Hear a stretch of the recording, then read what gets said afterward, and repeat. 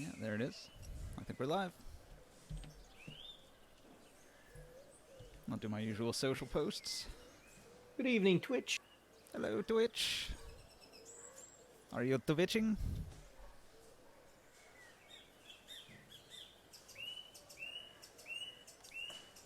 Okay, got that sent. Can close some of these excess tabs now.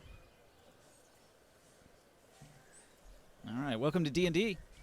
Where we last left off, you guys were in Elvenport. You guys had traveled south down the river and arrived in the town of Elvenport, where you were sent on a mission to clear out an old keep, kill all the hobgoblins that were down there. And returning victorious, you convinced Lord Kyle, the mayor of Elvenport, to let you take over the operation of the keep. So in the meantime, here you are in town. Where you last left off, you were probably in the inn getting some rest, and a new day is going to dawn.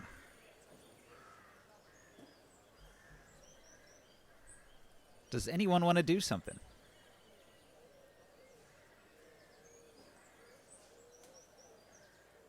All right. I guess not. Anyone wants to start?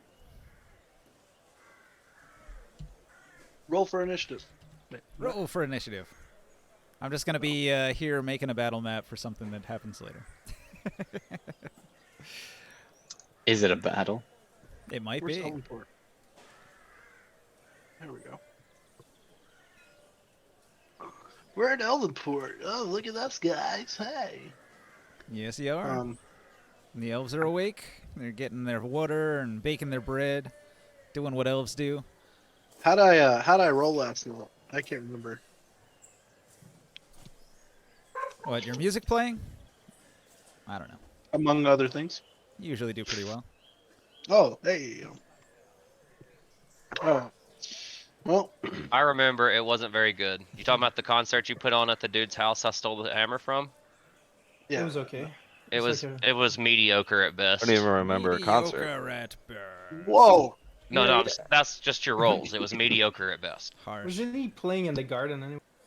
Yeah, he was like went outside to practice and Yeah, I didn't realize that was the actual, I thought we were gonna have like a big ass banquet or something.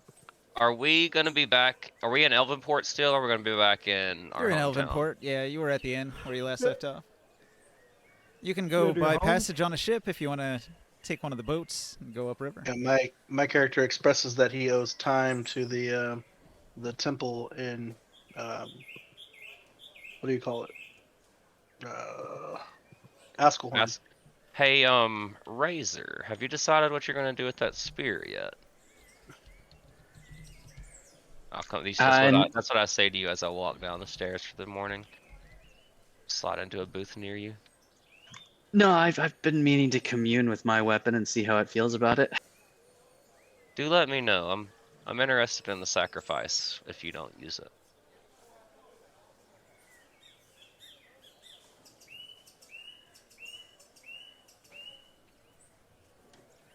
Out of character, I really I feel like for me to advance anything with my character, I kind of need to do it a session like just solo and ninja, just to RP the stuff with the guy, so not everybody knows what's going on, so it can actually have some semblance of mystery to it, like it's supposed to. Right. yeah, that's generally kind of how rogues have to do it, right? You know. Or just private message back and forth. But yeah, it's like I don't know. I don't want to exclude you guys from what I'm doing, but I want it to have an air of secrecy to it, or else it's not fun. Mm-hmm.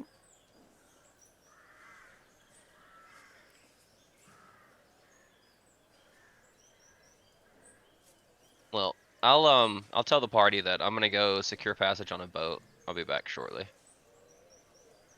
Passage Do you need on a assistance? boat. It's a good plan. That'll get you there quick. I'll ask you if you want to come. You can come, but Are just, you- just a are here you and there thing. Are you still drunk from? The thing I stole, the dagger. Yeah. No, it only lasts an hour. Oh. Cool. I guess I'll go with Adporth while you guys hang out. I want to bond with you. Out of character. We never get enough alone time. Or we've never been alone together. Abforth will just kind of cut his eyes at you a little bit and say, "You talk too much for someone in my line of work. What do you As in, mean? Your stories, they're bound to get me in trouble. You tell too much truth." I thought I agreed not to talk about you anymore in my stories. Oh, you have, but I look at you up and down and say, "You don't seem to be the sharpest tool in the shed, if you know what I'm saying." People say that sometimes. I don't get what it means. It means you're kind of special. You're special, Davis. You're special. Everyone's special. Not quite like you, friend. I am very It's special. weird because yeah, like you got really low wisdom. So what actually is that? Because like your intelligence is okay, right? Yeah, So I have you're like great smart. intelligence. Like, my Yeah. So character's you got just it. oblivious. I feel like I don't know. Like I feel like how Professor described it was pretty good. Just socially oblivious. Like Yeah. not necessarily Okay. stupid, just not you Yeah. don't pick up on cues around you, and the Wisdom. world around you doesn't necessarily stand out in any way as giving you signs of what's going on. Like you can't determine whether somebody's setting up a trap for you because you didn't notice that this cart is slightly upturned and angled to the left and blocking the street or something. You know what I mean? Wisdom reflects how attuned you are to the world around you and represents perceptiveness and intuition. Yeah, so I'll explain that. I don't think you're going to intentionally do it, but who knows?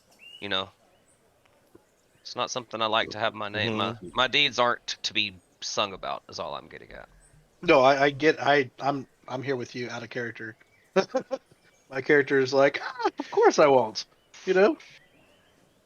I'll never. Oh, that slip was all. up. That right there. Those last few lines were in character. That was me telling your character why I don't Oh, want you singing to me about me and why it makes me nervous for you to be around me.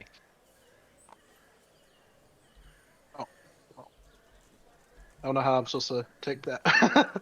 You don't have to But he's- answer everything that someone says to you. Silence is an acceptable answer. Silence is golden. My character doesn't know how to take that. He kind of just like, Anyway, I'll proceed to the dock, and I will ask about boat fees and costs. All right. Do you When you bring arrive these- at the dock, the same boat cruise that brought you downriver can bring you back upriver too. It just takes longer, but the price is the same. I want to actually inquire about purchasing a ferry between Askelhorn and Elvenport. Don't we have a boat already? Yeah, but I'm sure you need licenses, trade agreements, documents that say you can do these things. Well, our friend the noble probably knows about that. I'm gonna ask around the docks first. I probably shouldn't be seen at the noble's place for a little while. Oh yeah. Mounts and vehicles. They got boats in here? Yeah, I think they do. There's like a Uh, frigate, a galleon, a skiff, fishing boat, maybe. Well, Should it's be not right- a right rowboat. next to those. It's not a rowboat, and it's not a longship. It's somewhere in between. So I'm gonna say it's 5,000 gold if you want to buy their vessel outright. I say I have a vessel. I was just hoping I could maintain the rights for a trade partnership between the two towns, and docking, permanent docking slip for my vessel, so I don't have to go through questioning every time I try to land in port. Those kind of things. All right. The elf that runs the raft seems confused, and he says, "I don't know what you're talking about, mister. People give me coins, and I take them up the river. Do you want to go or not?" I ask him who his boss is. There is no boss. I run this myself. Very well. Yeah, I'll go up the river. Me and That's 6 others, I believe the total number of people is. All right. Do you guys remember what I said it was last time? Like 2 gold or something? It says on my character, Abforth rented a barge for 16 GP. And Yeah, that it's brought like 2 gold everybody. apiece. It was 2 Yeah, it gold was like- apiece. All right. How many are going now? We got 6. Just call it the same cost. I'll pay the same price. We're all going, right? I think. Unless anybody wants to stay. I don't know why anybody would want to stay in a whole nother town aside from the party. Well, if 5 of you are going, then it would cost 10 gold. I give him 16 Okay. still. Yeah, you Wait, probably are we overpaid bringing last time. Are we bringing what's his name? Yeah, Boswick is coming. No. We're bringing. Your dwarf. Yeah, you want to bring Your him, dwarf. so you pay a couple gold for Gald and Understone to come along. So before I get on the boat, I pack and wrap, and I stuff some hay between the bottles of wine and my boxes that I have, so they don't break through the trip. Sure. Ask him if it's possible to set up a tent of sorts on the ferry. A tent on the ferry. Yeah, it's pretty large. I'm sure that's fine. Okay, I'm gonna go pinch my 2-person tent and sit inside it. And this thing's supposed to be Um, big enough for a bunch of mounted riders to go on it and travel up the river, or a large amount of cargo. So, sure. Does it fit the bear? Yeah. The bear with me. The bears. It could probably fit 6 animals with riders. When I get in my tent, I'm gonna test out this wand and summon a smoke method. All right. A creature made of smoke that looks like a little imp. Like you've seen imps before from hell. Just like an imp, only somewhat intangible, made of swirling smoke. I'm not with him, right? No, I'm in my tent alone. Okay. So he'll just appear and stand attentively nearby. I ask him if he can understand me. He doesn't respond.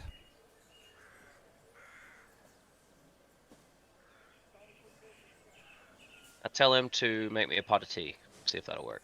I'm just trying to like figure out what I can do with these guys. All right. Are there materials and tools to make a pot of tea in this room I here? pull my stuff out of the bag, my little kit, my food kit out of the bag, and set it up for him. All right. A Mephit attempts to make tea. I rolled an 18. The Mephit knows how to make tea. And it gets what would that be? Intelligence? It's a +0. Oh, it does speak languages. It speaks Aryan and Ignan. Yeah, I don't think it would have understood any of what you said there, but you do develop a telepathic bond with it. Okay, cool. And it will follow commands if you give it a direct command to do something. Well, I tell it to make me some tea, and then I suck it back up in the wand. All right.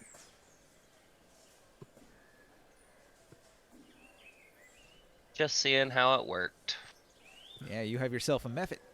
A wand of Mephits. It has to make a DC 10 strength save. You go to suck up the Mephit, and it rolls a nat 1. It gets a -2 anyway on its modifier. All right. Well, So I suck it back with a up in the wand. -1, it flings itself bodily into the wand. It must really know. enjoy it in there. I nod. It had some unfinished. It was in the middle of something while I called it out. I nod and say, could be You useful. pulled it out of a harem of lady Mephits. He's like, oh, Yeah, boy, exactly, I got work yeah. to do. I'll be back. Yeah. Okay, so I like to walk in right after he's done with everything. I didn't Yeah. see anything. it smells smoky in here. He must have been hitting that furry feet, hitting the pipe. I ask him, how long do you think we have? I shrug and say, ask the ferry master. How should I know? It takes several hours for the ferry to travel upriver, and while you're traveling, you don't really see much of interest. Some common birds. Well, I and was gonna before fish we and leave. whatnot. We haven't left yet, right? Oh. Well, it sounded like you were trying to hustle us along there, so I was going. Oh to. no, I was gonna go to the Cherry Grove real quick because my guy never went to the Cherry Grove. All right, so you tell everybody, hold your horses. We can't leave yet, and you go to the Cherry Grove instead. No, no, Or Better hurry up, they you're weren't. gonna miss the fair. They weren't there yet. It was just me and Barker there, right? It was just us two. I was Yeah. the one that procured the ferry, and Joe was with me. As he leaves, I'm digging through my stuff that I've got spread out in front of me. Before you leave, I say, "Hey, I found a book in a pile of books that could only be opened by a mage hand spell. I opened it, and it turned out to be a secret text of hidden performances that were only known in olden days." Oh, And I believe reading it or using it during your performances or before might actually help you. oh. I say if I ask you for this book back in the future, you've got to give it to me though, because I'm not necessarily sure that I figured out all its secrets. Okay. Well, I didn't know that it needed to be open with a mage hand. This book looks. Oh wait, These are books I had. yeah. Where are you? Here's the card. These are the books I didn't I give them to everybody? Yeah, Or you give gave them that's. to- This must be one of the books that was in that pile because I've Yeah, deciphered a lot yeah, of them. Here's one. yeah. It's over here by your cards. Okay. Well, thank you. I was wondering what those books were. I never could read any of them. I nod and say, "Yeah, I've been working through the pile Yeah. trying to figure it out. Where's it at? There's been some useful stuff in here. Where the blue line is. Oh, okay. I have all my shit up here in the corner. Oh, you're yellow, so I figured that was yours. I mean orange. It's fine. Do I have to open it with a mage hand to read it? I don't know. The book itself can only be opened with Mage Hand, so every time you close it, it locks. Okay. So I need to get a mage hand spell. Better be a special event. On my next Also, level, I You'll be can take using it. your spell every time. On my way back, where's the shadiest part of Elvenport? Like the seediest part of Elvenport? There isn't a seedy part of Elvenport. This is such Would a I happy know- little town. It's got a. Would I know through the Thieves Guild if there's a base of residents set up here? Would you know something from the Thieves Guild? I don't believe so.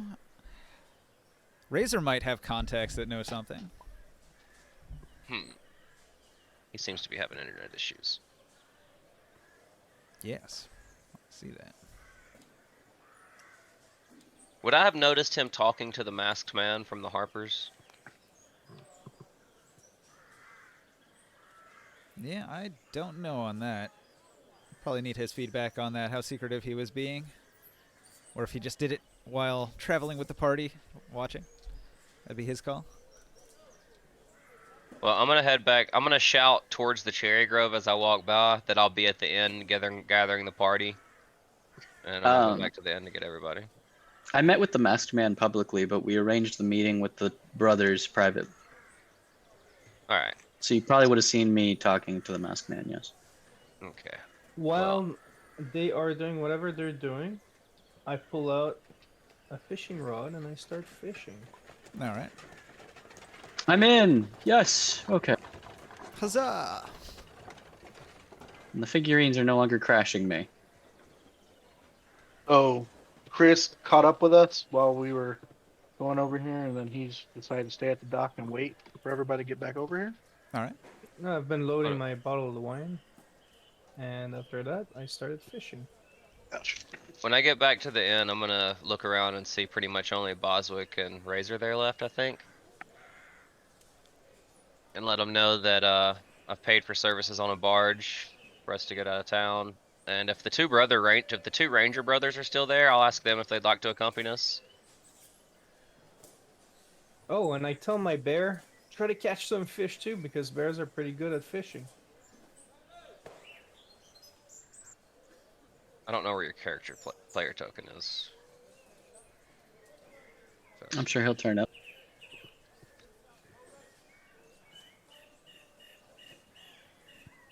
I'd like to, before we leave, like, how much time would you say it is before we are departing?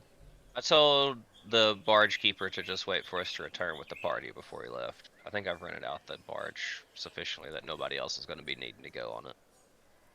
If at some point during the morning I find a quiet time to just meditate and commune with my weapon, and I would like to ask it if it minds being in the former weapon of a orcish soldier.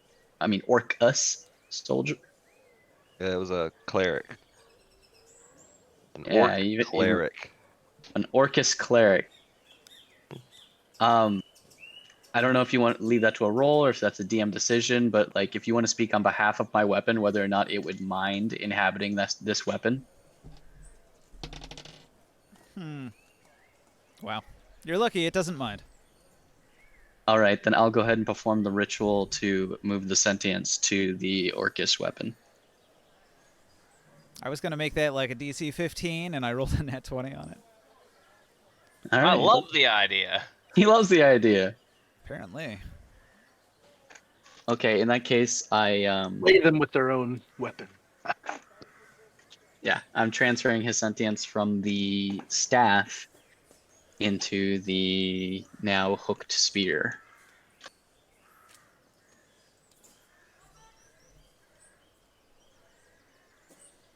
That's Um, cool.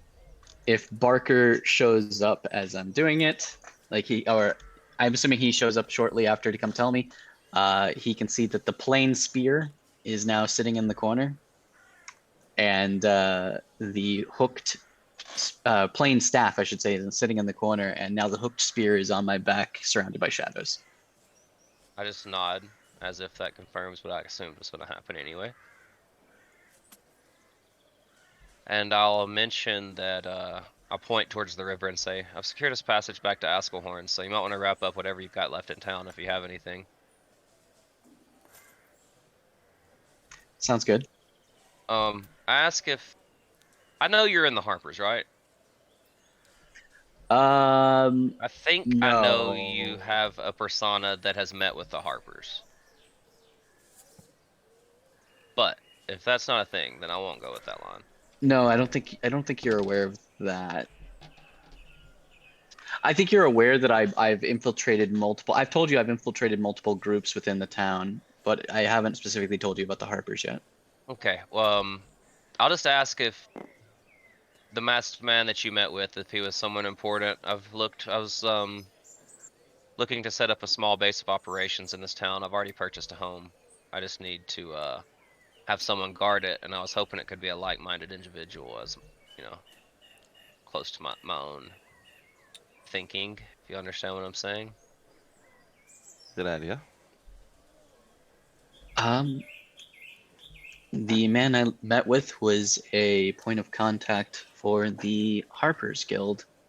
I'm not sure if their intentions would necessarily align with yours. I see. This is true. Maybe I'll bring someone from Askelhorn back with me. I'll say ponderously. Anyhow, boat's ready whenever you are. Just thought I'd let you know. Boswick, wake up. Time to go home. I kick Boswick's drunken form and wake him up. He's like super sleepy and just like. I kick him a few times and say, good Go to sir. the boat. Good sir, do you mind passing this message to this bugbear? You might have to verbally say it. I don't know if he can read or not. We're at that boat down there at the docks. Tell him to come when he wakes up, please. And I toss him a silver piece.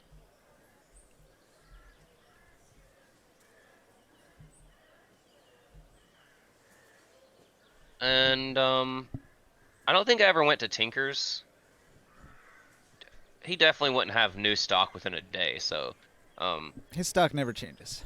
his stock never changes. Ask him if there are any known collectors of antiquities in town. He thinks about it. Ah, I know just the person. I could introduce you to a fine lady who purchases many artifacts that are ancient and unique. My eyes kind of glimmer, and I say, "Please, that would be much obliged." And I slot in 5 gold pieces, knowing he's a greedy fuck.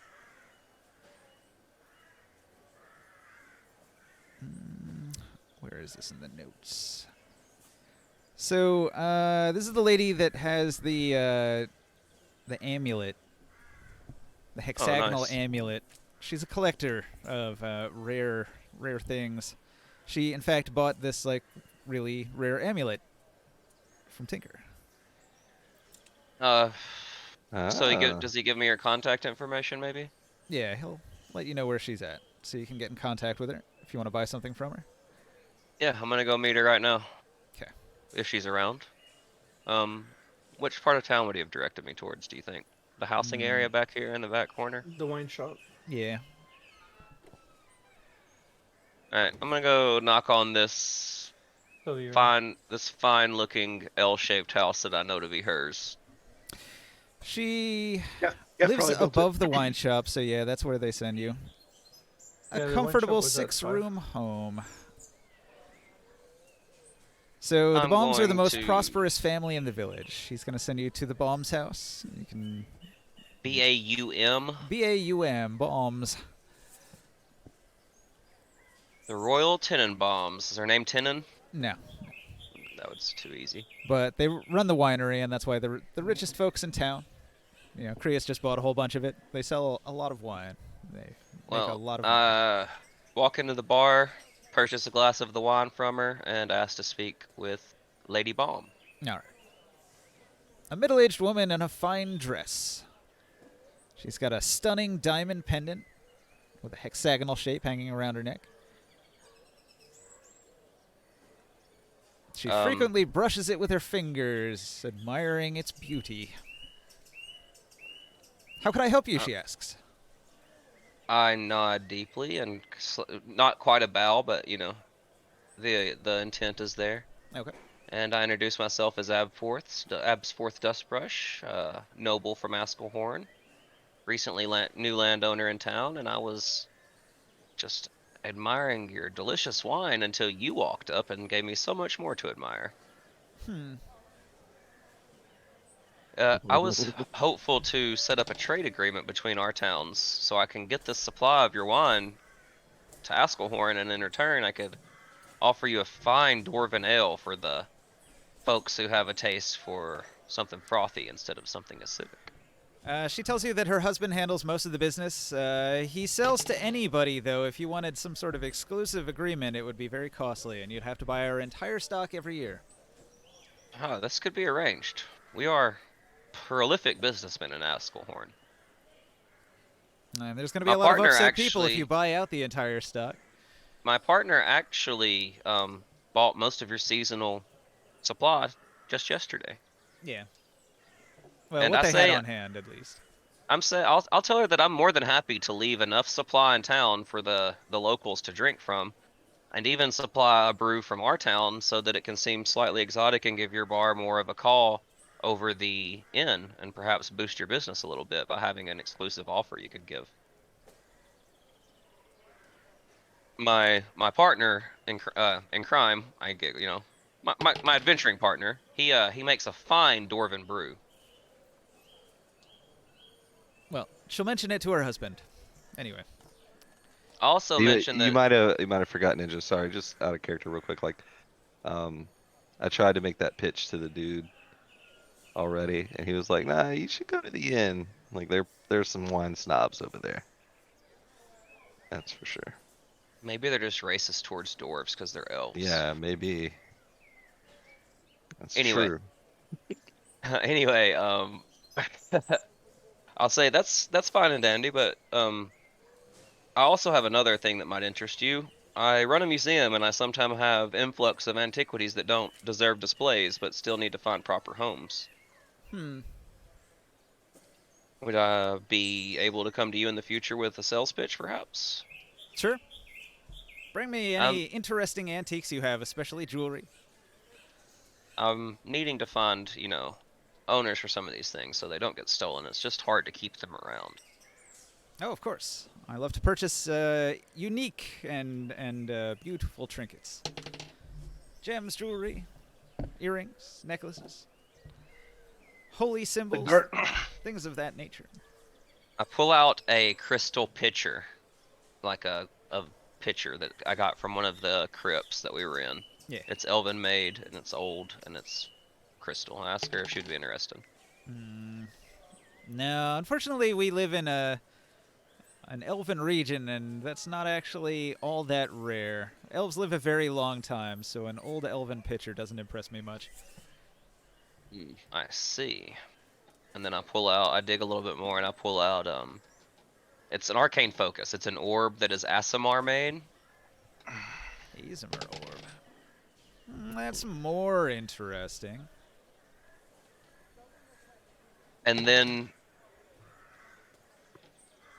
I can't sell. That would just be ridiculously stupid to try to sell her that punching dagger.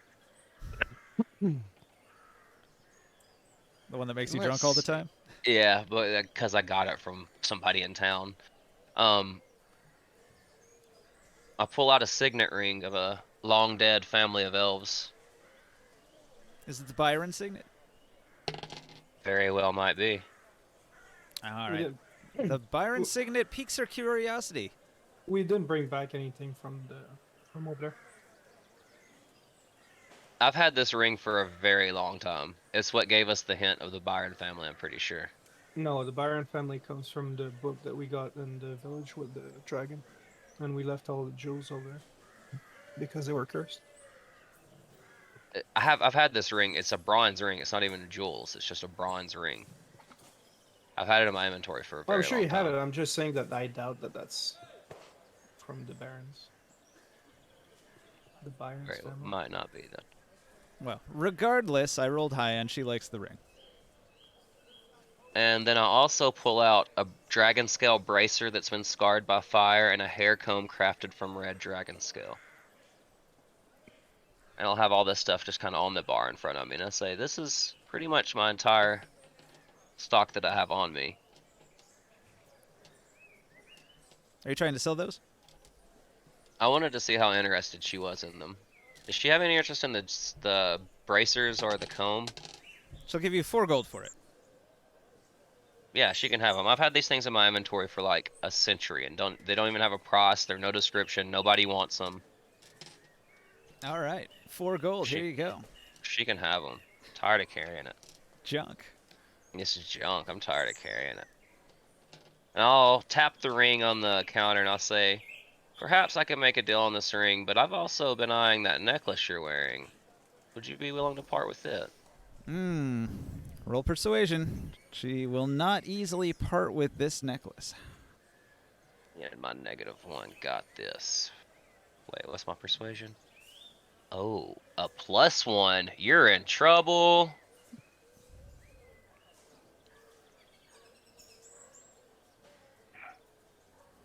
Damn. It's not good, Ninja. Well, she says, this necklace is priceless and I would never sell it for any amount of money. So don't even try. If you had a piece equal to its glory that you might exchange, I'd consider it, she says. So if I'll you nod. have- Understanding. I know how this game goes. yeah. I don't really have anything else to offer, it looks like, so. Yeah, I'm just gonna. Oh, I have a There's a. Did we sell all this stuff that's in the middle of the Garnet board? ring. We haven't sold the garnet ring yet. But I probably don't have it with. Is it all in my bag of holding? No. Probably in the party loot. However we're doing it. I think that's, well, I don't know, because that's usually how we would do it. Well, I had the garnet ring sure. on me. The garnet ring. Let's see. This loot. This loot. Fucking. I had this loot on me. Usually the party loot, we just like, yeah, throw in the bag of I holding. had this one on me. Yeah, I had those on me right there. And I just throw it into the party loot cards to sell. All right, if you want to sell all these things, you have to add up their values and cut it in half, and that's how much you get. All right. I'll get the golden scepter that's in this on this card here, and I'll see if she's interested in that. Forgetting that we just had a bunch of items from the dungeon that we could could get rid of. A golden scepter. She looks at your golden scepter and scoffs and says, a shoddy piece of work. No thank you. I'll just kind of tilt my head to the side. You might be able to sell it to Tinker. He likes gaudy baubles like that. I'll just kind of I'll hold my tongue and just nod and say, "Is your husband in now, or should I have to come back to speak with him?" Her husband is not available today or tomorrow, but will be here on the 3rd day. Okay, I nod and say, "Just tell him to expect us. I'll have a sample of what I'm offering in return for him when I come back."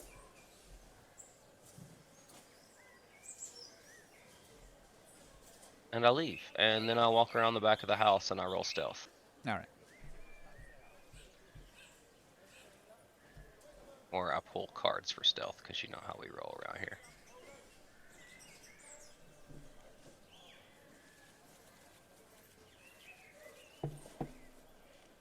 And if anybody else is doing stuff now, I'm about to do some more like kind of long-winded shit, so I'm more than happy to give everybody an opportunity to do their thing. What's up? I've already won a couple times. Kef, you haven't gone yet. I'm enjoying it. No, I ain't got nothing to do here. If where are you at? Where's Casimir at? But the boat. Waiting to go upriver. Yeah, I'm just chilling with the dwarf. If I locate you at the boat, I'd like to ask you if you've heard about the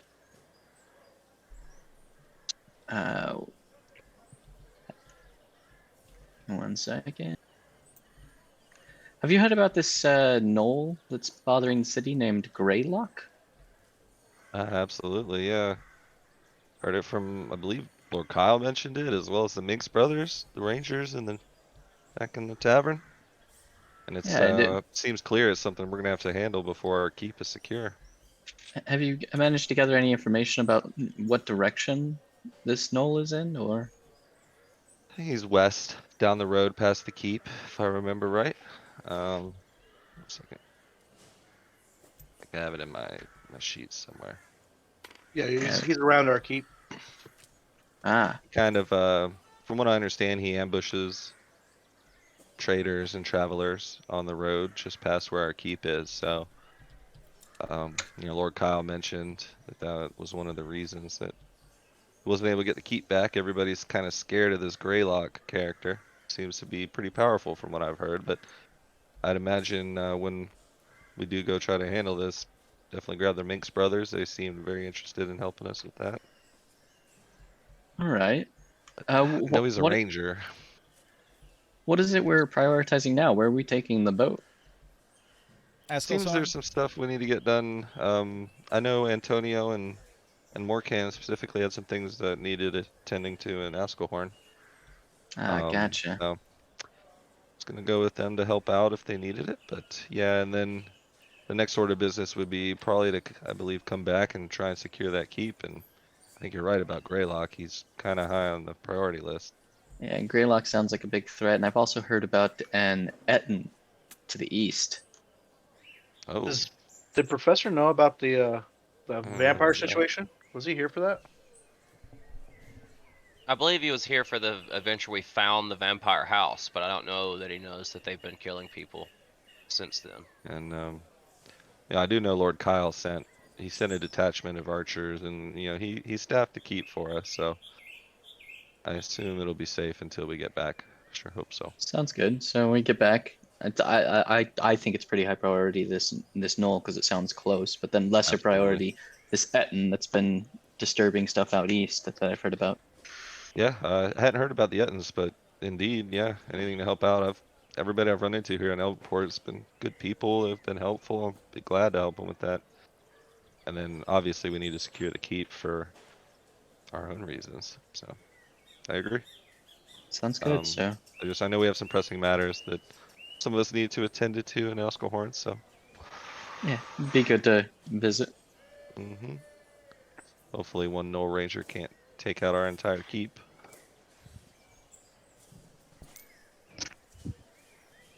Who said he was alone?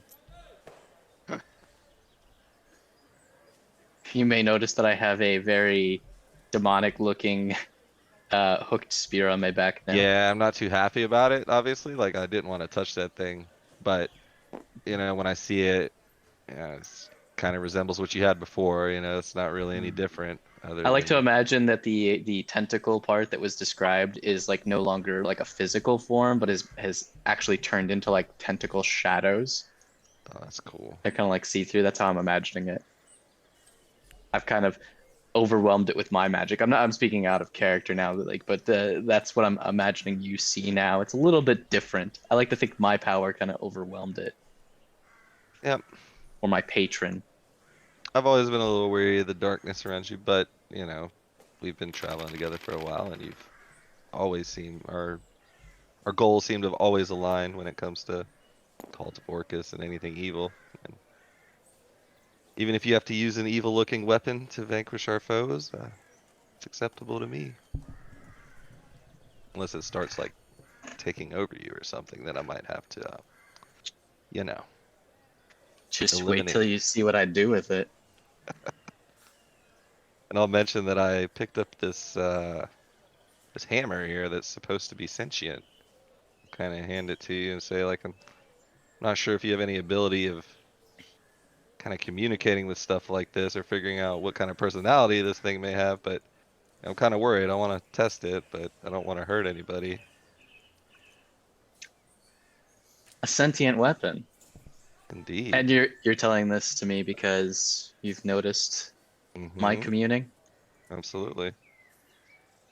The weapons usually will only talk to one they deem Being worthy, I would worthy assume. of using them. Yes. So Okay. if it talks to me, chances are it won't talk to you. So that Have you ever, has your weapon ever, like, betrayed you or done anything crazy like that in a fight? no. Well, there was that time that I tried to channel a lightning bolt through it, and it instead dispersed a smoke cloud in my face. We had words about that. Oh, I remember I've done that. some research of my own, and these weapons they tend to be very chaotic.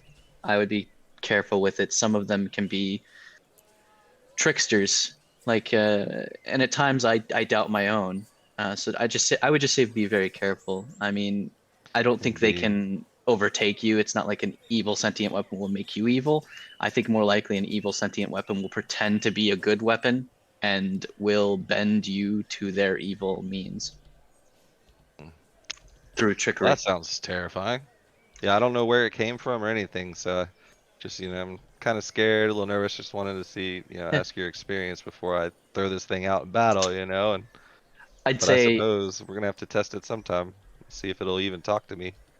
the first time I drew blood with mine is when it first talked to me. So I'd say that that's when if it bonds with you, that'll be when it talks to you. And I'd just say Okay. be careful at the first sign of its control, at the first sign that it's trying to manipulate you, not benefit Mm, you. I'd say distance yourself. But indeed. Sounds good. if that's Well, not I'll the be sure case, to use it in a low risk situation, maybe, perfect. until I know more about it. So, well, thanks. Clears things up for me. All right. Appreciate it. On the board here, I've put the Minx brothers in this house at the north part of the road near Lord Kyle's manor. So they don't want to go on any missions because they like their lifestyle here, hunting in the woods and whatnot. And they'll continue to look for that knoll on their own. So they would be unwilling to join if you try to recruit them. Yes. I asked them if they wanted to just travel to Askelhorn for a couple days and come back when we came back. When I left, but I don't think Oh, you heard me so say that. Yeah, they wouldn't so the agree to Minx that. brothers The are guide like, says nah, they we would- need to go get Greylock now, huh? The guide says they can't be No. convinced to leave town. He said they're not doing any missions or anything, but they're gonna stay around and like hunt and drink. Yeah, they sort of protect this area here. So if Greylock comes around, they'll take care of him. That's some good coffee, bro. Yeah, I forgot that garnet ring. I was gonna try to sell that and give that to the party, but it also had that That iron Barker scroll just case. sold it to the lady No, Joe said he had it, so I didn't offer it to her. out of Yeah. the party loot. Yeah, he said he still had Huh? that stuff. So has He was anybody asking- tried to do the math yet? What? I'm about to do that right now. I'm about to do all the math Whatever. right now. But I was That was gonna stuff say, he had on his person before he I don't like know it was what- just in his inventory. He decided to sell it, so he put it in the party he loot. was But asking I don't where know all what this was on this was. card, but it was unlocked, and now it says Z. Huh. rip, professor. Here's the stat Yes, card sir. for your. Here's the stat card for your spear. Oh, Crow's Loot had the rapier. Yeah, I already copy and pasted it to my character sheet. All right, we can Cool. delete this then. Anytime you take stuff off a card, delete it. All right, so nobody talk to me for just a second. I was gonna say this. Sorry, this one right here, this garnet ring. It also had another thing on there, the iron scroll case with a note to Roland. Yeah. Please wait at the Drake. Matters to attend to in the south. Myanga has a copy anyways. It had the Underdark map. I forgot about it. That's why I was keeping it.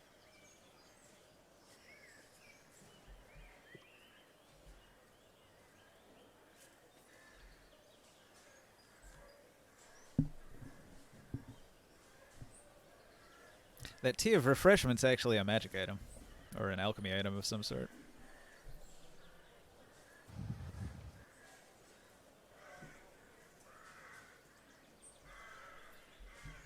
I imagine Krios would probably want that. Probably, yeah. What's that? Tea of refreshment. The alchemy item on the table that we're selling.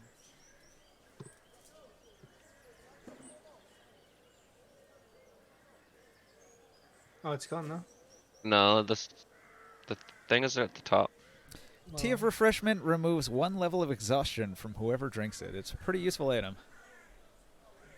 I bet your people in the other game wish they had some of that shit. Yeah, I'll take it. Keep it, though. Be handy at some. And it's 10 pounds of that tea, so it's a lot. Can sell it. I'm sure that'll be quite useful.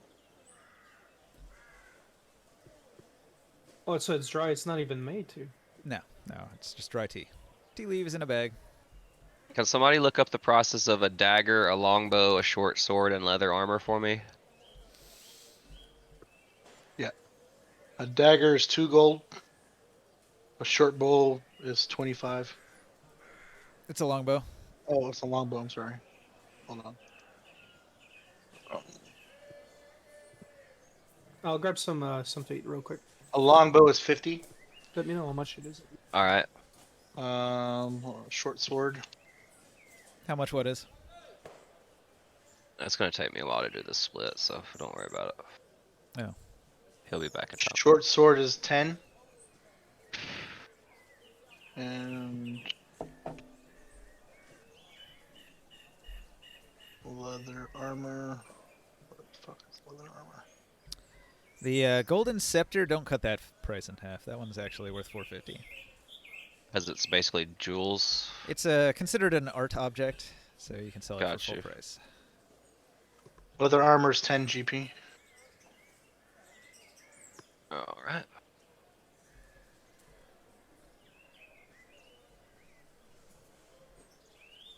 This doesn't even have a cost. Oh, 3.75. There's only. Oh, there's 8 of each. Okay. It's like, wait a second. Nobody wanted that dwarven claymore? Nope. Dwarven Claymore. There's a masterwork dwarven claymore there. Anything left on these cards has been thoroughly picked over and left for sale. Yeah. Oh, that Dwarven Claymore. Yeah. Forgot about it. It's a good Value enchantable of- item if you wanted to make a magic claymore, but yeah, not that great on its own.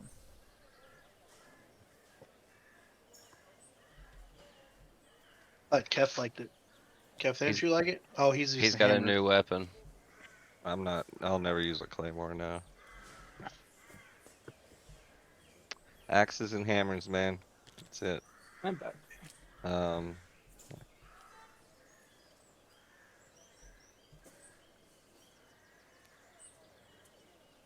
Two-handed also, slow, heavy. Yeah, that's not the weapon for us. Do Masterworks sell for half as well? So, Is- a masterwork item has an extra 300 gold value. So, it would be 175 gold if you sold it. I like it. I think this one just isn't adding masterwork to the value. It's the old loot Also, generator. this armor up top was Masterwork, so the one that's just I just have a 25 as it was it was the same thing, 50 gold, but it was Masterwork. All right. Yeah. Well, add another 150 then. I did. I got you. Box of candles, parchment. Is this your stuff, Chris? Chain. No, I didn't Minor- pick it up. Okay. There's a halfling ring in there. You didn't take it. I didn't see it. Noble Huzzah. dress, cloth, clothes made of That's worth 300 gold. Yeah, noble clothing is valuable. Is it really? Yeah. Mm-hmm. I stole 3 of them from that noble's house. That's not on there. Noble's hooded cotton scholar outfit. So that's a noble apparel. The scholar's part makes it noble, I guess. Boy, that item entry is just broken as fuck. Yeah. I think like somebody pasted some stuff into the middle of it that's not supposed to be there. I don't. What do you mean? It's just a question mark. Like, what's this extra gold piece value when it's already got the 150? But it doesn't. That's 2 pieces of clothing. 2 different pieces of Yeah, clothing. there's 2 different ones. Oh, all There's right. a noble dress clothes there's and no noble space. fitted house. Yeah, So it's it's just the there's. top one that doesn't have any extra information. Yeah, it's just normal clothes. This one just has a property of quick slots because it's a scholar's outfit, I guess. And I guess it copied a question mark instead of that. Yeah. You are fixing things that I'm about to delete though, so you probably shouldn't just shouldn't worry about it. 150 plus 175 is 225. Miner's pick made of bronze. I'm gonna keep that in the bag of holding. Not really worth selling anyway. We got 2 miners pick now. So, does the whole box of 20 candles cost 20 copper, or 1 copper each. okay? Same with I the was actually gonna parchments, I ask. imagine. I'll keep the Uh, parchment too because. Oh, do you want the candles? No. I'm gonna keep the parchment because that can come in handy. I was gonna Can say I have 3 more of those nobles clothes. you want to sell them yourself? Just sell them. Sell them yourself and keep the money. Okay. The candles could be used at the keep. Yeah, that's true. We'll just keep. We'll just say we put the candles at the keep. That's fine.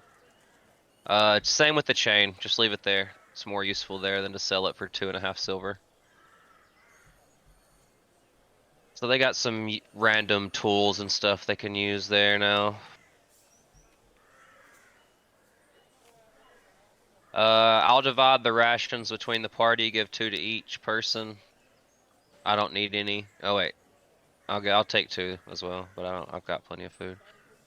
Holy Symbol of Orcus, Prayer Book of Orcus. I'm going to add those to the display in Askelhorn.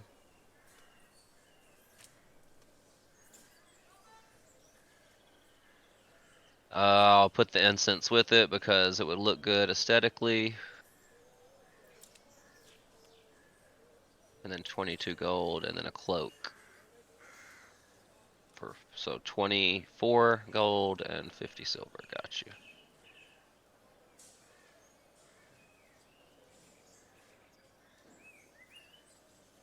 Alright, so now I just need to add all this up. 75 Nah. plus 1 plus 2 plus 450 plus 8 plus 175 plus 20 plus. So Ninja, what's going on in the Cherry Grove? Anything happening right now? Well, everyone's getting ready to leave. In the Cherry Grove, there is a majestic elk, and the majestic elk makes a elk noise and then transforms into a priestess. Whoa! Hey! What are you doing here? Oh. That was Druid cool. rituals for nature. That's Behold really the cool. power of nature. Crackle of electricity. Whoa! Character's really excited about that. It's like, I can do magic too. And then all the birds and animals of the forest come down and sing a song. I can do magic too, and I do little prestidigitations with shower of sparks out of my my loot. All right. Like Flashy let's play as something. fuck.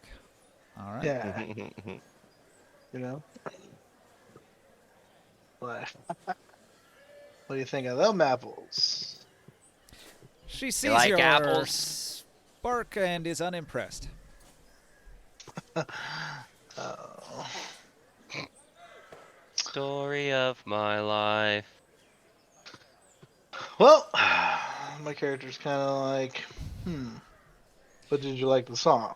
Or did you like the tune that I played, at least? She'll tell you she prefers the sound that animals make when they sing at each other, the bird song and the howl of the wolf, the sound of the Hmm. breeze. I Basically try to- saying, get lost, creep. I got a boyfriend already. Ew. Yeah. I try to play a tune like Snow White for the fucking for the birds and nature animals shits that are around me. Oh yeah. So we made what 56 gold each? What do you roll a performance or No, Yeah. that's more than that. Let's see how well you do.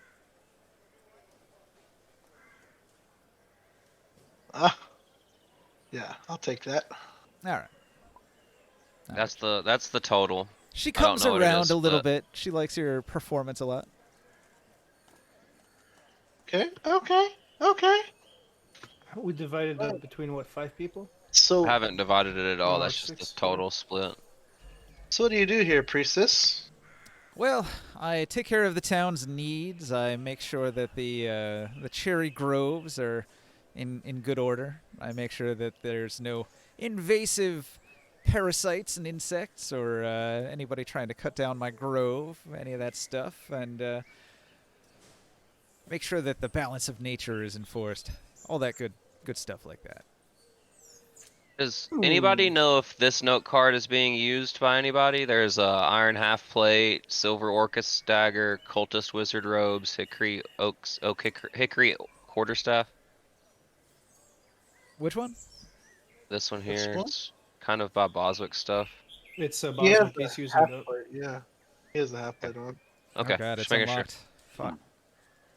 Never leave those unlocked. This is Ooh. locked. It But it was was- unlocked. I just clicked Oh, it. I got you. So we divide that amount by what 6 people? Yeah. So I got a calculator up already. Yeah, I assume this is Boswick stuff. I'll do it with gold instead of platinum just because it's gonna break Yeah, down it'll be into easier. 1298 divided by 6. It's 216 gold and 30 silver each.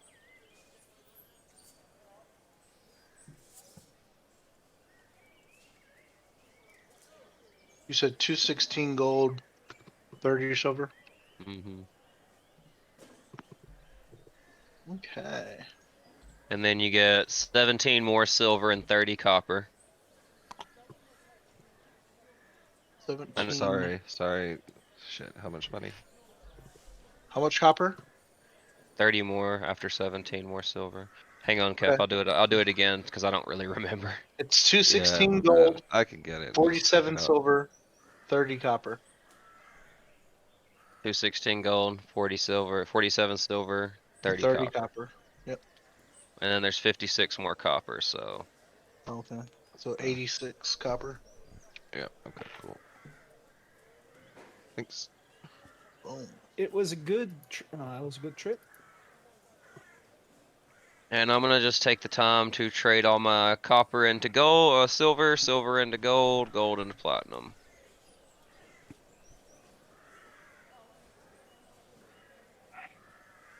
So I tell the priestess, so essentially you're like a cleric, like you're like the temple at Askelhorn, huh?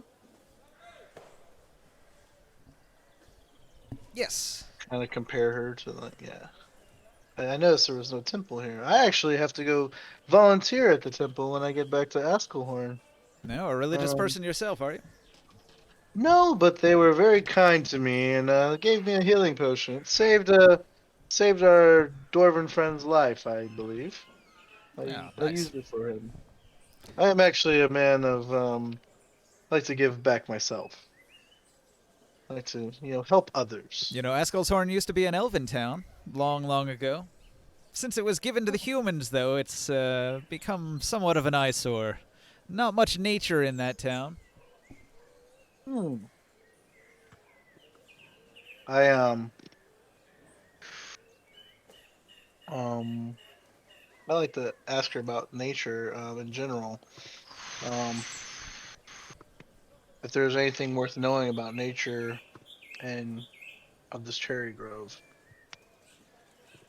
like that could help me towards like a nature check or something. Yeah, I don't know about that. Let's see. I don't know. What's your what do you like the most about nature? Yes. The ability to transform into animals. It's pretty convenient. To become a mighty bear or a Druid of the Moon.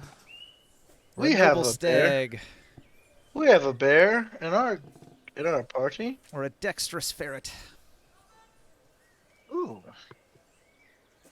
Does the ferret always have to be named Dexter? Dexterous. Oh, is that his last name? Yes. Dexterous? Dexter Gotcha. Dexterous. The ferret. I got you. I have no idea where I'm going with this priestess. I just want to, make start a rapport with her and Yeah, me talk neither. to her a little bit. She Anyways, prays to her nature, and her nature says, maybe this fool can deal with the Ettins. And she says, hey, did you know that there are 2 giants that live to the east of here? pretty sure I was around for that conversation before. Perhaps you and your brave Yes, you know what- companions who have defeated the hobgoblins so bravely could travel east and deal with the Ettin problem too.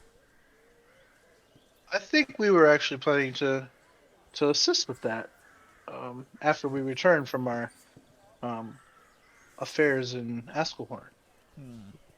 Well, the Ettins are dirty and disgusting creatures, and they leave the environment in ruins. So if you were to get rid of them, and some of my people were able to retake the village and return it to nature, that would certainly make the druids happy.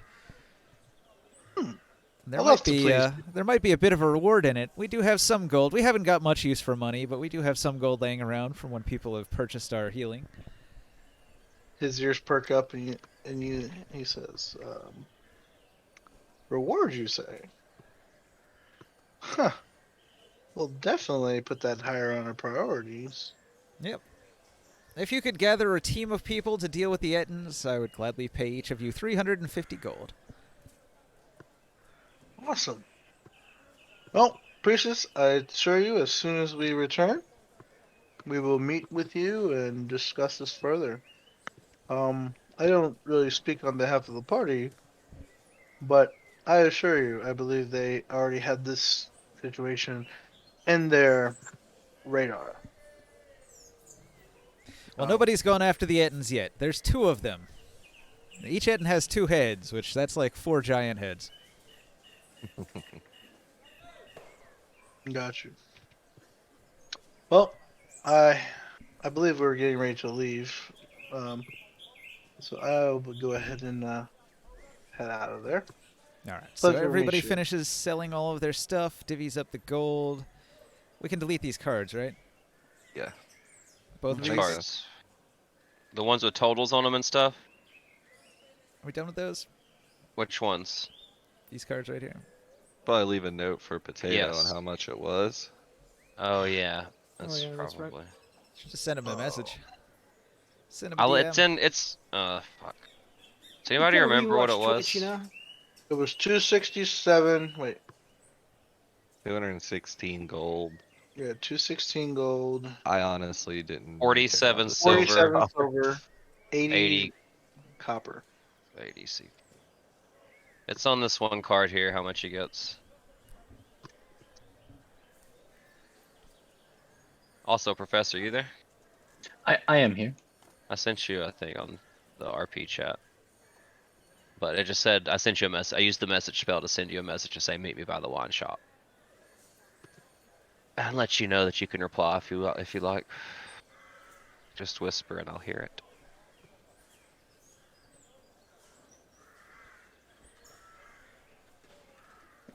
I reply, "Where's the wine shop?"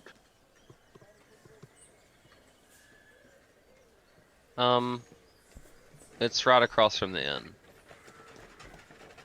Okay, I'll meet you there.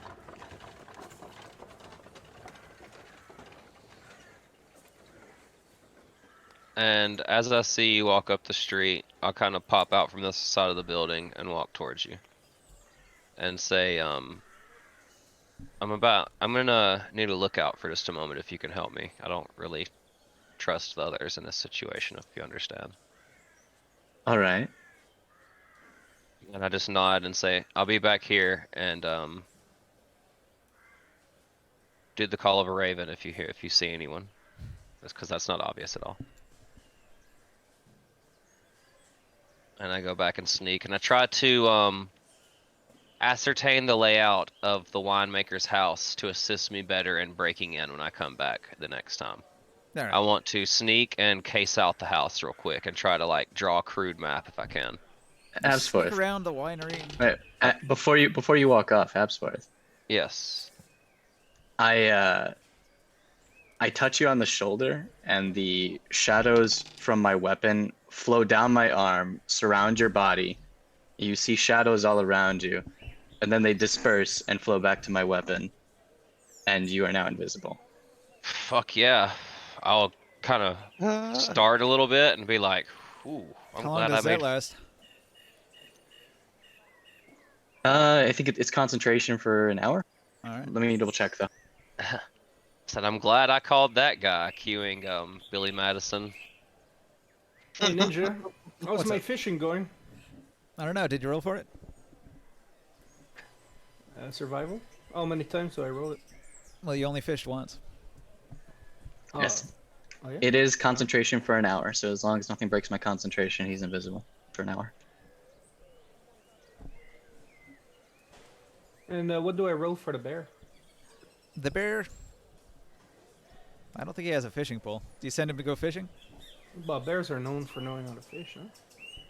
I mean, they usually hang out upstream where the fish are hopping out of the water. Yeah. They wouldn't do it here in town where the water's deep. No. Well, I rolled a 17 anyways.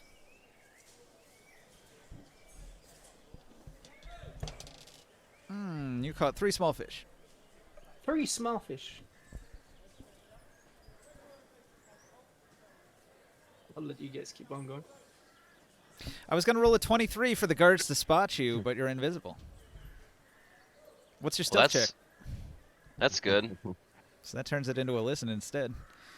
24. So the guards are fairly attentive, and you have a hard time sneaking around here because there's a lot of people. Oh no, my steps make no sound because of the shoes I'm wearing. I don't make a sound when I walk. Oh my goodness. I love it. The boots of Elvenkind, I believe they are. Is that what it is? Visible, no sound. I mean, what they? Yeah. Damn. Wow. All right, so you sneak around. It's a building. All the downstairs doors look locked, and the windows look secure. Maybe the upstairs might be a little easier to get into if you climb up. Yeah, let's see what we can do here. Although you wouldn't want to do it during the day, it's a busy place. Popular winery, people everywhere. It would be impossible to sneak into the building during the day. Even invisible and completely silent? People would bump into you and detect you immediately. Okay, well, since we can't wait till nighttime because we're leaving, I guess I'll just do the best I can looking through windows. And, can I attempt to climb the outside of the building? Well, you've been inside the building, so looking in through the windows doesn't get you much. Yeah, can I climb the outside of the building and look through the upper windows? Yeah, make a climb check. Ninja really doesn't want me to do this, I can tell. Just all of it. It's not, he's not happy about it. Out of character, like I know that lady is like has a super high like. Yeah, don't fuck Insight, with me. Like yeah. I will detect you. I didn't want to tell him the actual stat. This is a but- secure facility. kinda All of these spoils it. checks are supposed to be like DC 25 to get into this building. But you're fucking invisible and making no sound. So what's he gonna do? You know, like. I roll I a, get I roll it. a 18, I believe it said. Yeah, 18. All right, you climb up to the second story. I'm gonna start mentally mapping out what I haven't seen so far.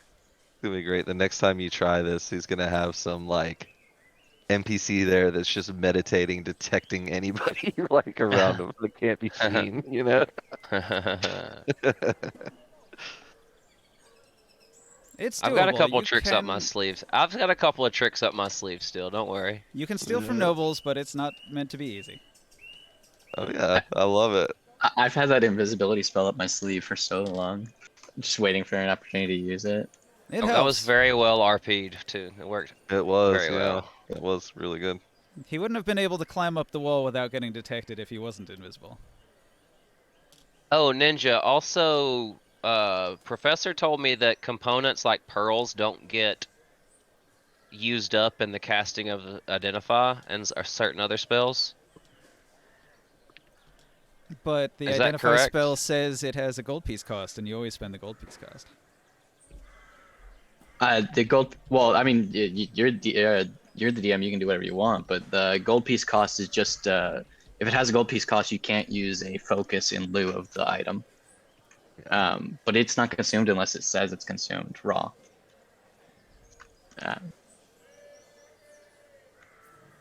Oh, But shit. hey, your word is law.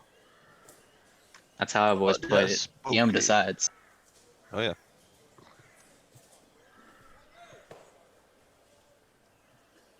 Well, in my games they do. Okay, There you that's go. fine. That's how it why. is. That's why I asked, because I wanted to clarify.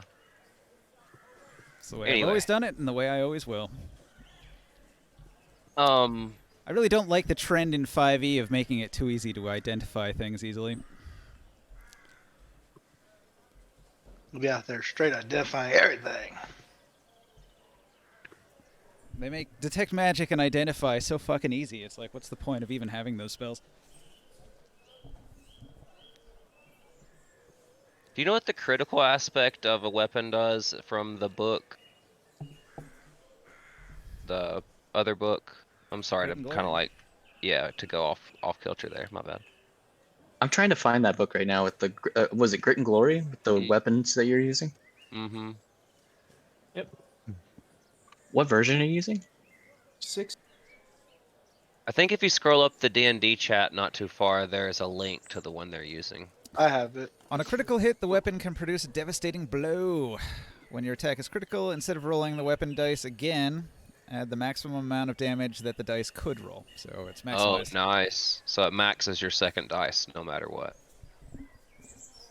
And I guess parry, you said you have to declare you're gonna pay. Or if, what is it? How does that work? I'm sorry. Parry's a reaction. You burn your reaction in order to roll your weapon damage dice and reduce the damage by that amount. And if it reduces all the damage and it's a parrying weapon, then you can do a riposte, which is a free attack. Excellent. Okay. Thank you. Yeah. Okay. So is there a third floor to this place or just two? Just 2, I believe. Just two. All right. While I'm up here, I'm gonna check the closest 2 windows to me to see if they're secured. Yes. Secured and locked. And I guess I'll give it one go at unlocking it. All right. Trying to be quick about it. Fail. 17. All right. I'll just kind of nod, expecting no less than a difficult lock, and kind of crawl my way back down and come back around the corner and tap Razor on the back of his leg so he knows he can break the spell whenever he likes. Also, because the necklace is a major quest item, they really don't want me to make it easy. Oh, it's a man. No, I didn't even know that. I'll go ahead and drop focus and reveal Absworth. While he's I'll on the second nod. story? That's not cool. No, you didn't hear me at all. I said I climbed down and tapped him on the back of the leg so he knew that I was there and ready to be uninvisified. All right. And then I'll nod and say, locked up tighter than the Queen's jewels, and I'll smile. And I'll nod towards the dock and see if you want to head that way now. Yeah, let's go. All right. You arrive at the Catch up with docks, the rest of the and the party. bear is like, oh, thank God, I'm so sick of fishing. Oh, poor bear. I'll point at the tent and say, if anyone needs a rest, there's a break from the weather there. It's 2 people at a time if you need. Do you guys want to travel to Eskelshorn now? Mm-hmm. Sure. Mm-hmm. You travel north on the river. Foswick's The barge with us, yeah. is a bit slow, but eventually it arrives several hours later, late into the afternoon. Can we assist with poles to speed up its progress? Pushing. I don't think it works that way. I think there's probably rowers. There's probably a bunch of rowers because it's a big barge. Understandable. Not a motorboat. Motorboats don't exist. I keep on fishing through the trip.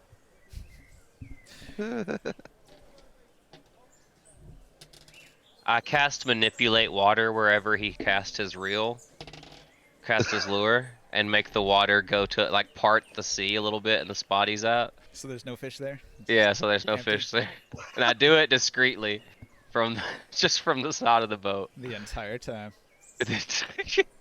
Yeah, of course. So late into the afternoon, you arrive here at Askell's Horn, back at the main town. Yeah, I'm gonna turn and be like, Morcan, Antonio, I know you guys had some stuff you wanted to get done here specifically. I'm just gonna be kind of at my place working on my brew. So if you need any help, that's where I'll be. I'll let everybody know. I'm gonna go head to the warehouse, work on some brewing, and my plan to, try to get the infrastructure set up to get some brew going from here to the keep / Elvenport. All right. So I'm just gonna be hanging out there for a while, and you guys can do your things. Nice. I'd imagine I'm gonna have to up production, so yeah. Might need to hire a few people and give them the recipe so they just sit there and make it all the time. I think I will, yeah. I'm just gonna kind of go back and ponder this plan, try and figure out what I want to do. You should hire a team and only give like half of the recipe to each half. I was There you go. thinking. Secret I was recipe. thinking for. You do work for the government. Yeah, and then make sure that they each speak a different language, like, All so right. they can't communicate. I was thinking for the fort, if you made your brew out there, we could potentially open just a small tavern and sell your brew there, and Indeed. that would attract the hunters around, and they could sell their pelt at our camp. That's the plan for sure. I definitely want to move for now, all of my production will be in the keep. I want to keep a space here to sell or store. If I do want to open a second production place, I'll keep this. But yeah, I'm trying to figure out how I'm going to get, I'll talk to some people and get some shipping routes set up, I think, eventually. Ninja, this is the guy I want to. I'm gonna give him a task to set up a place where me and Thieves Guild members can meet in Elvenport. I'm gonna send him there and direct him to my house. All right. And yeah, that's all I'll kind of do. I know you guys wanted to get some stuff done, so. But if you need me, that's where I will be. Are these your cards, Barker? These info cards? Ooh. Does any one of you can post the link for Grit and Glory? This one's not. This is this information I gave you that I had given Big Boss at one point in time. Isn't it pinned?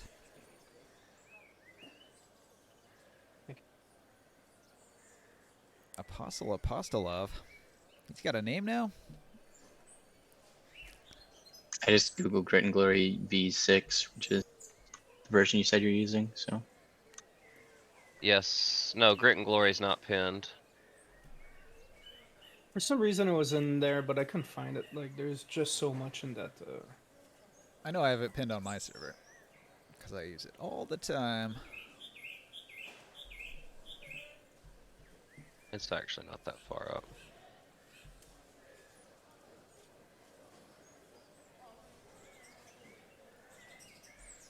Oh, that was the Grim Hollow book I was thinking of. My bad. Yeah, Grimalo, I sent out. Yeah. Professor posted the link. Yeah, but this card was just information I had given Big Boss about stuff I had gathered information on.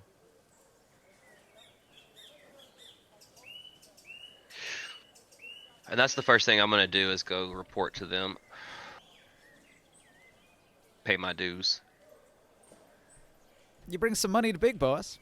How much? 100 platinum. Ooh. 10% is 10%.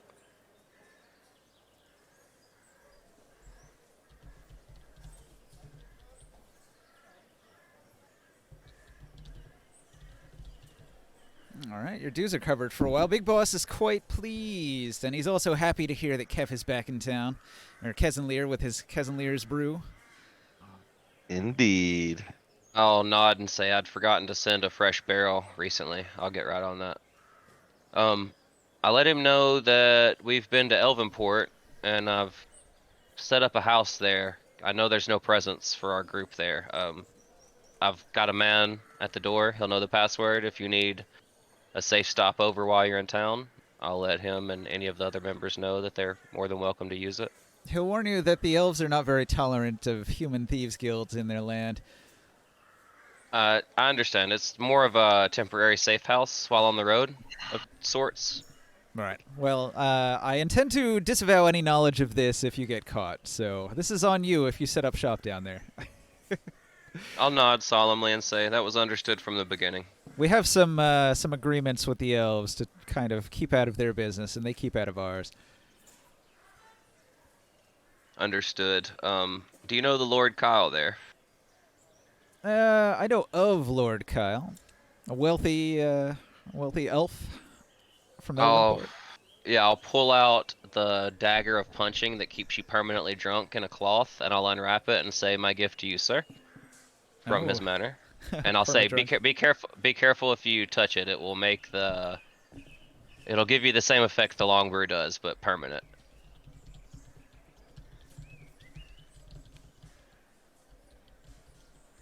Punching dagger of drunkenness. An interesting item.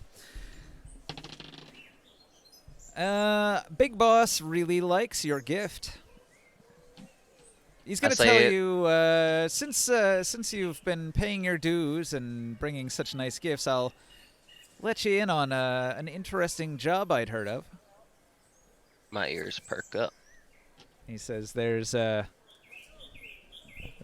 old burial site, an old crypt that might have some treasure in it. I could slip you this map here.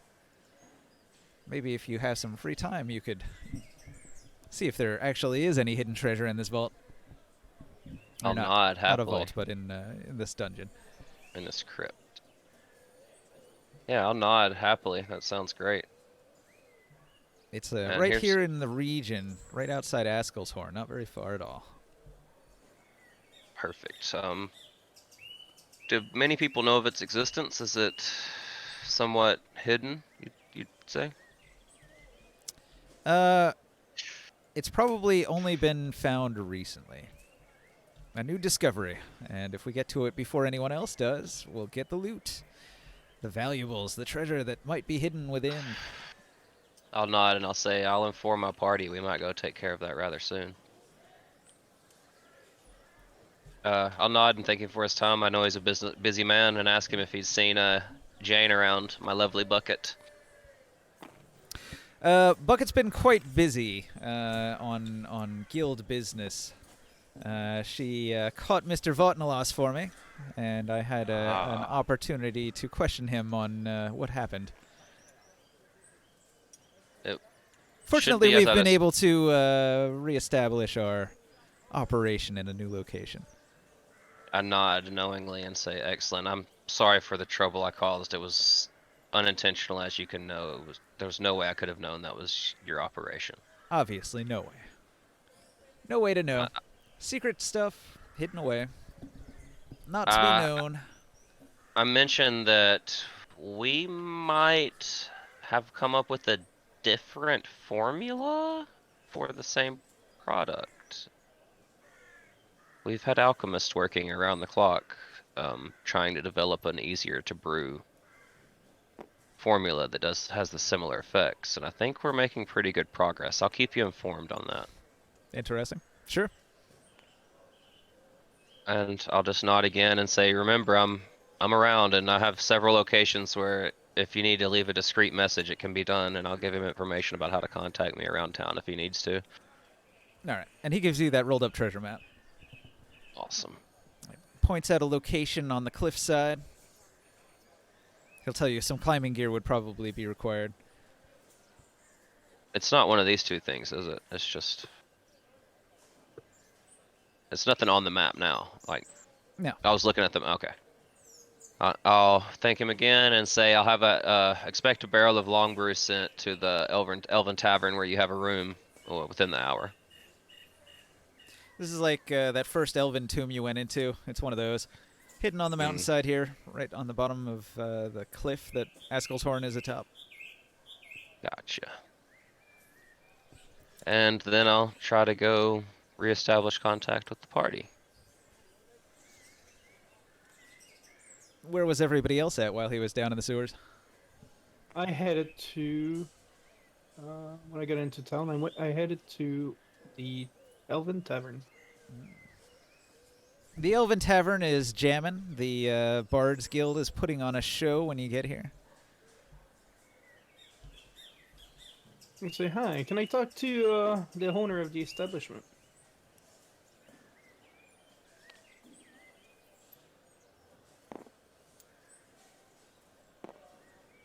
All right. And They'll when scream, Ruidian "What?" is in her office. Oh yeah, I'll go and meet her. All I right. go to the office. She'll say, "Why are you here when you could be out enjoying the music?" Oh, I'm here for a transaction, for a business transaction. If you might be interested. Make it quick. I'm busy. I just came down from Elvenport, and I brought in some of their wine, and I thought you might be interested in. All right. She'll buy your wine. She sends you to the bar. And how much are you willing to pay for this fine wine? The wine from Elvenport sells for 10 gold a bottle. Yeah, well, that's the price I was looking for. Here, I have 50 bottles of them. Are you Alright. going to be able to take that many? Yeah, it's fine. She doesn't want to handle it, though. She sends you to the bar. I'll go to the bar, and then I talk to the barmaid or the manager there. All right. So, yeah, the bartender will take care of the transaction and all the dealings. And when Ruidian is, like, a master of a wizard's college, she has no time for bartending stuff. Not You the are person- below me. Not the person you go to about menial stuff like that.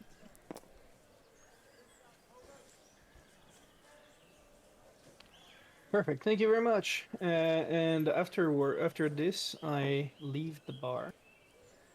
All right. So you're heading somewhere And- else? Yeah, I'm gonna go to Hing.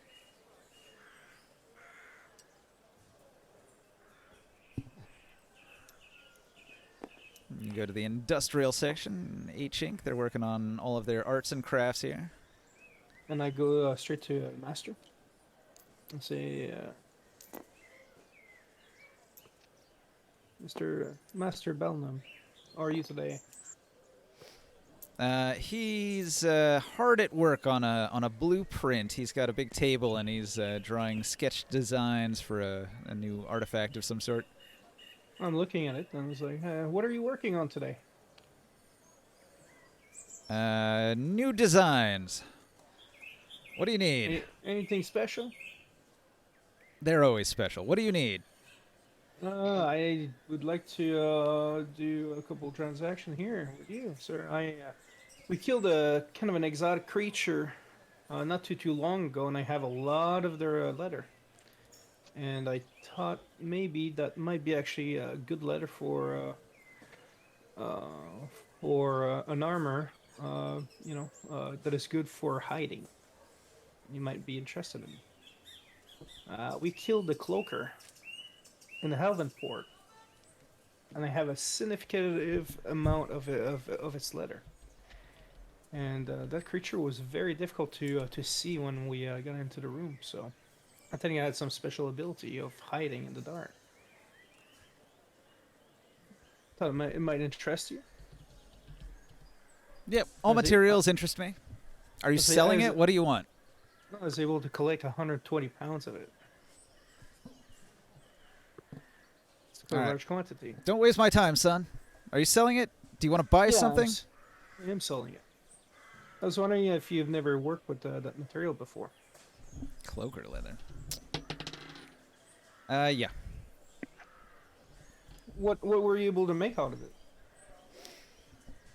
Cloaker leather can be made into a nightmare cloak. Nightmare cloak. What is that? What's that do?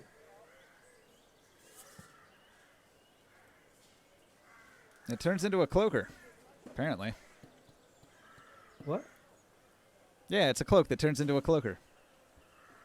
So, like, you pull off your cloak and you throw it at somebody, and then it turns into a cloaker and suffocates them to death. That could be useful. It was Is that kind of the- formidable. Is that a rare item? Like what level is that? Yeah, he doesn't have a blueprint for that. Okay, but I was wondering how much would you be interested in? Like how much would you pay for this letter? He doesn't want it. You're not interested? Not interested. Anyone in the city that might be interested? Maybe the leather crafters in Tanner's Row would buy it off you. You're not interested in the special abilities of it? Nope. Okay. Okay. See, generally when you get magic materials, you're supposed to use them to make magic items. It's not like something somebody would want to buy off you. No, but because he's an artificer and he buys material, he Yeah. bought. You know. I'm just a going to lot assume he has all the material he could ever possibly need. of- Okay. He's like a high-level wizard. He runs an artificer organization with hundreds of artificers. Yeah, but They sold him a have bunch of stuff huge already. advanced laboratories that you found underground. He's pretty much got it all covered. He know what he doing. Yo, check the fucking cloak out though. This motherfucker is badass. Look at this shit. If you would like to pay him to make a cloak out of your cloaker material, he would do that. He would Click be on that interested and in look at the that. picture of it. It looks fucking awesome. Yeah, cloakers are pretty bad. Yeah. That would be cool. So his whole deal is that he crafts magic items. So like, if you wish to hire him to craft a magic item using these materials, you could do that. But he won't Oh, I just know. buy them off you. Well, Abilities. When the cloak is flung into the air with proper command word, it transforms into a cloaker for a period of 6 rounds. During this time, the cloaker is under command of the cloak's owner. It will attack and use all of its abilities to destroy its owner's enemies. When it is a cloak, the cloaker gains 5 HP a day if damaged. If the cloaker is killed, the cloak loses all the magical abilities and turns into a tattered and torn cloth cloak. Anytime the power of a nightmare cloak is evoked, there's a chance the cloaker breaks free of the enchantment binding it to the cloak. A 1% chance exists at all the times when the cloaker is active. For every 5 hit points of damage the cloaker takes, their chance goes up by 1. Yeah, but it's a unique magic item, though. Is it? An item of legend. He doesn't have the Yeah. blueprints. Yeah. Might be worth to keep the material, though. For sure. Magic materials are always worthwhile to store for when you do want to make a magic item, so that you have a bunch to pick from. Because you need to have something that's sort of like related. If you do want to make like a cloak that helps you hide, you need cloaker leather for it, Apparently, or drow spider Um, silk. apparently, it's a live cloaker. It's not a dead one. He caught the cloaker and then he got a mage to transform it into what Jarus labeled as a nightmare cloak. Okay. Sort of like that Hydra blimp you had. Yes, exactly. The thing looks so fucking cool though. Yeah, it's neat. Plus, it kills people like in Doctor Strange, like the cloak wraps Yeah. around their head. All right, let's do this in turns so people don't get left out. How about it? You feel like Krios' shopping is taking too long? No, I feel like I'm going to do stuff that takes too long, and everybody's going to take stuff that takes too long, and we're just going to get that same chain of events that happened last time. Me and Krios are at the bottom of this turn order, which is perfect, so you guys just go do your thing for a little while. Hey, Jodab. Oh shit! I was like getting ready to step away. I was like, cool, cool. I'll just knock mine out real quick. I'd like to get back to town. I'd like to stop and do some business first. I'd like to sell. I want want to get this garnet ring appraised, and some of these noble clothes. I'm gonna try to sell that stuff.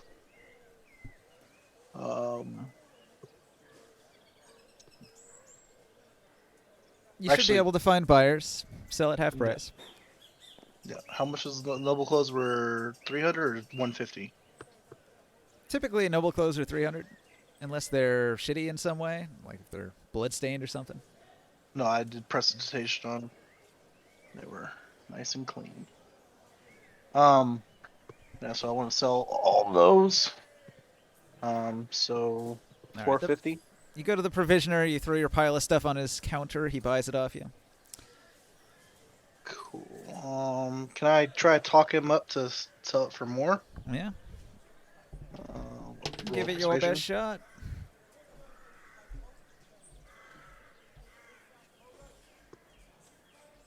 Ooh, with bardic inspiration. Wait. I'm trying to click it on my button. 16. Hmm. Don't you get a D8 Bardic Inspiration now? No, I'm not level 4 yet. I thought it got a level 3. It's a tough haggling session, and you're unable to bend him. No problem. I'll take the 450 for those. Oh, and the garnet ring. Well, remember, you he- sell for half. You sell for half. Yeah, you said there were 300 each. I have 3 of them. You have 3 sets of noble clothes? Yep. Yeah, okay. And what do you think about the garnet ring? Hmm. You'll have to find somebody else to buy this. I'm broke, says the tailor. Okay, let me get these off my card. Hold on. I Actually, guess the you don't provisioner- get D8 until 5th level, Joe. Oh, well then, I'm way away from that. You gonna go to the jeweler instead? Yeah, I'd like to go to the jeweler. Throw that off to the jeweler. Hey, how you doing? Which college did you take? Glamour.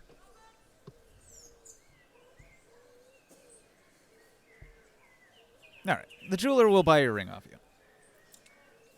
The full 250, right? This is jewelry. Yeah, sure. Cool. Can I haggle with them too? Go ahead. 27. All right. I'll give you 10% extra. So 275. Awesome. Boom. Okay, and add that there. All right. I'd like to go to the Tinker. Well, actually, I'd like to show him this bronze necklace that I found while I'm here. I found it in the North Sewer. Bronze necklace, draconic.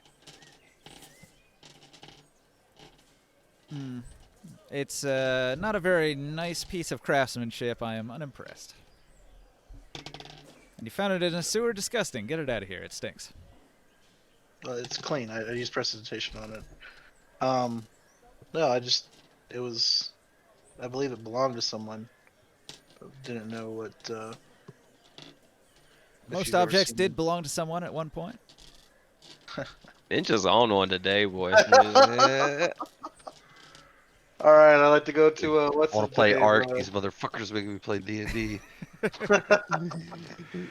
I'd like to go see Billiam Burfoot. Burfoot. Yeah. It's just all the Can you- shopping stuff is kind of boring. It's like, can we go kill something? Wait, that blacksmith It's like, outfit? you want to play D&D and you want to spend like 2 hours shopping. You could do this like when we're not even in session. You could just like say, I want to buy and sell these things. Oh, Yeah, Yep. but that's the first time, and there's some magical items we want made. You know. this blacksmith's outfit. Were we gonna we were gonna keep that for someone? Or What? was that- the blacksmith's outfit? Do we want to keep that for someone, or We were was that gonna a- give it to one of the dwarves or somebody that works at the keep. Okay, yeah, I'm gonna keep that. Okay. You gonna give it to Baleog, Olaf, Eric, your dwarf pals? We need to send them to the fort, though. We need to see if Um, they want to go. we see someone who's Yeah. interested in blacksmithing. But okay. Um, yeah, I just want to talk to Burfoot and well, I'll do that later. I'll do that later. I wanted to look at buying that place. What do you call it? The house. What do I have to do to buy the house or Hmm. the studio is what I want to call it. Sorry, was there an empty house here? I thought that's where those guys were running that operation to make the So they were deluge. running it here. Wait, you said that one of these was empty. These row houses. All right, One so of you want to the- buy one of the row houses? That's fine. Yeah. I'm sure there's an available one. It's like 500 gold for one of the cheap row houses. Yeah, how big is that? How many people can I put in it? It's like a small house. One room. Oh. One room. Do you have any of them that are a little bit bigger? For Like enough to 5,000, put- you could get a house. Oh, I don't got 5,000. Cheapskate. I don't have 5,000. They're sort of looking at the apartments for the poor folks. um. Well, You're about to have access to an entire keep. yeah, but I Maybe you was. should just use that area. And you got a place to stay too in this town. Yeah, I already have a place I can stay in the inn. Um, Everybody's But got no, multiple houses here. I thought I And could afford like you a c- small house. You can stay for free too at the Elven Port at the inn. Yeah. Place Yeah. for you. That's what I'm gonna have done. Okay. I'd like to go to the tavern and to the Elf Tavern or Tavern Hawk. I'd like to go to Tavern Hawk and just post up and hang out a little bit, maybe play a little bit. See if I can, if there's any bards there, I could talk to them like Narder and talk about doing a duet with him or something. Let's do it. Let's do it. All right. You go to Great. Tavern Hawk. At Tavern Hawk, it's a fairly quiet day. There's only 8 people here.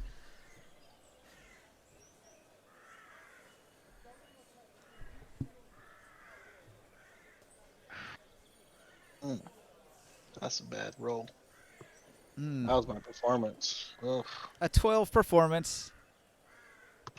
Peter de Grey drunkenly barfs all over the counter, distracting the people from your performance. Mm. Mm. Yeah, that was no goods. No. Did, mm, I'd Not like the to response use you want when you play music. I'd like to keep trying, and I'll do it. I'll hit them with a what is it called? Fucking mantle. An enthralling performance. Mm. So who's not drunk? Who's someone I can that's more notable people here? Let me see. Probably Peter Up de to- Grey. a number of people equal to your charisma modifier. Yeah, I get 4 people. You're inspiring the crowd with your. No. Performance? Each target must succeed a wisdom save That's against your charm. spell DC or be charmed by you. While charmed in this way, the target idolizes you. It speaks glowingly of you to anyone who speaks to it, and it hinders anyone who opposes you, avoiding violence unless it was already inclined to fight on your behalf. I This understand event. how charm works. You could just say charm. All right. Oh, So, okay. Sorry. If the target succeeds on its saving throw, the target has no hint that you tried to charm it. You need to show me your targets. That's what I was asking. Who's more notable people? You said Peter de Grey's kind of was fucked up, like drunk. But he's notable, he said. He's Okay. one of the more notable Peter- people in the tavern. Peter de Grey, Probably the only notable person in the tavern. Narder, Peter, definitely Arthur. He's the bartender, right? Okay. Yeah. Let's see. Sure you don't want it to be Johnny the Pyro? I don't know who that is. I don't either, but he's got a great name. Let's see.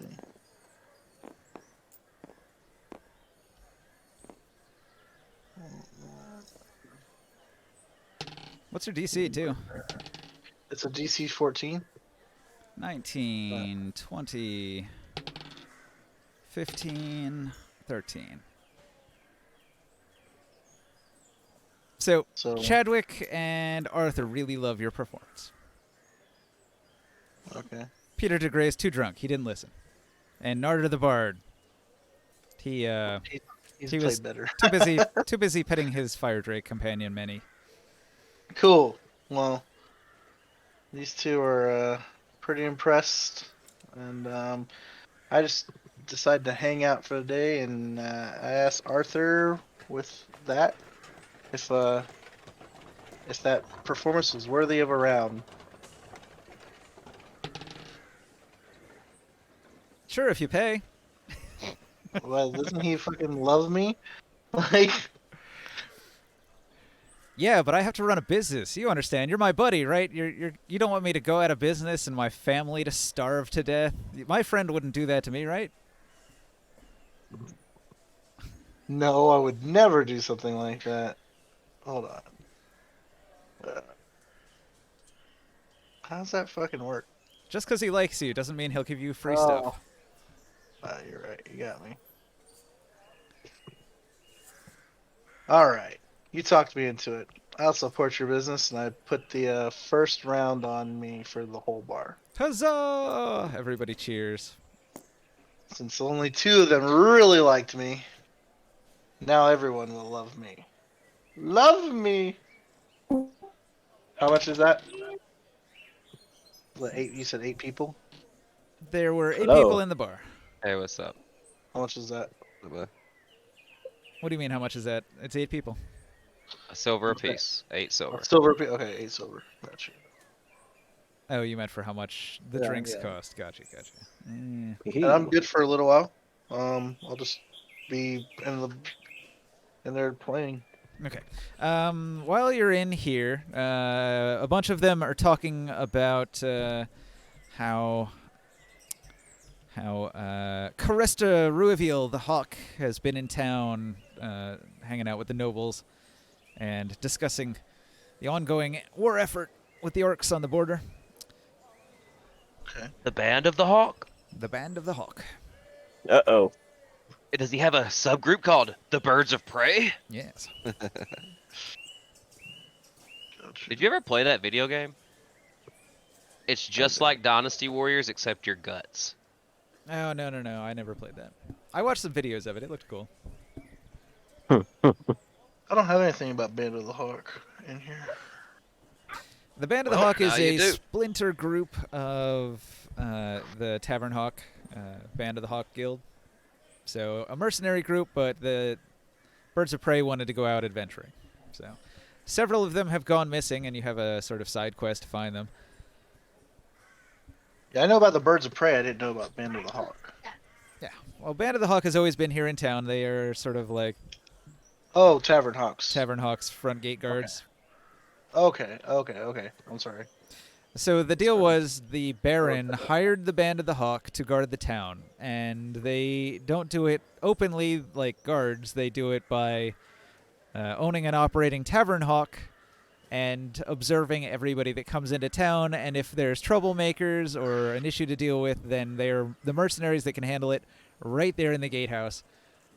So they have an interesting kind of position where they're not really official guards, but they are like the town guards. Got you. The town guard, you say? You would be with us in town, Potato. What color were you? Red? Red. Well, if you wanted to do like town stuff, you probably could.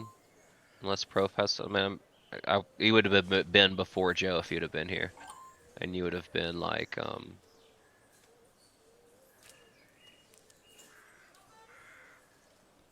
you. you would have had to Well, wait for everybody else to go before you got to do anything, and we've all been playing, so I figured it'd be best if you went first. No. So No. Boswick arrives back in town on the boat. Hadn't said much this entire ride. 3 hours Hmm. later, you arrive in I- Eskilshorn. Real quick, Ninja. I just want to post up in here and just listen out for the rest of the day. I guess Sure. until it fills up at night. They're going to tell you all sorts of stories of their adventures as mercenaries since they're so friendly and chummy with you. Arthur Cool. Trugast No, will tell you stories I'm of good. his days as a sports hero. No, you don't have to tell me right now. Just, if I hear anything notable later, I'm done. I'm done with my turn. Boswick. That took a minute to load in. Sorry, I'm still getting all the. There we go. I can move. Can't I like move my movement speed? Isn't that in the options? We're not in turn, so you can move wherever you want. Oh, sorry, I meant like the. There we go. That's better. So I come into town. I think I'm actually gonna go. Is this the actual town here? Hmm. You are in Eskilshorn. Okay. This is the town map right here. Okay, cool. You come in through the front gate Oh, here.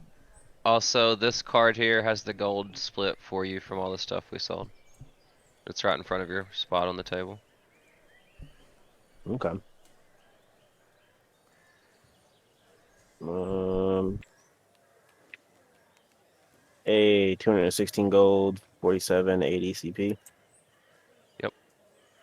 So I think I'm gonna go ahead and look around, and I think I'm gonna go try to find somebody like at the tavern.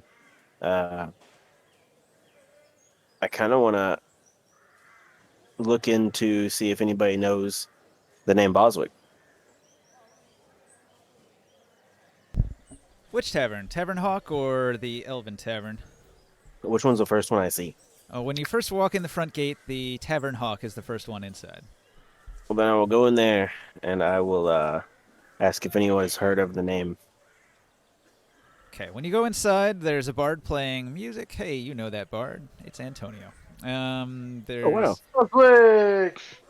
the bartender cleaning up puke. There's a passed out cleric in the corner. There's a variety of people standing around enjoying the music.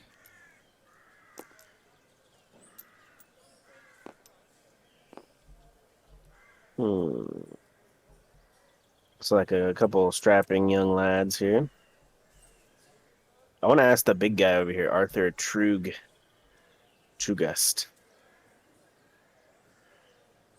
He looks like he might know something. All right. You come into the bar. You walk over to Arthur Trugast. You can smell the puke, the hot puke all over. Yum. Arthur Trugast is going to look up from mopping up this vomit, and he's going to say, ugh, can I help you? You want a drink or something? I was wondering, have you heard of the name Boswick before? The name Boswick. No, it doesn't sound familiar. I want to open the little book that I got. Let's see. Hold on. I wrote it down. A book with the name in it, and it had like maps. I just kind of like found it, I guess, last time.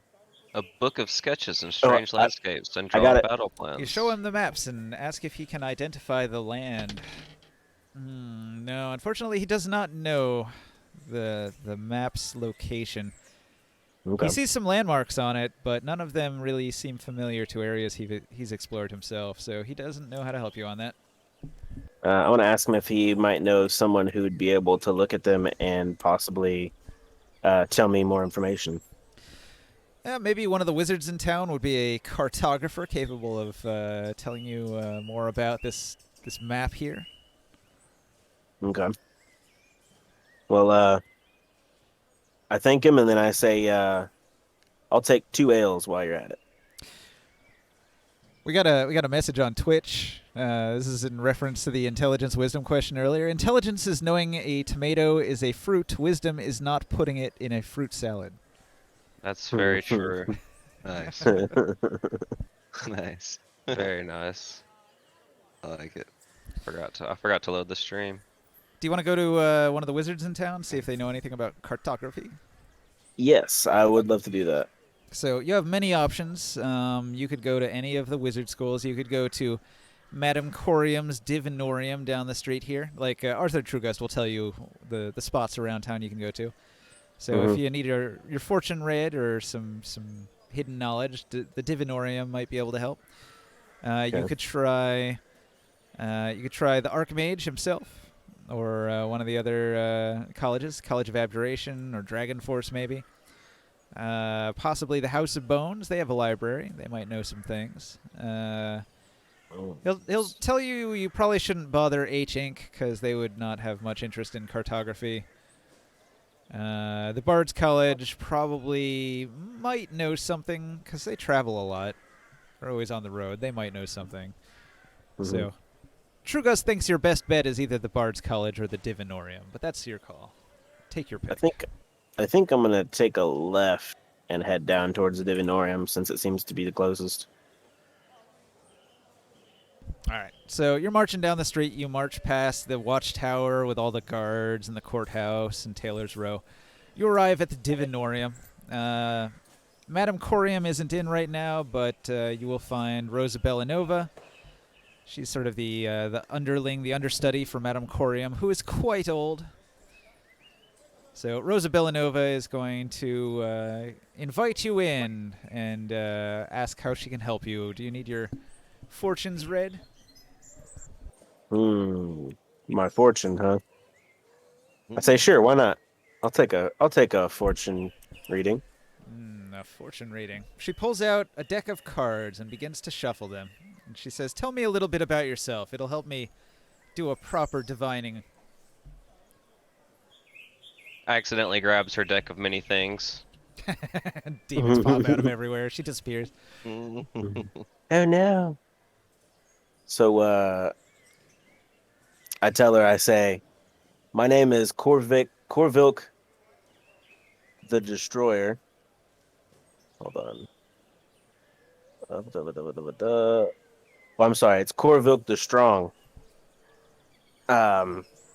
Whenever I was young, my family was slaughtered by orcs. I ran for like 5 hours to go save my clan, and I want to tell her that later on, I came back to my clan one time.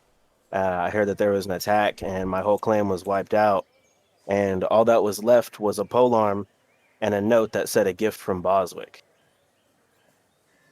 And I tell her I want to find this Boswick person. She draws a card. The Hanged Man. You see an image of an upside-down man hanging from his ankle with one leg bent across the other, but his arms behind his head as if he has no care in the world. You should not be a martyr in personal relationships because the reasons for your suffering will soon be forgotten. If you really want to change things, hang in there and do it by taking action, not removing yourself from the course of action. Once you're removed, people will soon forget you. Would you like me to draw another card? Yes. She draws another card. The World. Becoming conscious of your limitations can free you to reach your full potential. When you're clear about what you can and can't do, you know exactly what your limits are, so you can achieve without worrying about going over the line. Part of freedom is becoming aware of your limits. I have no limits. I'm the strongest man here. I'll read you your final card, but first, a matter of payment. And she points at a sign that says 5 gold coins. How about 3? I'm afraid for only 3 gold coins, I couldn't possibly draw another card. Fine, 5 it is. All right. I'll hand over 5 gold coins. She accepts your 5 gold coins, and she reads you your final card, the High Priestess. You should not get involved with people that keep secrets from you. If you do, you'll spend your life in the dark. The High Priestess reminds you that it would be better to spend time with those who are more honest with you. This way, you can get an understanding of what's going on around you.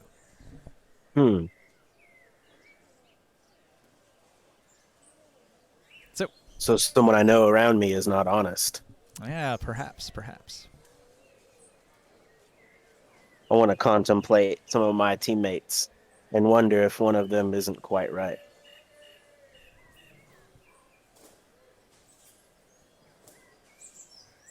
All right, so you've had not very useful for actually finding Boswick, but Right? And then I want to show her a book, and I want to be like, "How about this? Can you decipher this? Tell me what this is, where this is." okay. She looks at your maps. Oh, 15. She did pretty good. She says the terrain on your map looks like the countryside to the west. She says this must be part of the Sword Coast, but I couldn't tell where exactly on the Sword Coast.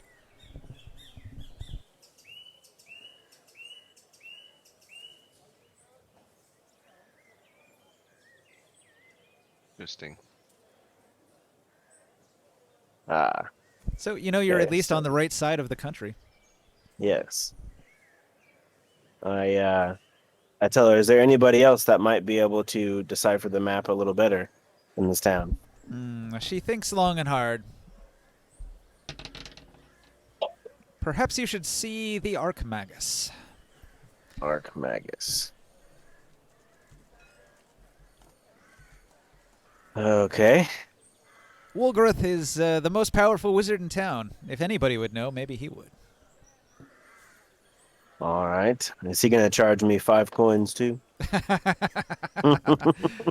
She has a good laugh, and then she sort of looks at you in a serious light and says, Wolgrath's price is usually more than you're willing to pay.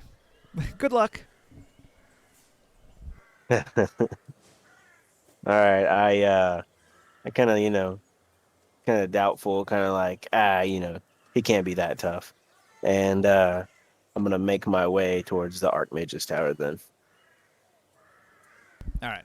So you have to go into the college district to get there. So you travel past the courthouse and enter into the college area.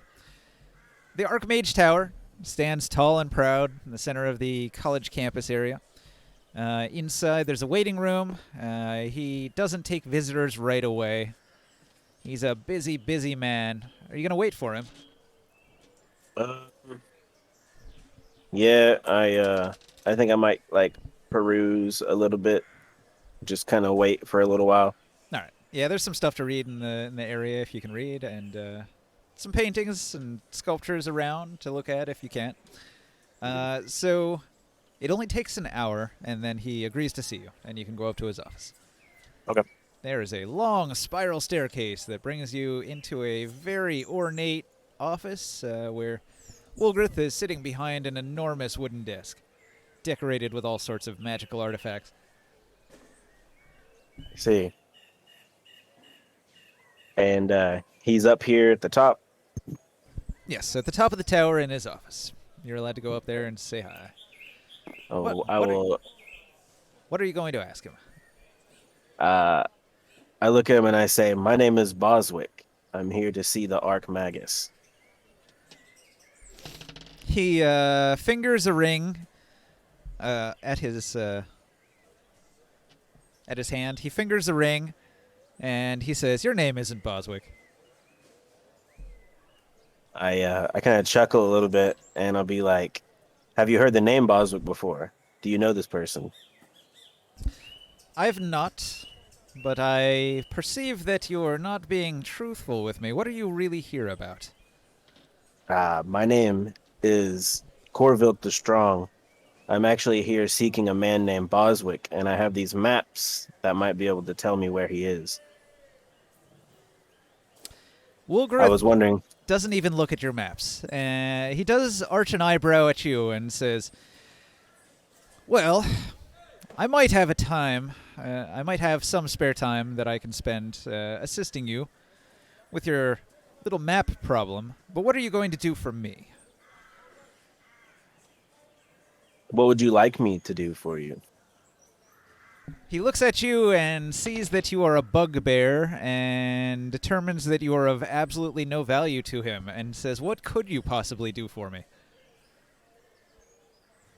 I'm really good at hard work and labor. I could also beat any man in this city. He chuckles So could I with the right spell.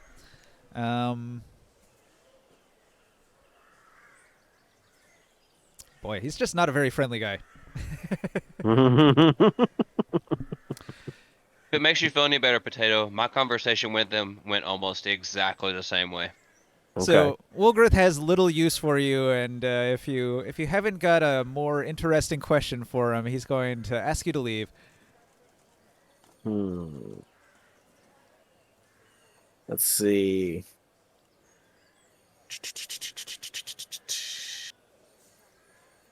Man, is there anybody else in this town that could actually be helpful and decipher these maps, seeing as your skill's not up to it? Well, just don't take it to the House of Bones. Those fools would surely misinterpret all of it. At least they can read it.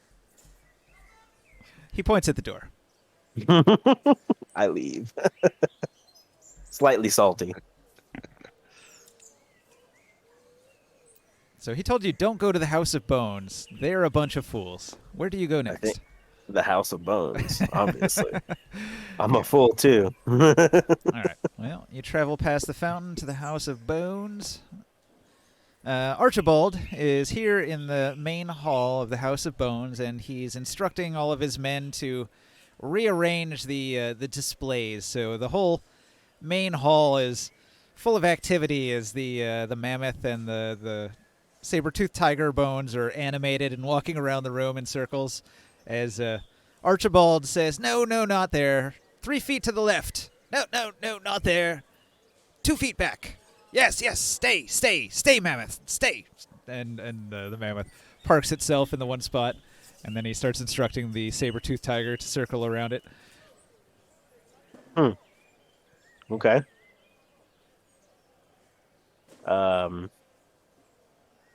I guess I will approach him. All right. Archibald looks over his shoulder and sees you enter the room, and he puts down his hands, and the saber-toothed tiger stops moving, and he turns and says, "Yes, can I help you?" I want to ask him if I want to introduce myself. I want to say, "Hi, my name is Boswick.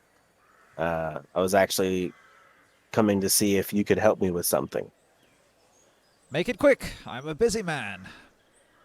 I want to show him the maps, and I want to say, "Is there any way you could decipher these for me, or possibly tell me where these are located? I know that they're somewhere in the Sword Coast."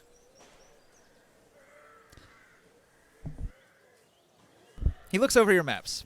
They don't seem familiar to him, but he will recommend a cartographer, a map maker, a pirate. He'll tell you that you're going to have to travel west. There's a pirate city out west. Deep waters. They like to park their boats, and they've got a lawless town that you could go there. You have to find. Let's see, what is his name? I'm gonna make a note card here.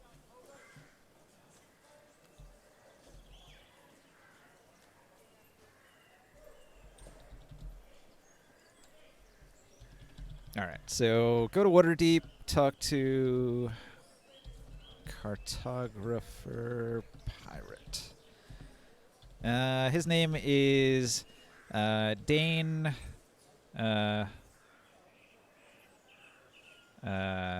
Dane Sauté. There you go. Dane Sauté. Dane I Saute. love it. Okay, so the pirate cartographer Dane Sauté in Waterdeep. It's not actually called Waterdeep right now. It's just like a pirate city. But colloquially, we'll call it Waterdeep for now, just to make things easy. And they are due west of Askel's Horn. Due west of Askelthorne. Okay.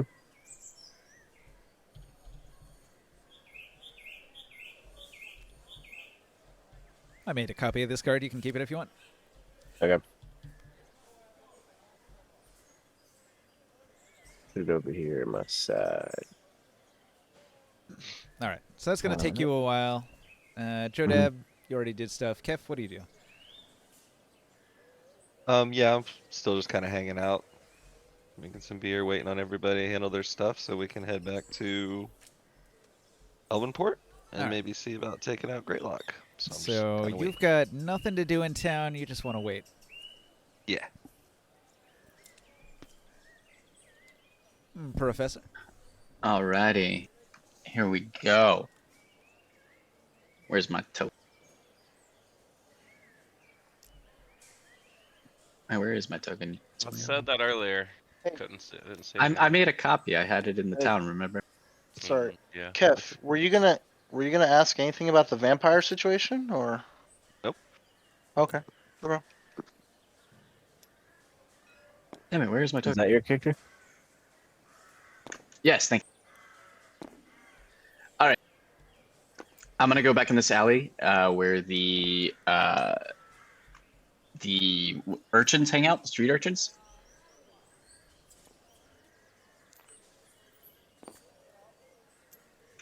And I would like to offer them a gold piece each to keep an eye out and make sure no one comes into this alley. And also not to speak a word of what happens in here. Hmm. Do I see the urchins? Yeah, okay. All right. So you find some street urchins in the back alleys. Yeah, And I'm gonna you give want them to I'm gonna give stand gold guard. each. Yeah, to be my lookouts and also to keep my secrets. And if they do, this will be a regular source of income for them. Okay. I am going to change into my alter ego. Where am I? Bum bum bum. I shift into Harold here. Harry All right. Dresden of the Dresden Files. Yeah, that's it's Harold Dresden. That's the name I chose for this guy. I'll give each of the boys a piece of gold, and say, there's more of this to come if you want to continue this work. And yeah, that's what, 4 of them? 4 gold, or is 5? 5 gold. I don't know how many people there were. I just thought it'd be hilarious Oh. to have like a dozen urchins at Well, every street corner.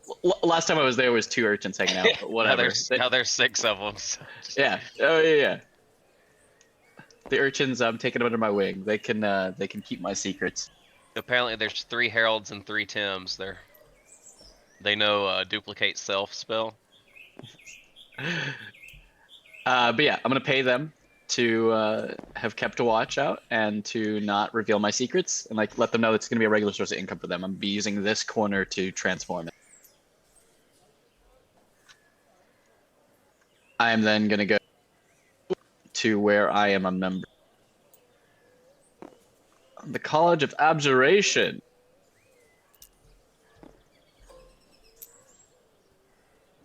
Bum, bum, bum, bum, bum, bum, bum. They just chilling in here. Hold on. I'm doing something. Give me a minute. Ajit has wares if you have coin. You want the skooma? This guy's mage handing coins into his, like he's got a mage hand holding his coin purse. He All right. does. So there are Stole 4 somebody street with it. urchins. I will give That's them a somebody gold piece Where do you and go? say this is not a one-time. Sorry, I moved to the other. I'll move back. There you go. Well, I assume they're following you, right? You're doing something? No. I just paid them to keep a lookout to make sure no one saw me shapeshift, transform, and I'm paying them to keep my secret, basically. Okay. And then? And I give them a gold each, and then I depart. So in your disguise, what do you do? I'm going to the College of Abjuration, where Harold is a member, and entering. Oh, I put on, by the way, right outside the door, I'm clearly displaying the amulet he gave me that's a fake. I put it on right before I enter. Okay.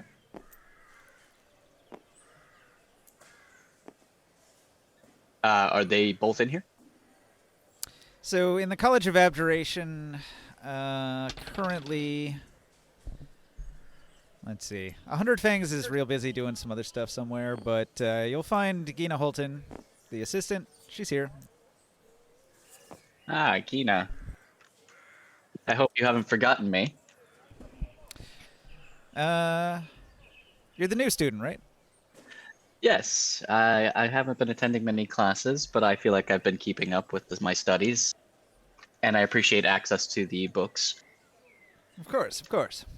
I've been traveling, and I feel like I've learned some new tricks. I'm glad I see you. I mean, it would have been nice to see 100 Fangs too, but he's obviously not present. How about I make a deal with you? If I can show you some magic you haven't seen before, abjuration magic you haven't seen before, how about you show me what you really look like behind that illusion? Oh, yeah?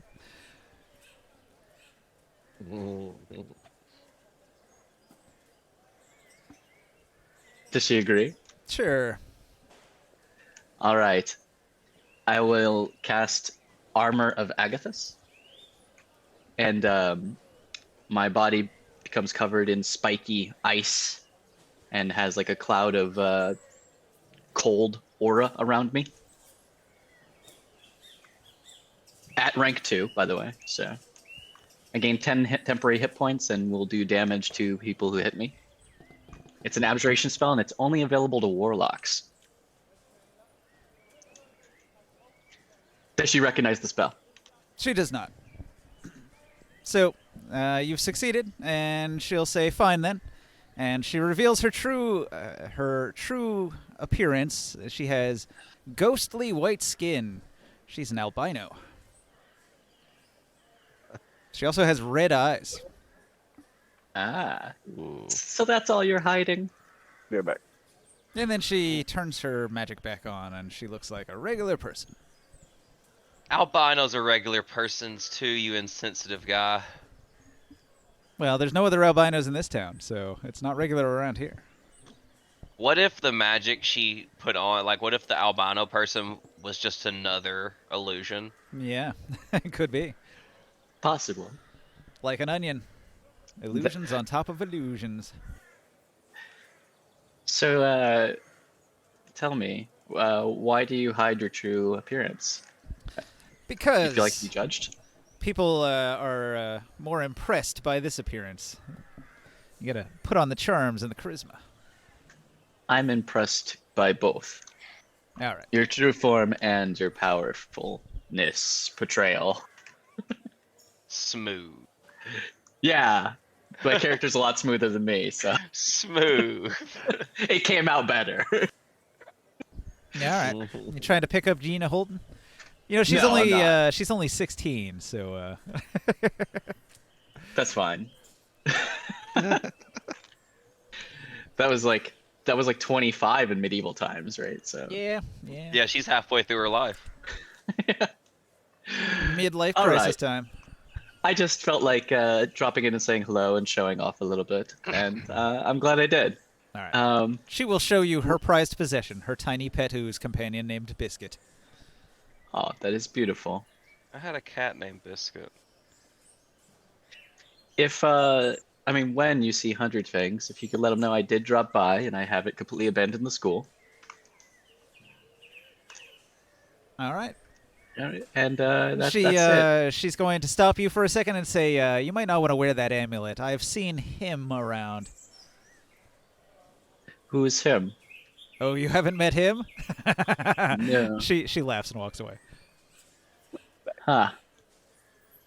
I do know who she's talking about, but I'm not letting her know that. So I will go ahead then and let her see that I took the amulet off. Just a before prank, leaving. bro. Just a prank. She's aware of the prank, and she doesn't want you to fall into it. Appreciate it. Look, I've made a good impression. I'm gonna go ahead and leave. Oh, one more thing before I do that. Do you happen to know where the widow of the guard, Texas, lives?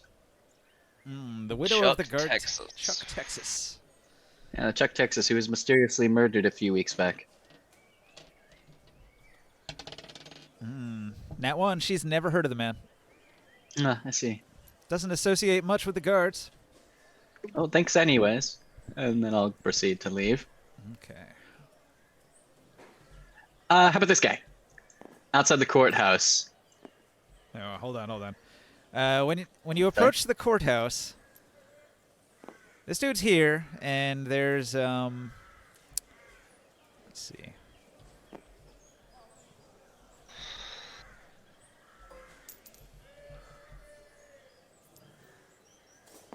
He's got a kid on the chopping block. Okay. All right. And there's a crowd of people gathered. Some nobles, some common folk. There's a bunch of the guards standing around. They're all decked out in their armor, looking formidable.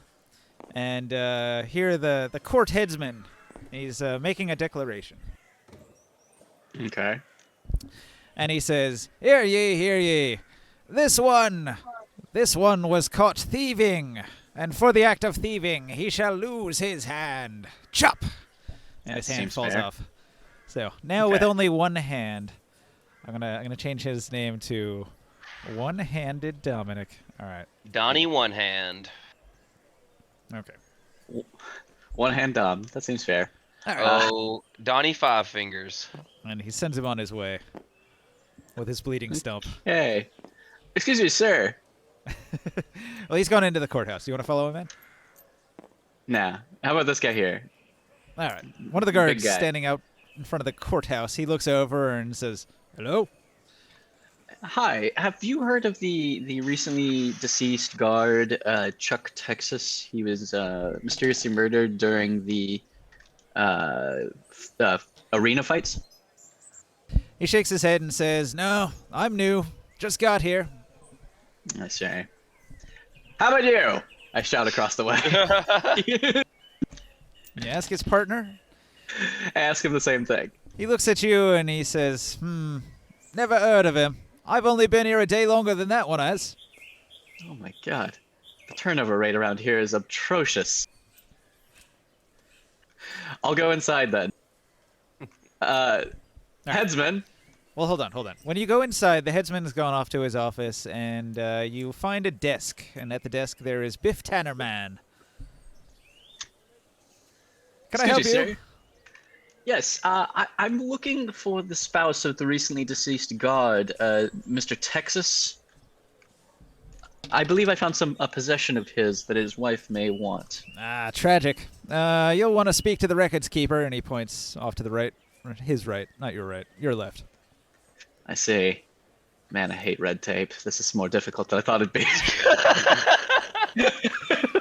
I was just thinking, this is some fucking Byzantine level bureaucracy right here. Okay, so you make your way down the length of the courthouse into the records keeping office here, where you're going to find Jimja Cantor, the court scribesman. He's going to look up from his records. Yes. How can I help you? Yes, I'm looking for the widow Texas. The widow of Chuck Texas. She was given a stipend and retired to the row houses, and he gives you a number for a row house that's thereabouts. All right, I Right by where you appreciate it. transformed. Next door. Turns got out she's it. actually one of the urchins. You used her garden to transform. The urchins. One of the urchins is her son. As you walk down the street, you see this kid with one hand going to the temple for healing. Yeah, but I. You keep showing me these kids being killed and tortured, but my character really doesn't care. All right. You head to the row houses. You're looking for the widow. With the widow Texas. All right. I knock on the door number the scribe gave me.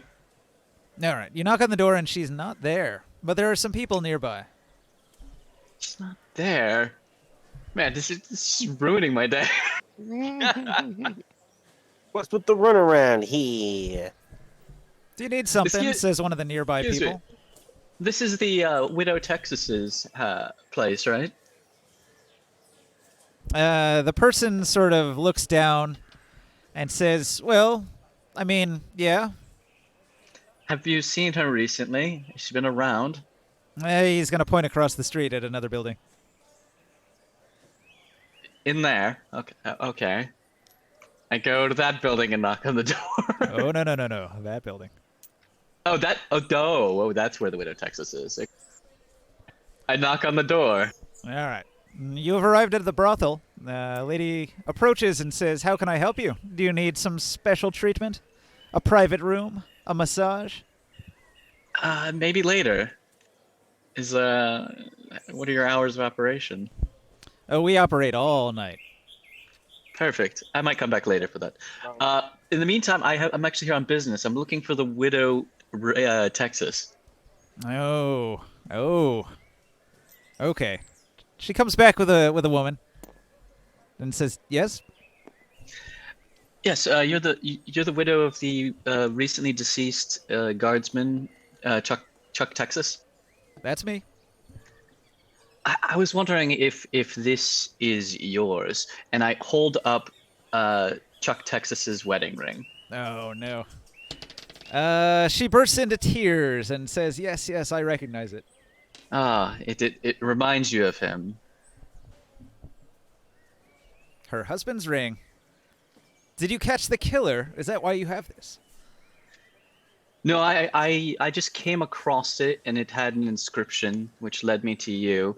And I just wanted to see if it in any way reminded you of him. Well, yeah, clearly it had an effect. That's perfect. I pull out the sacrificial dagger, and I am going to stab the ring against a wall and watch it poof into a shadowy cloud as I sacrifice it to the Raven Queen Okay. in front of her. Roll a religion check. And I believe with the Nice, dude. sacrificial dagger, I get a +3 because I'm doing it with witnesses and with a member of her, a follower of hers present, which is me. So, religion +3, and I believe I naturally get a +1. Yes, so +4.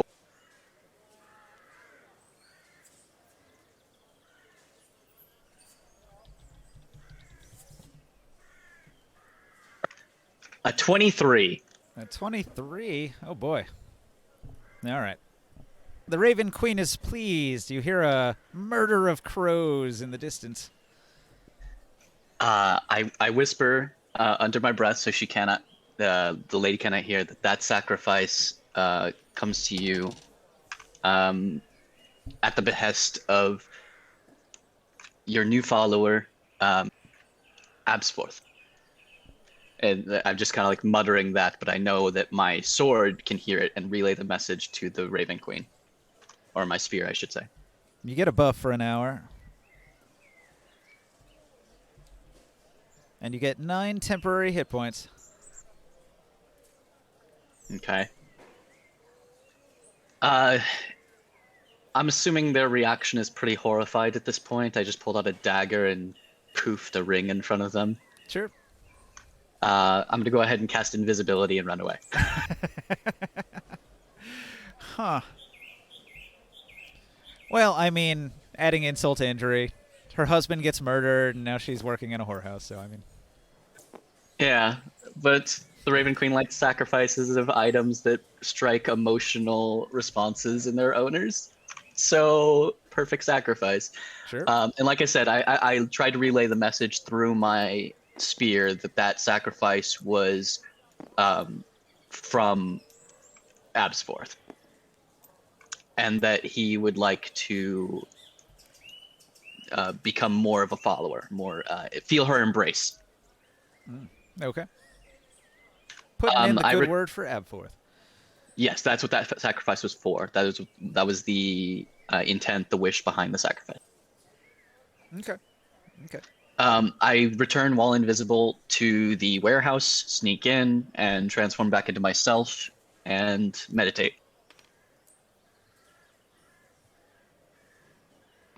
That's funny. You would actually see me there at the. If you're going to the warehouse, that's where I'm at. I put it in the D&D RP chat. I'm firing all the current workers and hiring new ones, and then as the workers are filing out with their stuff, I'm offering them brand new jobs at a keep far away for more money.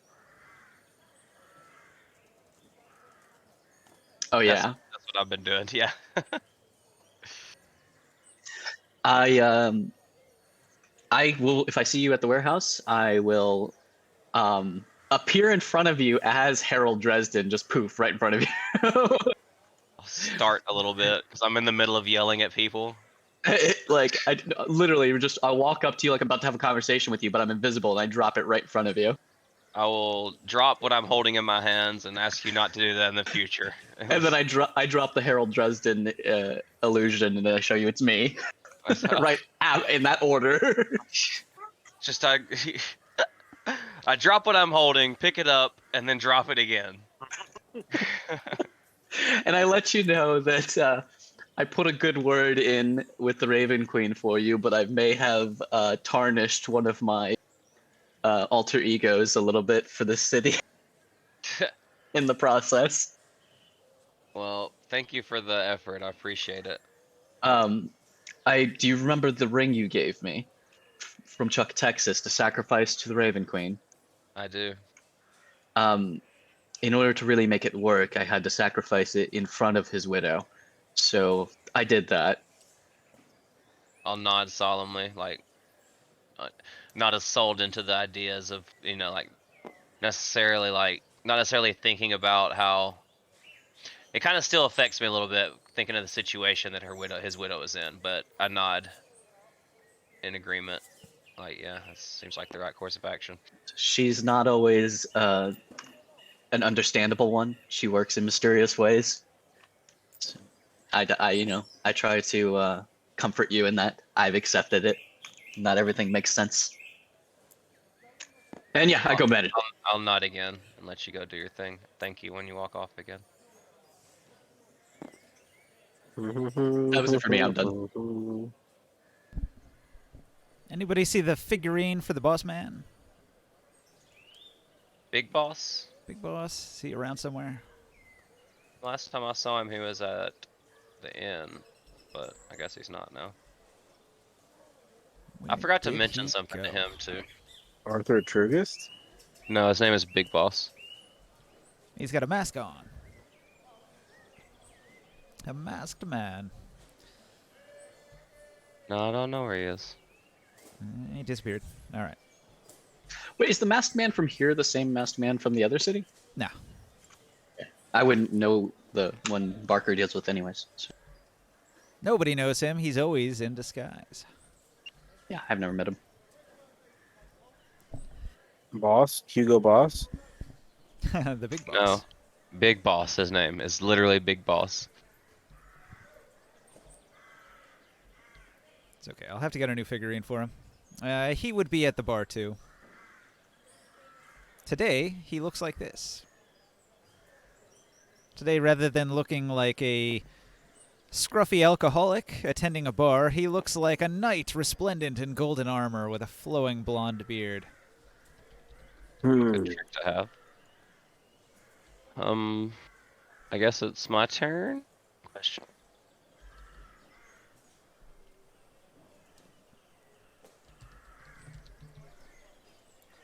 After seeing Professor off, I'm gonna go to the back alley and see if the fence has any new items, and then I need an item enchanted, and then I'll be done. To the back alleys. I don't want to be rude and leave after my turn, but it is late for me and I have work in the morning. So I'm going to head out. But yeah, Razor is meditating. You got a lot done today. That's cool. Yeah. Noise. Yeah, man. That was pretty cool. Have a good night, guys. Yeah. Yeah, man. Night, buddy. Alright, buddy. Have a good night. Take care. In the back alleys, the fence. He's gonna look into his stuff and see what he's got.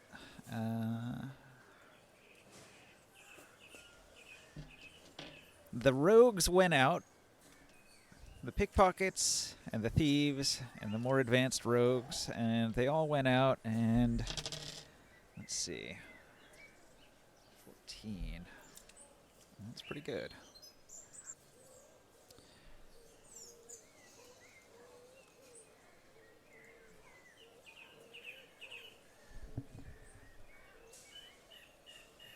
It looks like there was a jewel heist and they stole some gems.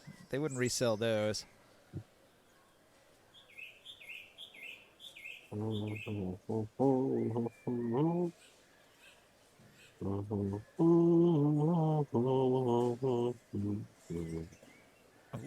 He's got a bundle of +1 arrows. I'll have 20 those. of them. Yep, I think they're Yes. 30 gold apiece. no problem. 60 Banana. platinum very quickly handed to my man there.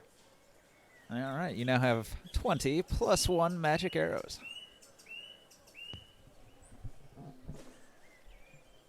I nod. Ask him if there's anything else. Yeah, he shows you a bunch of cheap gems, tiger eye, turquoise, nothing of value. I ask him if he's heard anything about a hexagonal diamond or gem of some kind. A hexagonal diamond, you say? Hmm. Indeed, I saw a very rare cut on a lady's neck just recently, and I know it's not typical. He scratches his head and he thinks about it for a minute. He says, well, there was a tale I did hear one day. I thought it was... what was his name? Lauren Carr. Have you ever heard of Lauren Carr, the tale? No, can you tell me? A famous rogue. In roguish circles, somewhat well known. Lauren Carr was a dark elf. And he was said to have stolen many treasures of great value and hidden them in a hidden vault, the Vault of Lauren Carr. And it's said that it can only be accessed by using 3 peculiar keys in the shape of hexagonal diamonds, rubies, and sapphires. Interesting. Do you know who owns the... Are there any known owners of these gems? No. Believe me, if I knew, I'd be on it myself. I nod and I thank him, and I'll note to myself to look into this further. And then I stop by H-Ink and see about getting something enchanted. All right. I have a iron coif, chain coif headpiece, right? Sure. And I would like an invisibility spell added to it.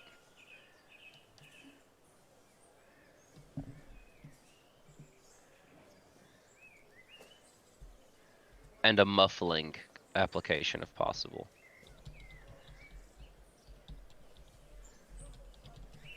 Let's see here.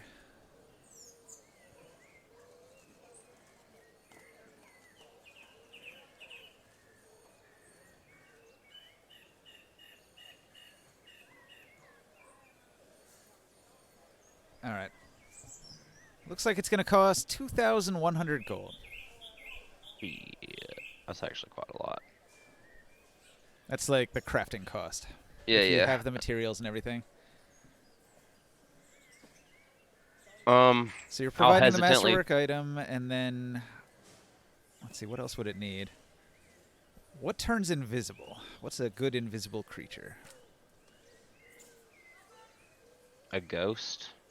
A Yeah. gecko. I guess some ectoplasm might do it. Yeah, ghost or some kind of like Nowhere, wizard. nowhere to get that. I'm pretty sure Kreus has some. Oh yeah? What's that? You're at Ectoplasm. H-Ink now too. I saw you walking in, so I'll walk back and see if you have any ectoplasm. Collect any from the ghost. I saw some on the walls.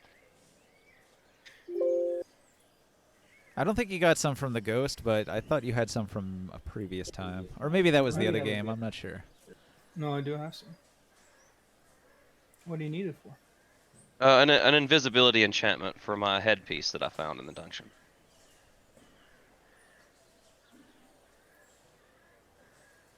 How much do you need? I look over at the enchanter. I don't 2,100 gold to craft it. Oh. Is that after adding the value of the ectoplasm?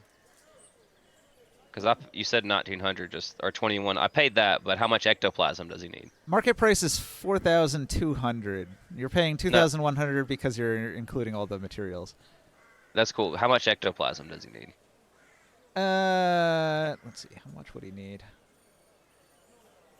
How much do you have? I have 25 ounces. 25 ounces. Gonna roll some dice. It's third level spell for invisibility. 8. 8 ounces of ectoplasm. So if I give him, could you put 3 charges on it with 24 of them? It's a once a day ability. Lasts for Once 2 a day. minutes. All right. Can he give it the muffling quality also? So it doesn't rattle? Yeah. Okay, cool. Then I'll do it. Ask if I could borrow 8 ounces of that there goop he's got, ghost goop he's got. Yeah. I need some Alright. for some potions later on. But yeah. Ask him how long it's expected to take, maybe? 4 days. Alright, I'll leave the coif with him, and I'll tell him I'll come back and pick it up. All right, so you hand over the 210 platinum, right? Yes, I did. All right, Ballaman's going to put the 210 platinum in his coin box there, and he's going to look at the materials you've provided, and he's going to say, I'll have my people get right to work at it. And he claps his hands, and these couple guys run over, and they pick up the materials, and they're going to take it over to the workbench here, and they're going to get right to work on it. So, I'll ask him if there's any way I could hasten the process, as I plan to leave in the next couple of days, and I'd like to take this item with me. nah, unfortunately, it can't be sped up any faster than that. 4 days is the best we can do. I'll nod, and I'll thank him for his time. As I'm walking out, I'll turn around and say, I've asked several of the other masters in town, but I don't think I've asked you. Do you know anything about an organization that goes that uses a crescent moon logo? Kind of secretive, very small. Maybe it's got something to do with lycanthropes. My eyes widen. I say, that is actually a very good suggestion, sir. Thank you very much for your time. No problem. I'll see you in 4 days. And I'll wave Morkan by, and I'll tell him I'm headed to the inn to hang out with the party while we're waiting to figure out what to do.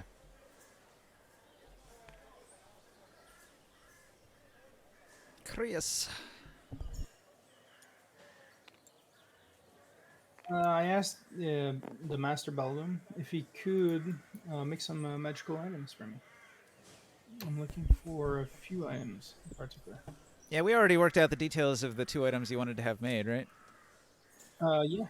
I was wondering if he could help maybe with the price, since I think his assistant owes me a favor.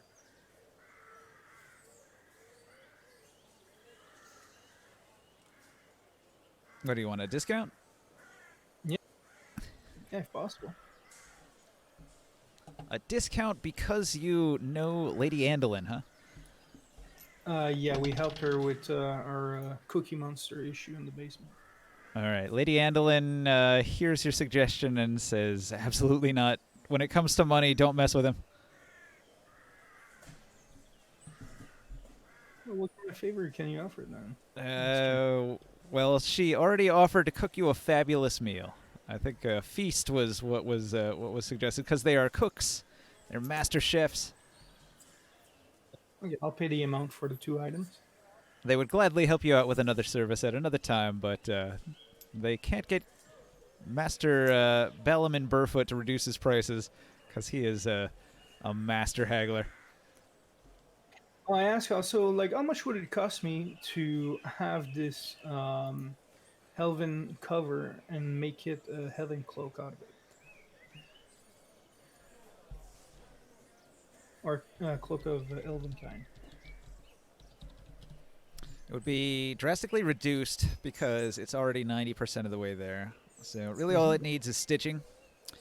Now typically a Cloak of Elvenkind would cost 2,000 gold to craft. However, because you already have the thing, it's probably only going to cost you like 200. Like 10% of the cost because you're just editing it. I'll pay that, and I'll leave her with the with the cover as Okay. well. How long would it take to get all these items fabricated and enchanted? They could probably finish the cloak today. Okay, and the what about the quiver and the high glasses? I think those said they were going to take a week or so, or maybe 2 weeks. Okay. Also, to add a +1 to a bow, how much would that cost? +1. You go to the Sand Magic item price list, and it'll tell you. That's like a 1,000 gold or something. Looks like it. Yep. +1 weapon, 1,000 gold. But I'll come back in a week. I need to get my bow finished. It's being I'm getting a master craft item fabricated at the Hunter's Mark. So once they're done with that, I'd like to get this enchanted as well. But I'll be back. I do have some of this dark wood left as well. Do you know anyone that knows how to make shields out of this material in the city? Well, we can do it here, but probably also at the Hunter's Mark? At the Hunter's Mark. Dimmy Roundtree would work with any kind of wood. Yeah, okay, I'll ask them because they've been helping me too, and I'll probably do that or ask them how much it would cost me when I'm going to pick up the bow. Yeah. So I paid them, at least for the items that I ordered there. Take this off my sheet. Okay, perfect. Thank you very much. I go to the museum after I'm done dealing with this. And I go to my alchemist working in there. And I ask for an update. I've given you guys a few missions here, a few orders to put in for me. Hang on a second. Well. So you paid for the quiver and the goggles, and that was 2,440 for the goggles, 1,640 for the quiver.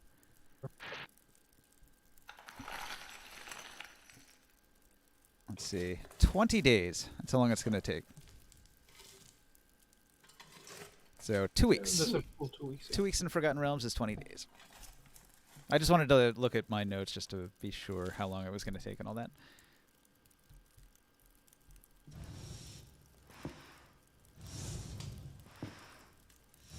All right. What was the next thing? I go to the lab in the museum. Your alchemist. Right. Yes, I asked for an update. I asked him to do a few experimentation. There was I asked him any update on working with the nails of these hill giants. That I brought back. Neither of them had a big breakthrough. Neither of the two alchemist brothers. And what of also the exploding tips that I asked him to make out of the gunpowder that we had. Yep. They would have had the time to craft all that. Okay, so I'll take off the gunpowder and I'll make 10 tips of them. That's how much I had left in the gunpowder All right. barrel. What else also? Oh yeah, that's right. So did we had any accidents there? We hired someone for a couple gold there to to make these arrowheads, and because it was a dangerous task, we paid them a little bit more of an extra. They still have their fingers. No crit fails. Rolled a 3 though. A close call. Close call, but no lost fingers. What is good? So just one little question, Roger. You and your brother, how attached are you to the city? Well, we've enjoyed working here in this lovely shack with him the barbarian and Kim and Tim Tamadan the elf. It's been profitable, and we've learned a lot from our studies of alchemy. You understand. If I had an offer for you, I was wondering, is your family from here? Are you, would you mind moving? Oh, my only family is my brother. Oh yeah? Our because parents are long dead. I don't know if you heard, but the old fort that was taken over by hobgoblins out west of Helvenport, we liberated it and we took over the guards of it. A hobgoblin fort. Sounds gross. Well, Don't they smell really terrible? yeah, but we have a crew out there cleaning it up. And I gotta tell you, there is a lot of space and some safe areas as well for a laboratory over there. And I was wondering if I was thinking to take you guys out there. Yeah, could that's live fine. there. We can work here. We can work there. Wherever the materials and the work are, we will go there. I think it might be a little better to be out there because we're gonna have a little bit more control on the market here. I don't feel like we can really sell. There's already a lot of nobles with many of the shops out here. Lots of competition. H Inc. Yeah, is no well- slouch either. They make a lot of potions. I know. As much as I like them, they are a harsh competition. But out there in the fort, we're gonna be the only one, and you will be free to do any experimentation that you want. It's an area as well that is really rich on resources. We found a Promises, lot- promises. We found a lot of ingredients in that area during our trip, so All right. that Well, might be they've good. already agreed. perfect. Anyone else in the city that you think that might want to join that you can count on? That you think that might be a good apprentice? They cannot think of anybody. Rolled a 7 and an 8. Nobody comes to mind. No one. Huh? Oh, that's unfortunate. It would be good to have some help for you. I'll keep. Did you on try looking. in Elvenport when you were there? Elves are known for alchemy. They enjoy nature and the wilderness. They know a lot about herbs and plants. It's a smaller town. We didn't have enough of time. Maybe next time when I pass by, I'll go and take a look out there and ask. I'd heard there was a druid down there. Perhaps she knows something of the forest and the alchemy. Yeah, I actually met her, and I actually met some twins, some rangers, human rangers, and they would probably be able to help us also as well. They gather a lot of material during their trip, so they might be good resources for us to be able to start our business out there. Sure. So They're I'll going to give tell you a- about the experiments they did during the week. Yeah. Roger actually had a 16. It wasn't a nat 20, so he didn't have the kind of breakthrough that's going to give you a new ability, but he feels like he was pretty close. Mm-hmm. Well, I'm getting a magical item fabricated that might help us as well with our researches. Something that gives us a little bit more of an advantage on on details. Sure. All right. Hey, I think we should take a short break. I'm going to grab a drink, and then I'll be right back. That sounds great. Yeah, I'll grab a plate of food and grab a joint real quick. Should have waited. I just went and cooked some fucking Easy Mac. Oh, Scarf that shit down. I think I might have found the problem with my motherboard. Yeah, whenever we get back, I'll do. Here's one thing that I'll do in town before we head out. Alright. What was wrong with it, man? I'm reading on some forums that other people have had issues with that model with like the newer AMD chipsets, where the power would go in but it wouldn't start the computer. And what their solution was just to update the BIOS. But the problem though is that they say that you need to have a processor in it that can start up to boot the BIOS process. Well, it's weird because, I mean, your last power supply, you never had that problem, right? No, I changed the motherboard today. I had Oh. issues with the other one that I had, Gotcha. and I didn't know you got a new motherboard. That kind of change. Yeah. yeah, it's a big change. So I might have to return this one too and get something else. Well, I'm not that good with like building computers like that, so It's fucking I would recommend asking Rev if you get a chance.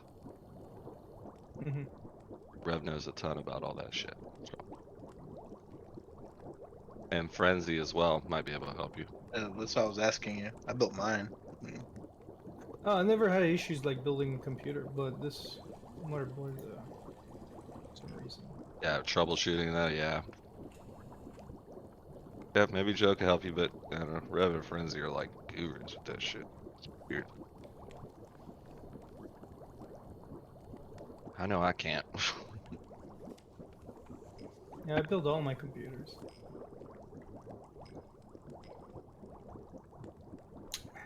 I remember the first computer I built when I was like 15 years old. And that was like a million years ago. Wait, so you're saying you were trying to post that other motherboard? You had two separate motherboards. You were trying to post the second motherboard without a processor in it? No, I was confused. I didn't say that. I didn't understand. I wasn't really No, I listening. had another different model motherboard that I got, and that other motherboard that had some issues where it would randomly shut down. Like it would work quite fine. It was just a different brand and different model. So I thought I would change to this one, and I got Asus Strix. Hey, Okay. here's a new question, but I assume you were watching your temperatures, right? Like you had core temp running. Oh, that was not even an issue. Like I was doing all that. The temperature never went to critical like What happened to it? level. It's like I would just use it, and then if I turn on a game, or I think there might have been like a power issue on that motherboard where it would push too much, and it would just shut down completely. Not even giving like a blue screen, like just like turn off and then start over again. So I returned that one, and then I exchanged it for Asus, for a different model. But this model apparently, from what I'm reading here, is that it. Some people have had issues because of BIOS issues, but I'm not gonna be able to update it because I don't have a CPU that will allow me to start it. Can you boot off floppy drive, zip drive? Oh, I'm not like I can't even boot it.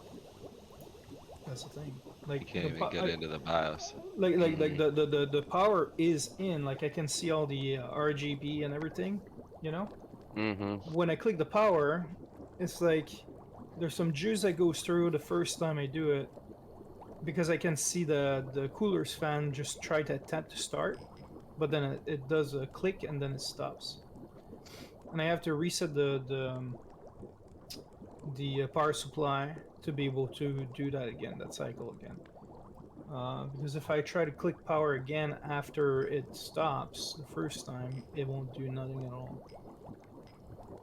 Well, it sounds like either the power supply is bad or it's plugged up wrong. No, the power supply is correct, and I changed the cables. And I have two power supplies, and both are doing the same exact thing. Or the And I- motherboard's bad.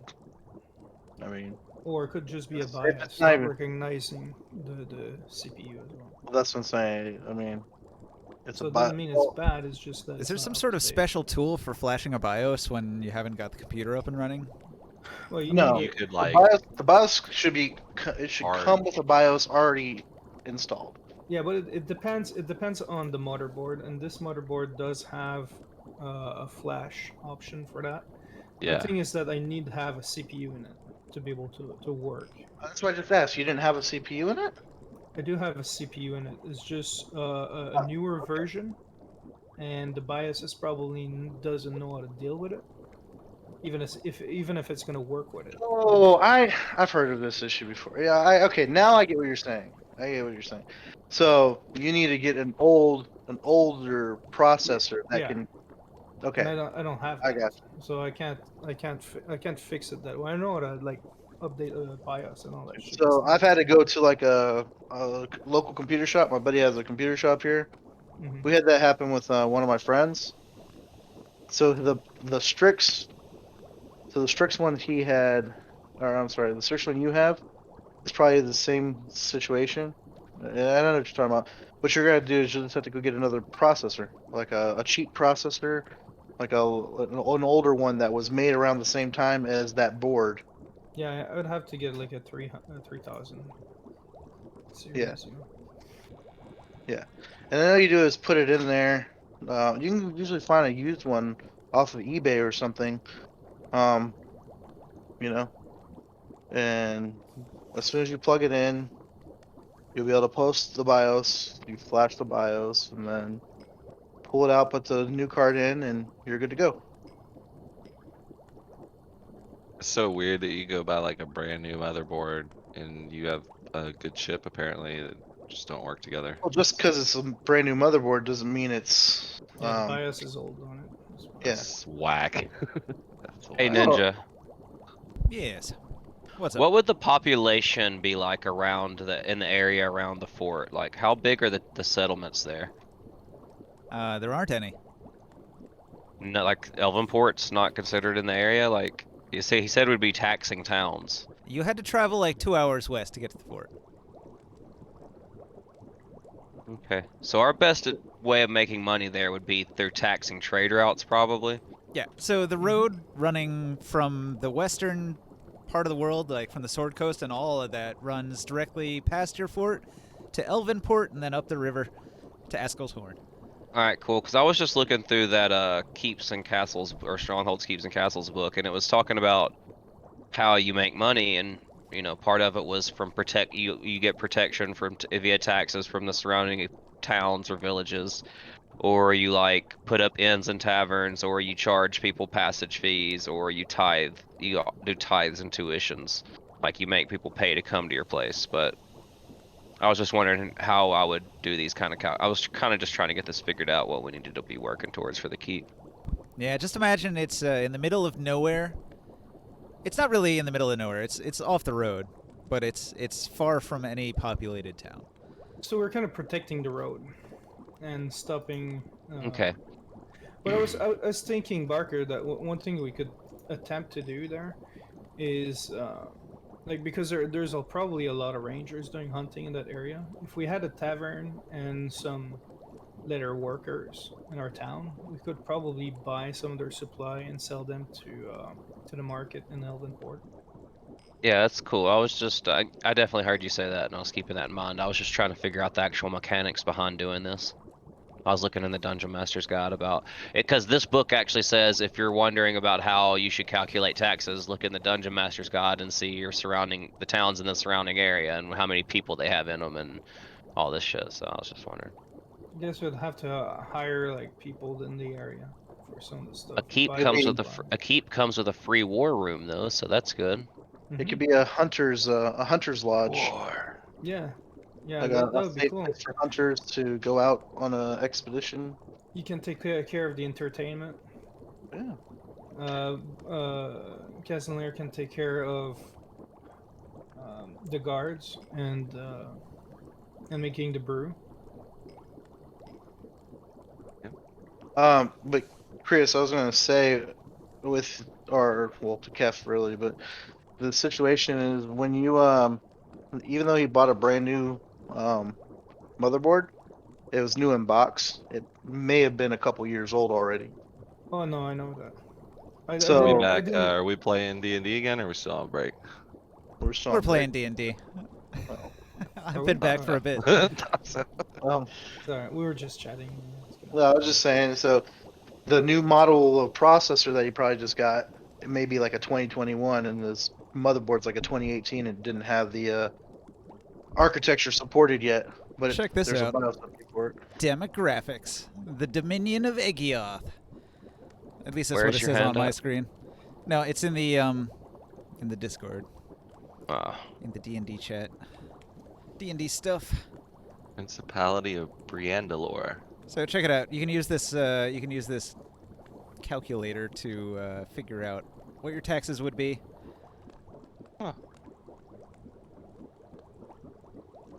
So are these numbers correct? No, no, not even close. All right, cool. So I'll get with you one day and we'll go through this. We have 78 barbers. Mine says 92 barbers. Mine has 70. That's the city of Sharbarogs. I got Briandalore and Lested. No, I'm in the realm of Othlon, bro. You gotta get out of here. How does that work? What is that thing? It's a realm calculator. I like it. Yeah, what, Asbluff? It's random, so yours is gonna be different than ours. Yeah, population 25,450. Yeah, it'll tell that's you like random, it's just I'm gonna use the calculator. I'll get it figured out. Don't worry. Oh, I see the top there. I thought this would have taxes on it, but I don't actually see No, taxes. but I can use the information given there to determine what it would be. Yeah, you can actually figure out square miles on. Whenever we're Five done with miles. this, Ninja, or tomorrow or something, I'm gonna message you and I'll plug all the information you give me in there and I'll figure it out myself. All right. There's probably some other resources like that Castles and Keeps book we could use too. That's what I'm looking at right now. That's where I got the information. Like it told me where to look and what information to use for the stuff. But I had a question about our downtime. Were we taking downtime or we're going straight to the keep? no, I think we should go. I was just waiting for the party to get grouped back up. I was gonna tell you about that crypt we can go visit while we're here and get that knocked out. You know. Because I still had to do a week's worth of downtime in the temple. Yeah, I do have a little bit of downtime too. All You right, guys I'm could- back with food.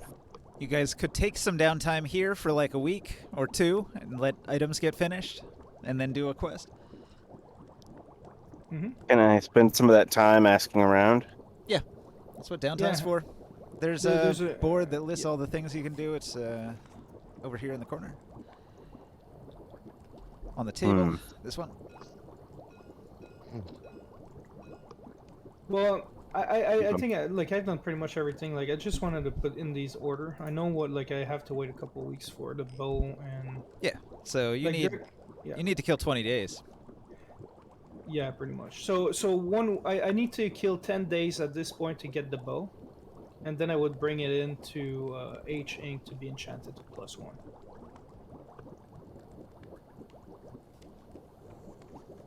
And how long would it take just for the enchantment since the weapon is made? Is it alright if I do something real quick before downtime? Yeah. Yeah, I needed some before about downtime too. After you Yeah. guys. Yeah, I just real quick. I just want to go in a tavern. You know, I'm gonna go sit next to Bailey, Olaf, and Eric, and ask them. You know, considering they're dwarves, the fact that I can't really trust anybody else, see if they'd be interested in being my brewery. You know, the three of them running my brewery at the keep down south. You know, I know dwarves and brew. Like, I've never met a dwarf that doesn't know how to make a good ale, and I could train them during the downtime. Well, they're To, going to do complain my that recipe. they are not brewers. They are Viking warriors, and they wouldn't really be interested in So am I. that sort of job. Fair I mean, enough. they might do it as like a side thing, but they'd rather be soldiers. Okay, cool. All right, that's all I wanted to do. They'd rather be warriors or miners. Galden might do it while he's sitting there Cough, hanging cough. out. We do need some skilled guards in our fort. Guards We and already have. miners.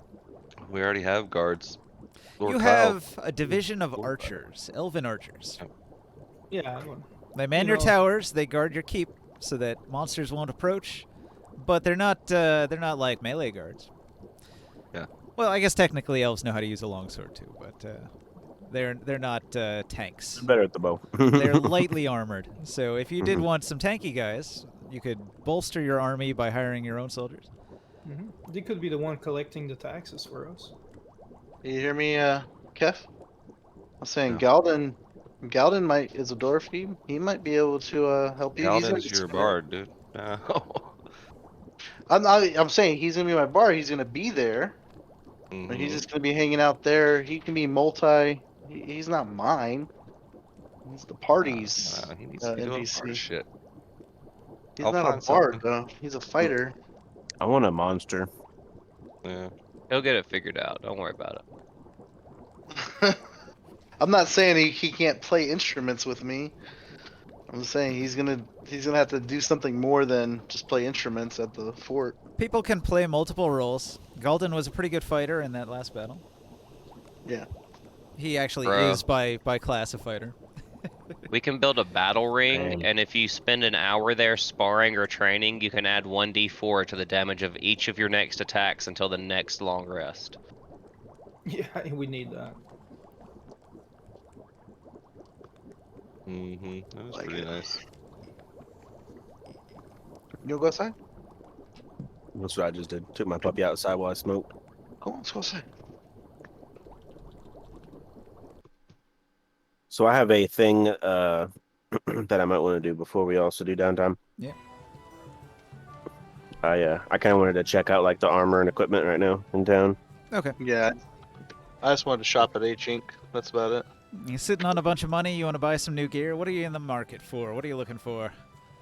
What are you I'm looking for some- buying? What are you selling? Looking for some better armor for sure. Better armor. You Such want magic as? stuff, right? Yeah, I'd prefer magic stuff. Yeah, well, you gotta go to H Inc. for that. Can I go with him? Of course. Cool. I'm gonna go to the blacksmith, I guess, and I'm gonna be like, I'm looking for some like magic armor, something be at that's it. tough but not too heavy. I'll be at H Inc. waiting for him. All right. Say again? I'm gonna go to the blacksmith or whatever, and I'm gonna ask him like, I'm looking for some armor that's gonna be light, but it's gonna be sturdy. Light but sturdy armor. Hmm. You did say magical. Make sure you mention magical again. Yeah, Well, maybe usually something you're that's a not little gonna. more special. Usually you're not gonna find magic gear. The only people who have magic gear is H Inc. I don't know that though. Yeah, that's why I was gonna take you there. So, looking at his stuff, he's got halfling buckler, some iron scale mail, a bronze tower shield, like all this mundane shit. Like none of this would interest you at all. Okay. So I look When- at him and I say, you got anything a little more special? when you express that you want something like really special, he's gonna show you. Let's see, what kind of armor is this? Heavy. You don't want heavy armor, right? I just, as long as it doesn't give me a stealth disadvantage. Yeah, it would. It would. Definitely. Most of the heavy armor will. Yeah. Yeah, you're wearing 40-pound plate mail right now. Or chain scale mail. It's pretty heavy as it is. Like you could imagine, you're not the stealthiest of individuals. It's a bit noisy and clunky too. Yeah. I got the same problem. I want to get something different at some point. All right. He's got a suit of splint mail. It's heavy, it's noisy, it gives you an initiative penalty, and it looks demonic. However, he tells you this armor that is glowing faintly gives you a +1 bonus on athletics checks. Fuck yeah.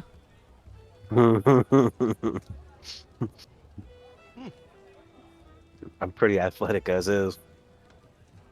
I want to ask him if maybe somebody else sells something that's like magical or a little what's the word I'm looking for? So Stronger but lighter, enchanted maybe. any particular armor you ask about, there's like a 5% chance that they'll have a masterwork version of it, but if you want a magic gear, you're going to have to go to H Inc. and get one from them. Okay. So I look at him and I say, "So where's H Inc at?"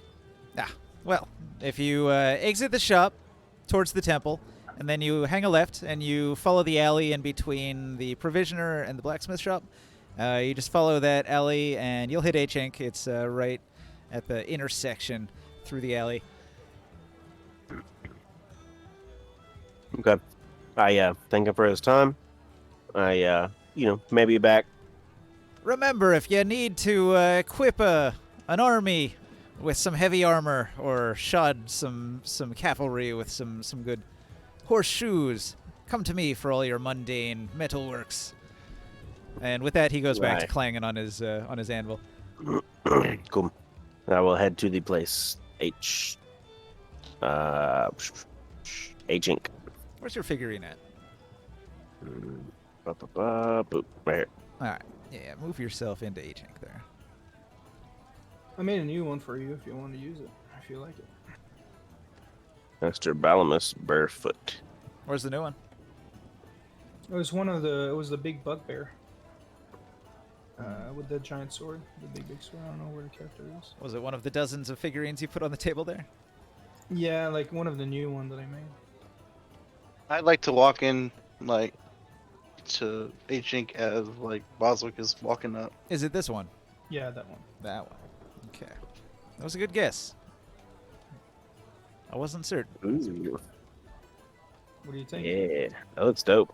All right. So what we're going to do is we're going to set this next to this and select them both. And then if I go into the Boswick thing and I hit enter, it copies all of that onto the other figurine. Well, I'm saving it too, so save.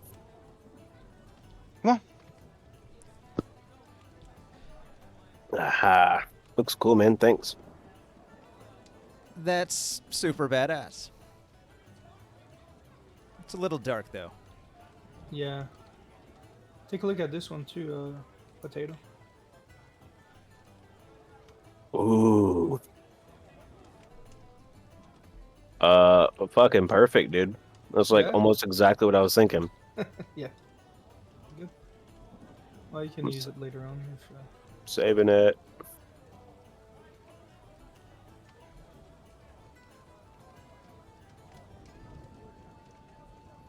Fireball. Yoga fire. Yoga flame. Mm-hmm. That's dope. I like the staff. What I was able to make with that figure. Honestly, I like the hood and the little bit of a face covering. That's perfect. Yeah, they didn't really have the perfect face. Actually, like if you take off the helmet, Mm-hmm. like it's actually like a robot face. Oh, really? Yeah, but it's like the only character that kind of had like a flat type of nose. You know. Mm-hmm. No, it looks great. Oh, I'm glad you like it. Who is that? Is that You'll the soon- real Boswick? You'll soon find out.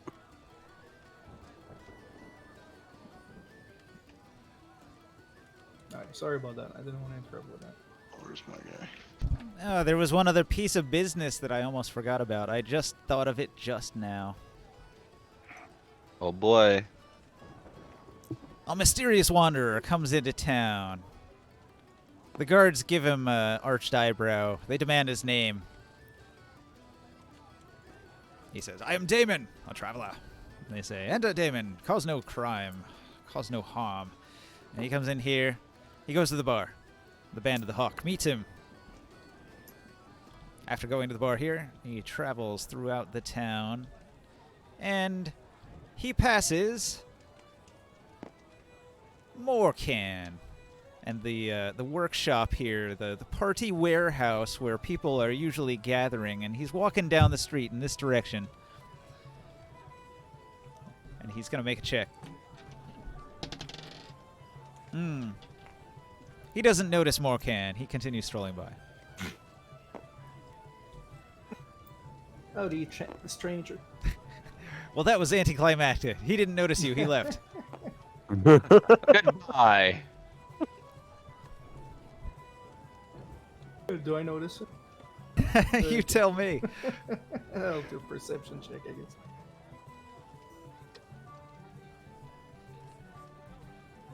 Seven. No. Who's that stranger?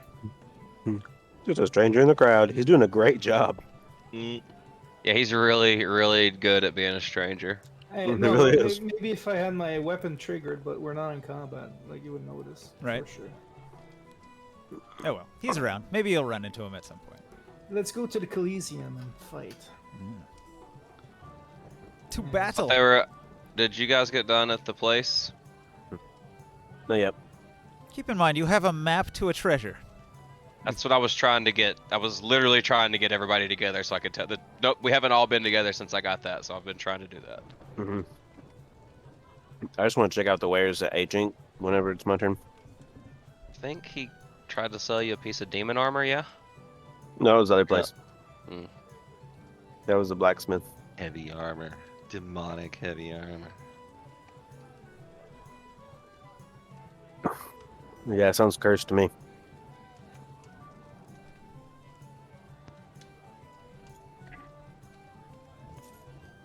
All right, so you go to H Inc., you go to Bellum and Burfoot and ask for magic stuff, magic armors. Yeah, some magic armor, something that's sturdy but not too heavy. I'd like to introduce him to Bellum and Burford as we walk in. All right. Ah, it's Antonio. Oh, yeah. A friend of yours, Antonio. Oh yes, this is Boswick. He saved my butt in our last battle, on our last adventure. Very strong bugbear. Friendly. That's it. That's all I had. That's all. I just wanted to introduce him. I kind of walk up and kind of like nod, and then I'll be like, "Do you sell magical goods?" Typically, we craft custom goods for customers, so I wouldn't be able to sell anything that's in the process of being made. And he'll show off a couple of the items, like Krius has got a quiver of Alona and some goggles being crafted right now. Mm-hmm. All right. However, sometimes we'll have some things that a customer didn't want or sold back to us. So let's see. He reaches into a desk drawer and he pulls out a pair of gloves. He offers to sell these gloves for 1,120 gold. These gloves, as he describes them, are magic. Magic gloves. While they don't provide any armor, when you wear them on your hands, they give you a +1 bonus on religion checks. They are religion specialist gloves. They're also they're also quite small. They would probably only fit on a halfling. Fuck. Why did I ask about gloves? I want to show him my hands and be like, I think I might need something a little bigger. All right. Get a treasure map though. He's going to look you up and down and do like a perception on you. All right. If you're a friend of Antonio, surely you must be a wealthy man, a man of means, so perhaps you can afford this. And he's going to show you a suit of studded leather armor that is elven in design.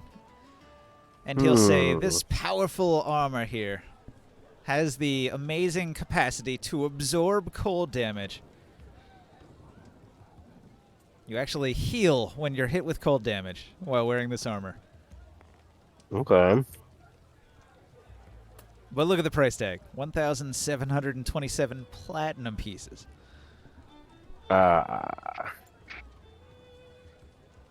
It is a +1 leather armor, though, so it gives you 3 AC. And it's Masterwork, so your max dex is 6 with that. So how much gold is that?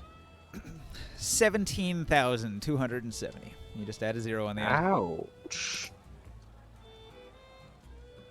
Put this guy back in the bag.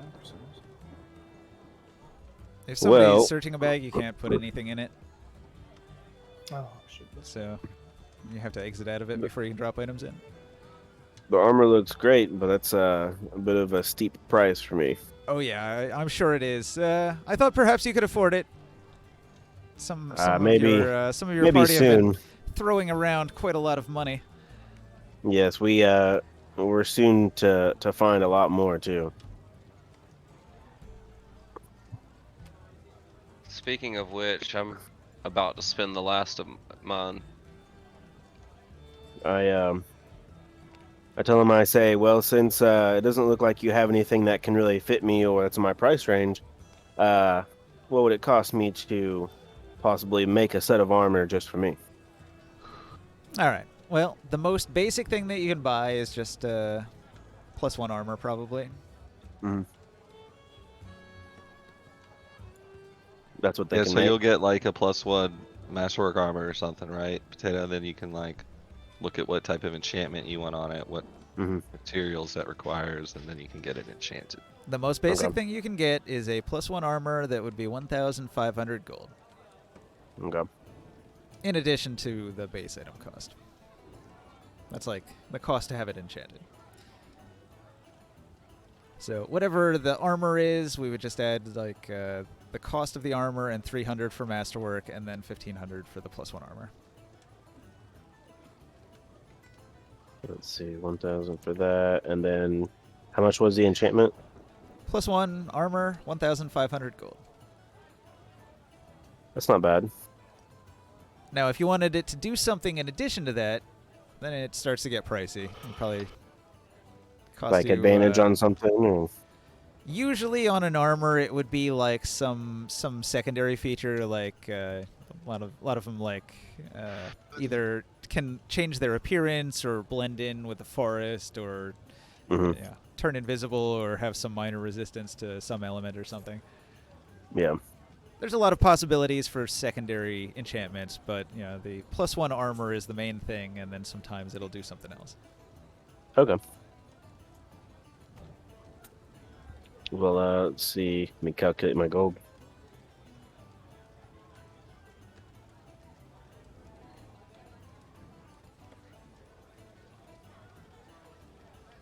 And the downside to having it crafted is that it's going to take time, so you're going to have to wait weeks. Which, if you take downtime, could happen, 20 minutes from now. Right.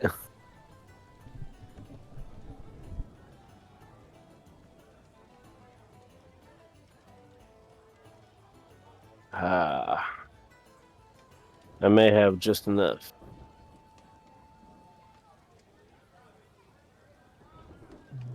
Dun, dun, dun.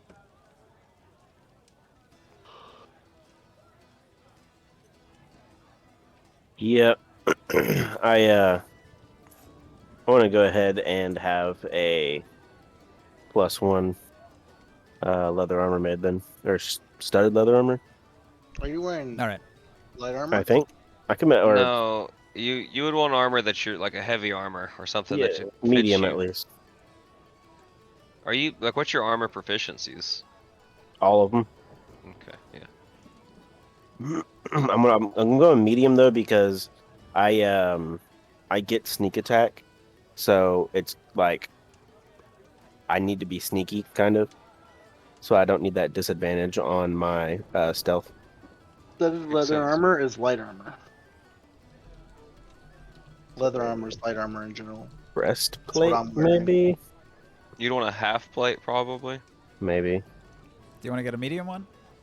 Yeah, medium armor. Sorry, I'm trying to get to the right page. 5e armor is the search. I just have my book. Yeah, that'll do it too. I always go to the web, it's easier. Right, that's what I should have done. Let's go. Filter by type. So medium, Armor. half plate or breastplate. Half plate gives you Yeah. disadvantage on stealth, but if you had enough money to pay for the secondary enchantment, you could get rid of that. What would that be? I'm sitting at like 1,800 gold. It's Like, just what- like what- it's just like the Cloak of Elvenkind. It costs the same. Would be a breastplate. What kind of enchantment would that be to remove the clunkiness? Half plate, breastplate. Yeah, I had up the item earlier. Hold on. yeah half plate's better than a breastplate. I'd love that on my armor.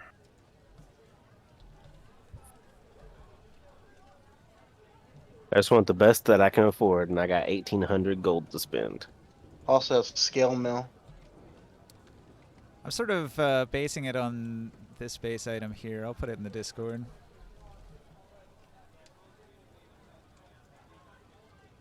Yeah, I was looking at the magical items that you can get, and there's one that is pretty nice. Is the serpent scale plate,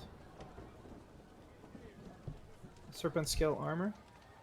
So it's like a scale mail, but you don't have the disadvantage on first thoughts. So I have advantage on my stealth rolls. That's what I got on my armor right now. Gold. Oh, okay, muffles the sound. Oh, okay. How much would that cost to have that enchantment? Mine was 1,000.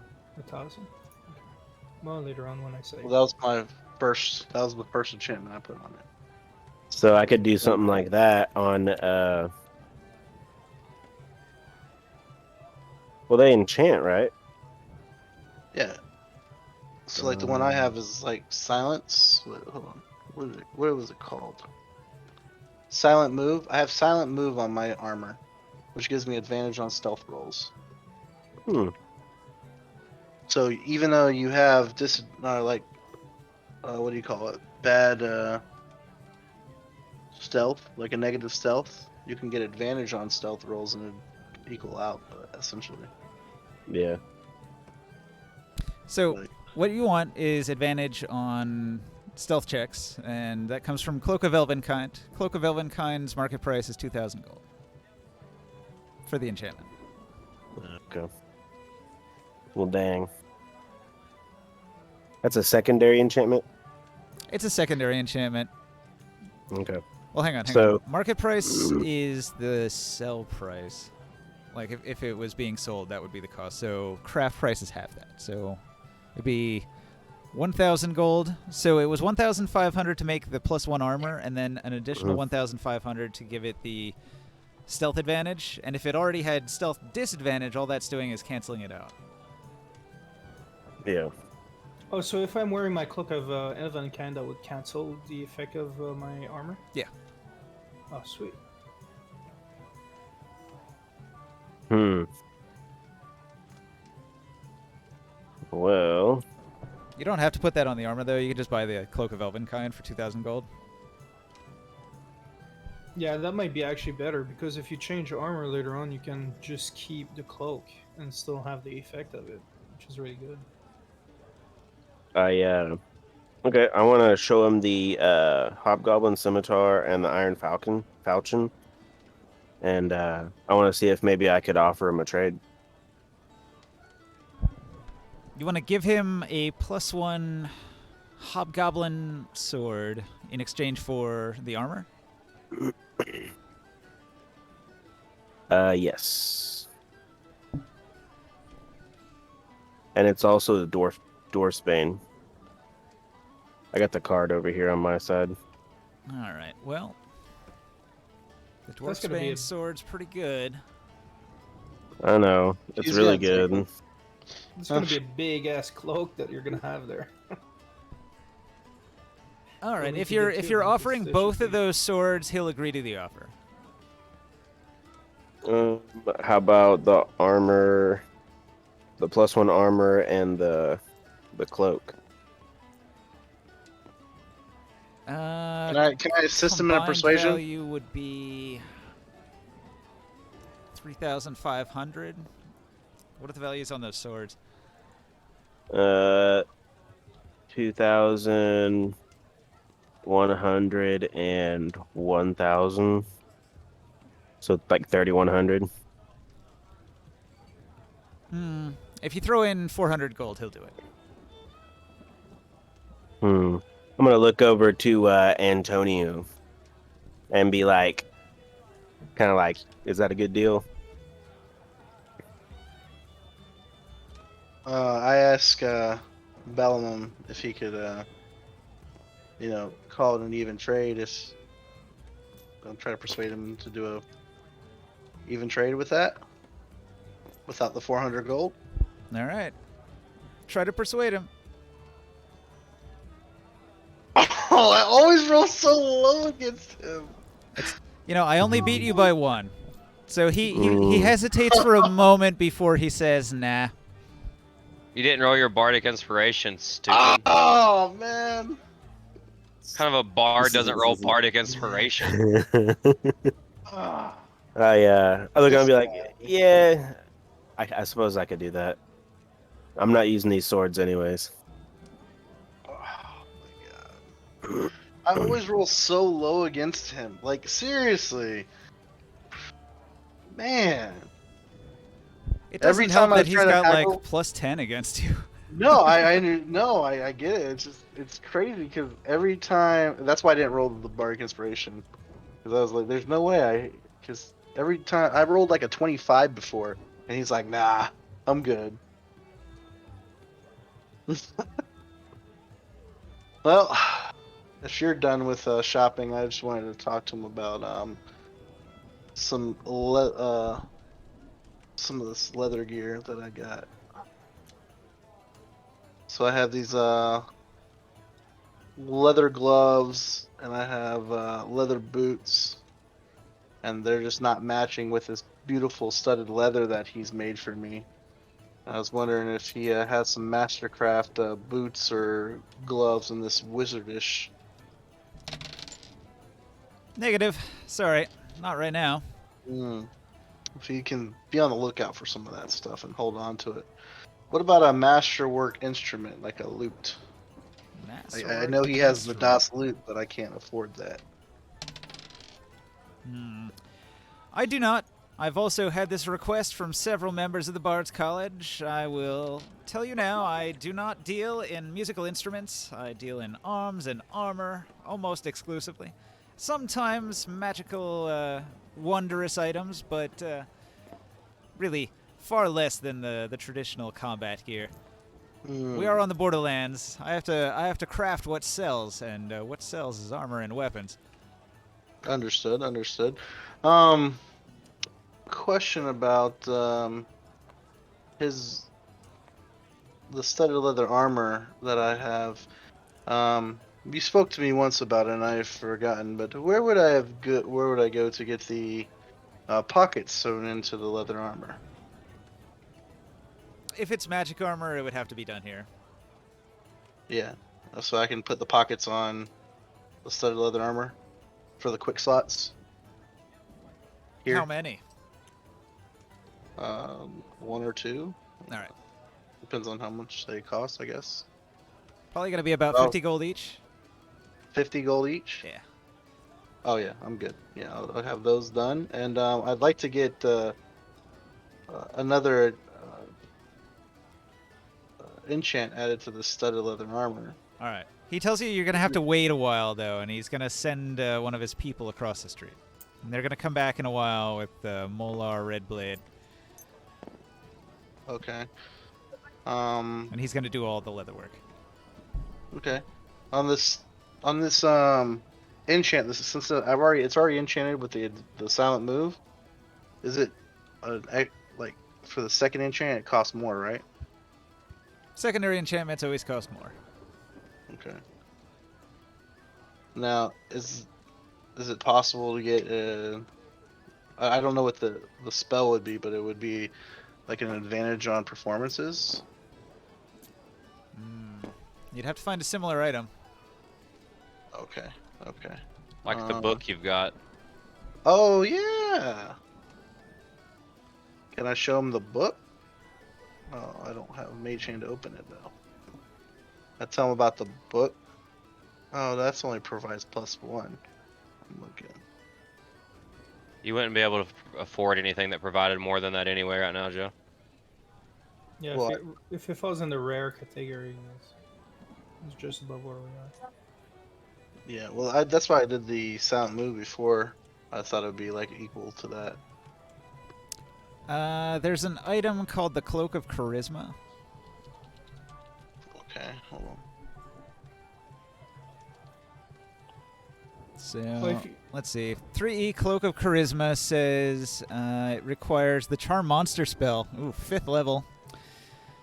Market price 4,000 gold pieces at the minimum, and it's got multiple versions that give better bonuses.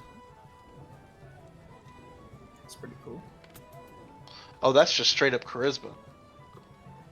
Well, all right. So it's a base enchantment. I'm just looking at this as a reference, right? So we can give you advantage to your performance check, but it'll be at this price. Okay, 4,000 gold pieces. Yeah. All right, I have not enough. Okay. Yeah, I got that's a that tough in one. mind. That's really not his specialty. Okay, well, I got you. Could I put? Well, I'm gonna do those pockets on this thing first. This, damn man, it's so difficult. I'm sorry, guys, it's taking so long. I wasn't prepared. Yeah, I'll just do the pockets for I now. understand. It's not like you had any time beforehand to think about what you're gonna do. Oh, it's more questions to I actually did, but my I was just computer being an fucking ass. died. I was just being an asshole, Joe. Just I'd like- being me, bro. The 50 gold apiece, right, for the pockets? Yeah, for 2 pockets, 50 gold apiece. Now, if you wanna add like 6 pockets, it might be a little more expensive. How many pockets can I have? Holy shit. 6 is the limit, but that's usually only for wizard cloaks or wizard robes. Well, these are wizardish leather armor. Or sometimes rogues. Like, rogues will even go up to 8, because rogues will have, like, bandoliers that have 8 slots on them. Yeah. Yeah. I was just like, whoa, that's... So I'm making this like a utility vest. What would 4 pockets cost me? The first 2 are Is it- 50, the next 2 are 100 each. I'll do the... 300 total. I'll do the first 4. So 300. And I'll get 4 pockets. Alright. Molar groans that he's being forced to work so hard, but he stitches all 4 of your pockets. Okay. We have asked this man to do quite a lot for us. I'm done. Yeah. Modifying magic items is no easy task. It takes a delicate touch from a talented leather crafter. I'd like to tip Molar an extra 20 gold pieces for his assistance. He appreciates that, but what he really wants is for you to tell everybody that he's better at leather crafting than his ugly sister Bolar, and then he leaves. Aren't you a sponsor? I'll spread that word. Write a song about it.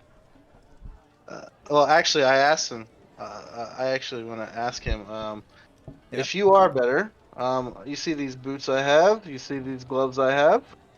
They seem made for walking. Well, they're Huh. goblin. That's what they'll do. The boots are orcish and the gloves are hobgoblinish.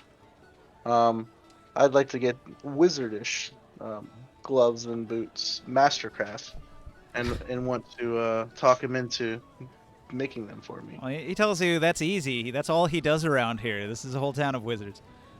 Yeah. Most of the So, stuff he crafts is in that style, because that's what everybody Does he wants. have mastercraft already? Gloves? No. Boots? Well, hang on. Maybe. Let me see here. I rolled pretty high. He'll have one of them.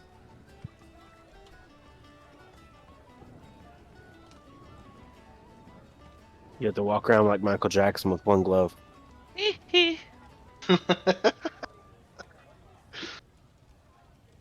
walk around and be like, Shimon!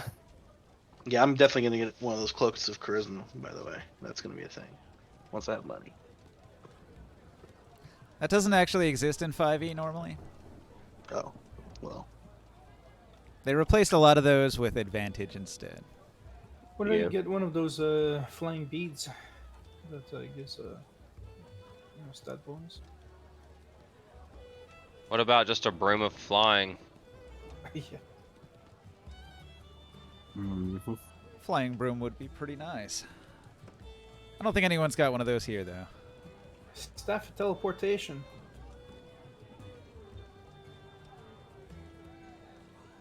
I just want to cut Cape of the Montblanc. Is that all? Then my character will be complete. What does that do? Gives you the ability to cast Dimension Door once per day. I bet. So are we just telling you what we do for the Cool. 20 days off? I didn't know we were taking downtime. I was hoping we could go get this fucking Holy Grail. Or whatever it is. He's got these. Masterwork studded leather gauntlets, 337.5 gold pieces. Hang on, that's wrong. Let me delete some of this armor stuff. Before you do, I'm down for a treasure hunt. Maybe if it doesn't take too long. It's kind of late. did you happen to have a card That for is the true. stuff that I was buying? Which thing?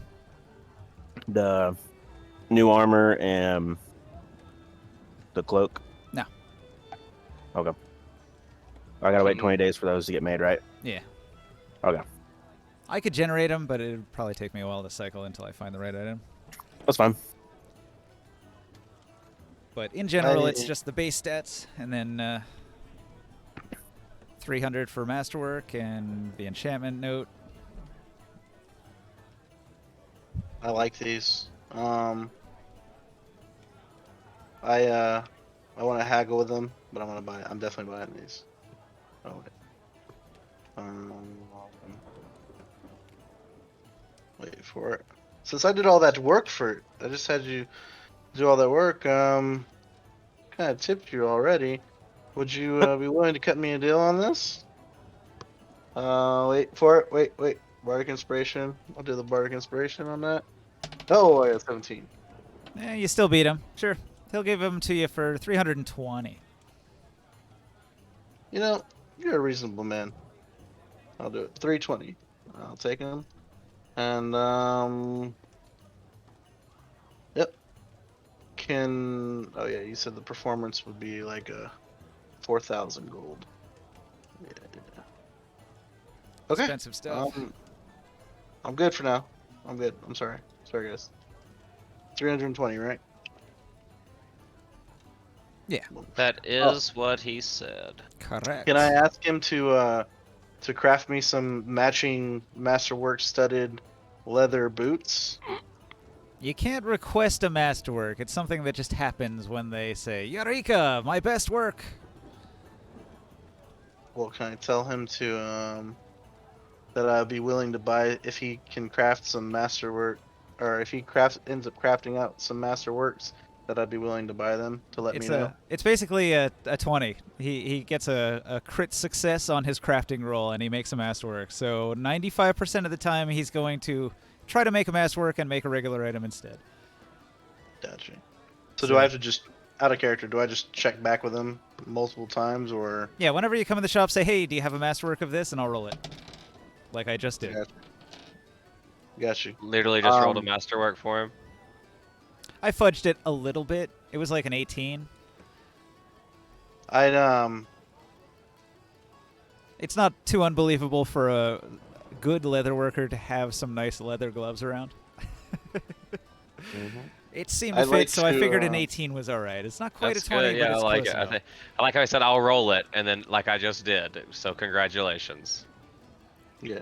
No, I'm good. I like to leave him, thank him, and go out through where he was. I just went over to his shop. I would assume when I did that part. Ooh. I found a thing. What And you then- found? And then I'm going to delete it. Oh, something that shouldn't have been out. No. It's,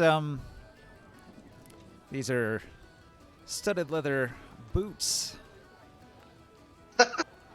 But I'm going to change Oh, them really? to masterwork when it stops lagging. It never stops lagging. Wow, this game lags as hard as Ark. No, not possible. I had cats restart the servers this morning. I don't know if it helped or not, though. Yeah, Did he I get had to kill do all a in? kill all. Yeah, he did. Nice. Yeah. Ah, Can there we go. Can Molar see Bolar? Like, how this is set up? Can they see each other? Like from their shops, or are they like closed off like a wall between them? I had described this in previous weeks, but so Molar and Bolar are siblings, and they are rival leatherworkers. They're both half-orcs. They both hate each other and have this rivalry where they're trying to outcompete each other. The difference is that Bolar is allergic to halflings, which drove Abforth away. But aside from that, H-Eng tends to go to Molar rather than Bolar, because he's the first shop, and it's less steps to walk there. Also, Balamum's a halfling, so. Yeah, Oh. that too. No, that but I was too. saying, so what I want to do is I want to leave the shop like I'm going to H Inc. and I want to roll stealth and go over to Bolar and under, like behind Molar's back. Okay. Uh, so I thank him. Leave the shop with my new Masterworks style leather gauntlets.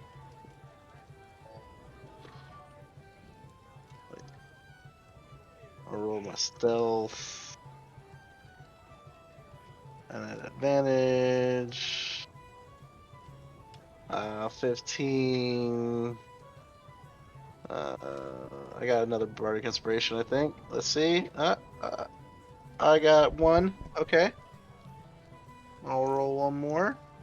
Ho! 21. Okay. Now you're lucky. I also had a 15. You wouldn't have succeeded if you didn't do that. Yeah. I got 21. And I sneak over to Bolar. I make myself known to Bolar. I'm not hiding at Bolar. I'm hiding from Bolar. But I just, I'm calm. Talk to Bolar. I'm like, I just was shopping at H Inc. and I'd like to know if you have any masterwork gloves or boots that could match this studded leather gauntlets and studded leather armor that I have. Why, yes, indeed, I do have some amazing boots. And she shows you her amazing boots. Oh, well, how much would those cost? Oh, well, I'd sell these for the low price of 375 gold. Seems a little steep for me. I feel like there's another. I may have to check around at the other tanner, see how the price would be. It's kind of steep for me. Don't seem like that's worth. So that what would I roll on that? I know that I feel like that's a roll. Come on. I don't know. You tell me. Are you rolling something? You trying to persuade her? You I'm trying to use persuade her. persuasion? I'm trying to persuade her to drop the price to something like, yeah. 30, 20? She's like, wait, don't go over there. He's not as good a craftsman as I am. I'll sell them to you for 320 gold. You know what? I feel like that's a fair price. I'll do it. And I thank her for the studded leather, the Masterwork studded leather boots, and give her 320 gold. And I want to thank her for being so reasonable, and I am sure to tell her like that she's the better what do you call it? I don't think the other tanner would be as reasonable as you would be. She's going to point out the utility of these boots. She shows you the hidden pockets. Oh, I got pockets! Whoop!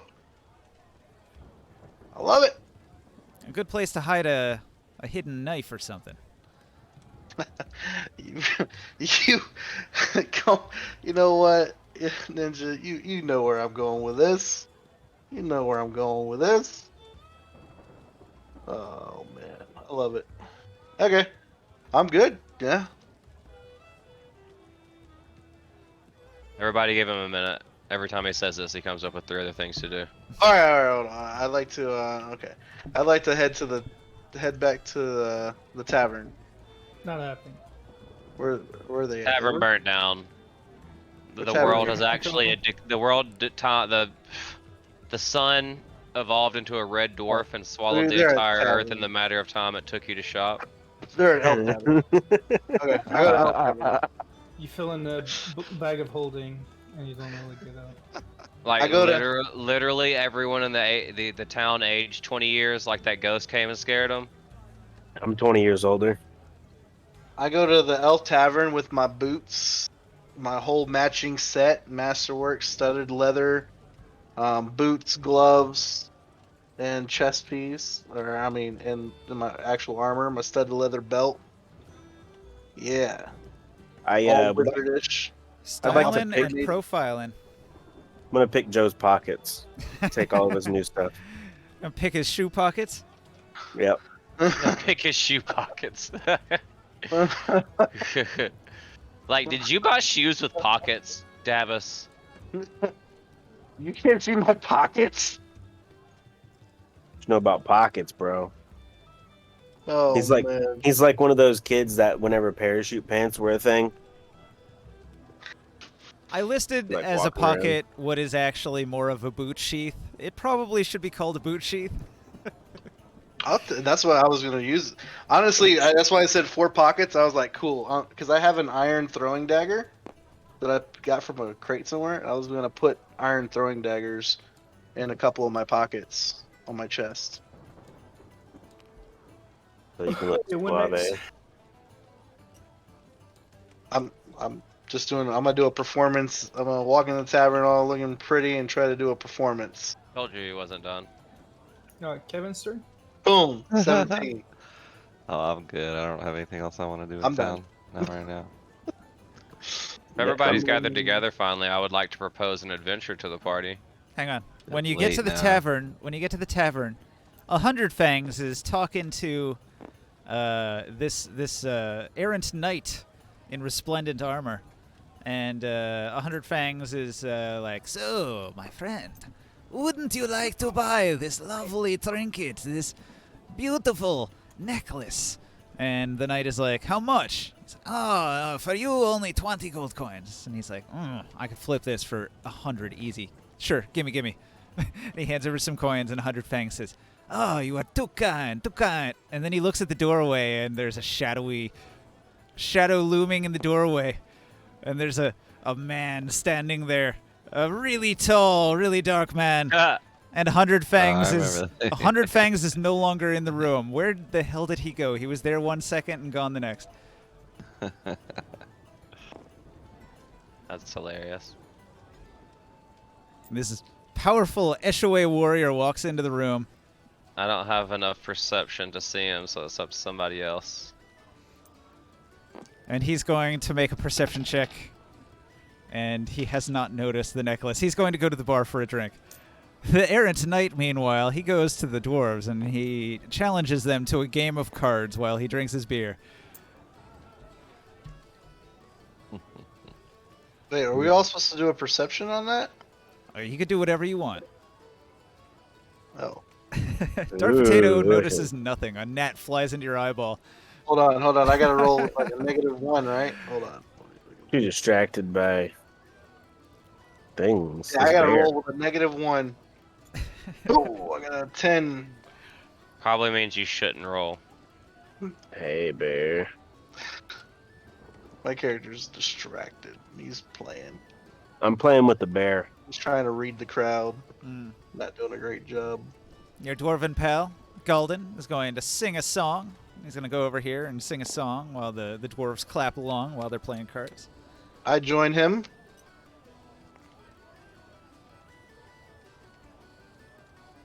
You got some jaunty music It's going a in my ambience. party.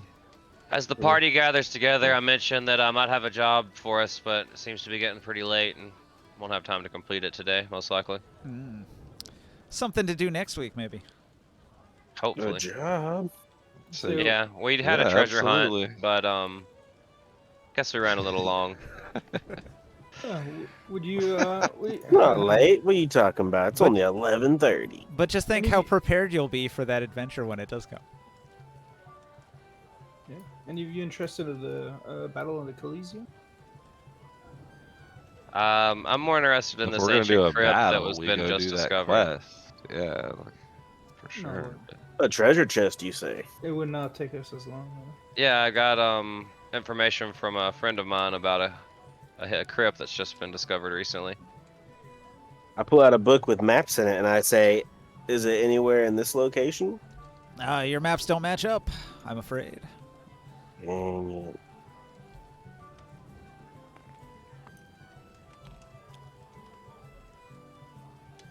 But regardless, we should get some rest and maybe hit that up tomorrow morning.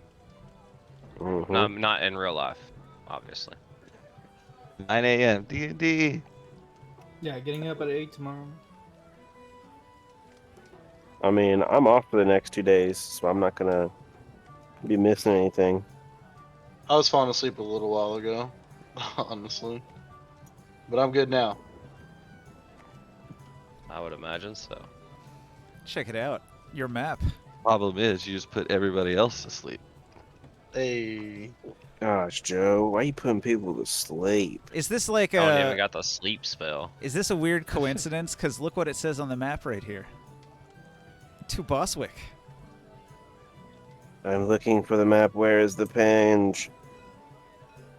The penge. Oh, the penge. Oh, What's it say? To Boswick. to Boswick. So your map shows this terrain with this hill, this 40-foot hill, and a graveyard. What are we supposed to find over there? That's what I'm looking for.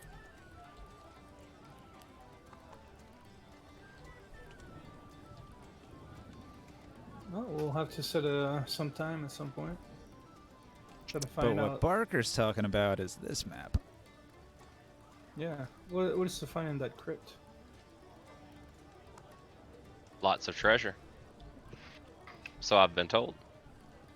I do From need a more very funds. reliable source. Mm-hmm. I do need more funds so that I can actually continue my search.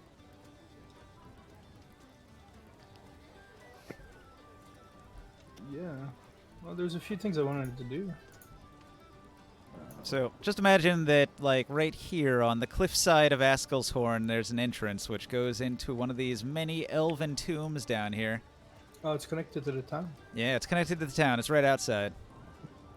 You'd be Oh, able then to we should travel go. to it, like, That's kind of what I was saying. right away, just circling around and down the hillside. Yeah, we should go if it's not far. Yeah, let's go right now. I can see at night. I I think can it's see it more over of more of people falling asleep in real life as opposed to anything else. Sure. I would divvy down. Up to you guys. If everybody wants to do it, I'll go.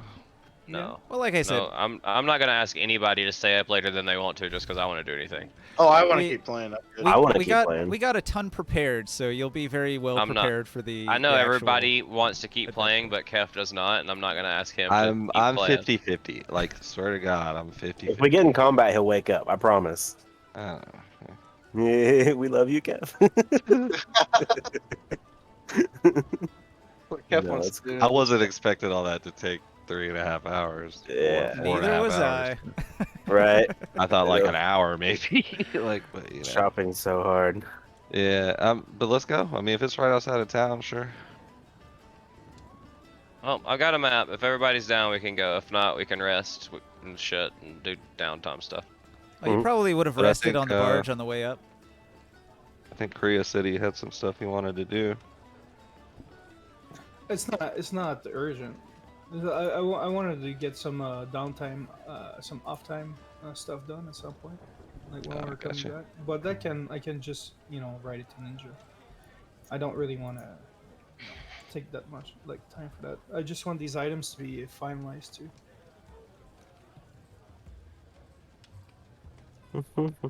Well, yeah. We should probably do the crypt before instead of waiting on the items. I mean, Yeah, if somebody no, else I don't goes and care. clears it, you know. Yeah, something different would be nice. Okay. Doing a fight all would be that. fun. Yeah. I live for the combat. All right, Yeah. well, Let's do it. put yourselves on the map.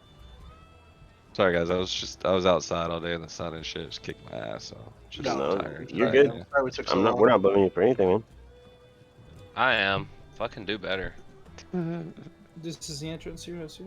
Vitamin D makes you tired. That's what I find. Yeah, it does. Yeah, especially whenever you give it. Well played. But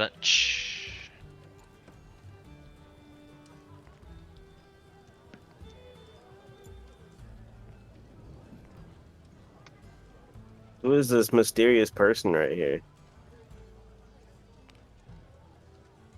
One combat session? Hell yeah. new I, Morkan maybe? I don't know. Did you make him? I was about to say, did you just make him bigger than me? 10-foot Can I- squares. Everybody's very tiny. Can Oh, I they're put 10-foot regular squares. daggers? Can I put regular daggers in those quick slots? Regular daggers, yes. Okay. They just don't work for throwing as well. Well, they're thrown. They're thrown daggers. Well, it says properties finesse light thrown. Any dagger is fine. I mean, as long as it's a tiny item, and a dagger is a tiny item. Okay. All right, hang What on. about I'm gonna move this. Let's turn it and make it in biggin. Whoa. All right. Well, Our characters are under. I guess grab all of your figurines so they're not underneath the map, and then I'll in biggin. I'm doing big and 8. Is that the Beautiful. maximum in biggin? I think it might be. Yeah, that's good. Invigonating. It's been in biggin. Invigonation. All right. Invigonation. So now the one figurines square? don't have to be quite as microscopic. We can blow them up a little bit. I can't shrink this bear smaller than this. So. So, isn't the bear large? He's supposed to fill one of these squares. Yeah, it's a brown bear. You guys are filling a quarter of a square, but he's in a full square because he's big. He's a bear.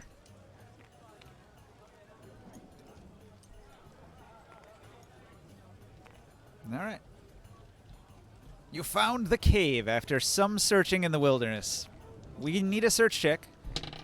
Yeah, and I'll tell everybody I'll take lead and stealth and examine things. If they'd like. Well, you haven't exactly found the entrance just yet, so like, Oh, cool. I'll roll that. I need a roll to find it. Investigation. You Yeah. want some assistance? Sure. Crouch down, heads up, side. Roll it. You gotta roll a 10 plus for it to work. Give me a second. Stupid fucking mouse.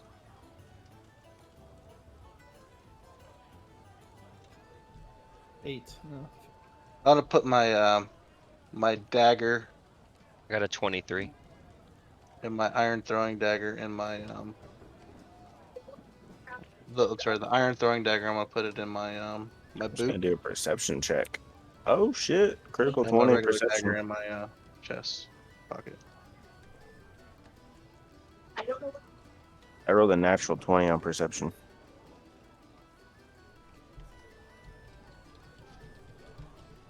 All right. With a perception nat 20, you spot the cave entrance. And then you're going to I pointed out to notice the group. you're going to notice that the cave entrance appears to have some stuff around it. Like tripwires, traps, rock falls. You spot traps all along the entranceway. I'm gonna sit there and try to point them out to the group and be like, look out for those. I'm There's gonna the use. entrance. Can I use a mage hand cantrip and activate all the traps? Tripwires and rock falls, yeah. Mage Hand would trigger those. Produces a That's all lot right. of noise. I'll just tell everybody to stand back and activate the traps with my mage hand. Go find me. Okay. After a tremendous racket of clattering rocks falling down into the tree line and smashing trees and knocking over bushes and killing the occasional animal that couldn't get out of the way fast enough, the entrance appears to be clear, and now would be your opportunity to stealth and sneak in. All right, I'm gonna try that.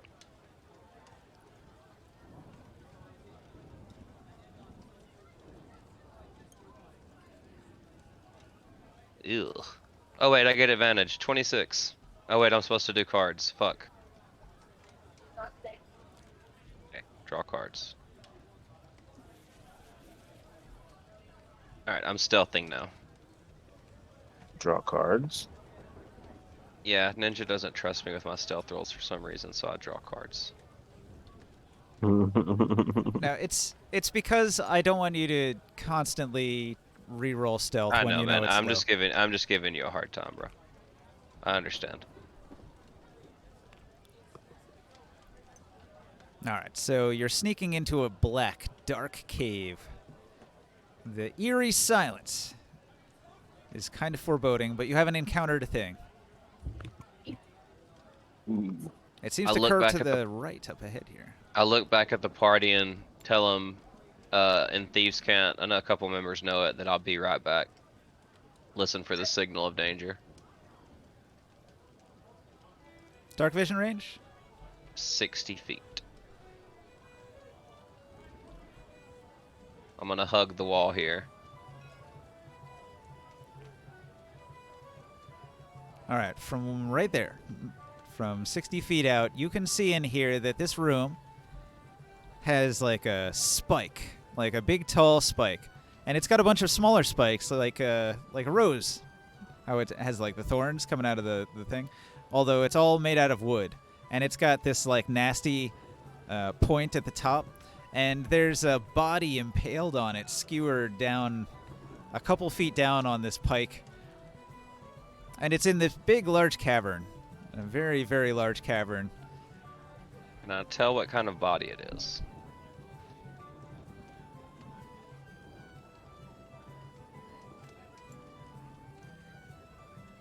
From where you're at, you can tell that it is... what is it? Elven. It's an elf. Badly decomposed, but you can tell it's an elf. Can I do a religion check and see if this is some kind of entombment method that they used in the past? Sure. Or I probably just need to do history, right? Would that work? History of the elves? Sounds good.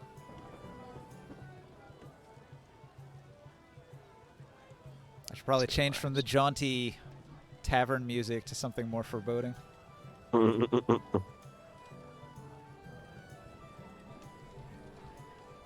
24.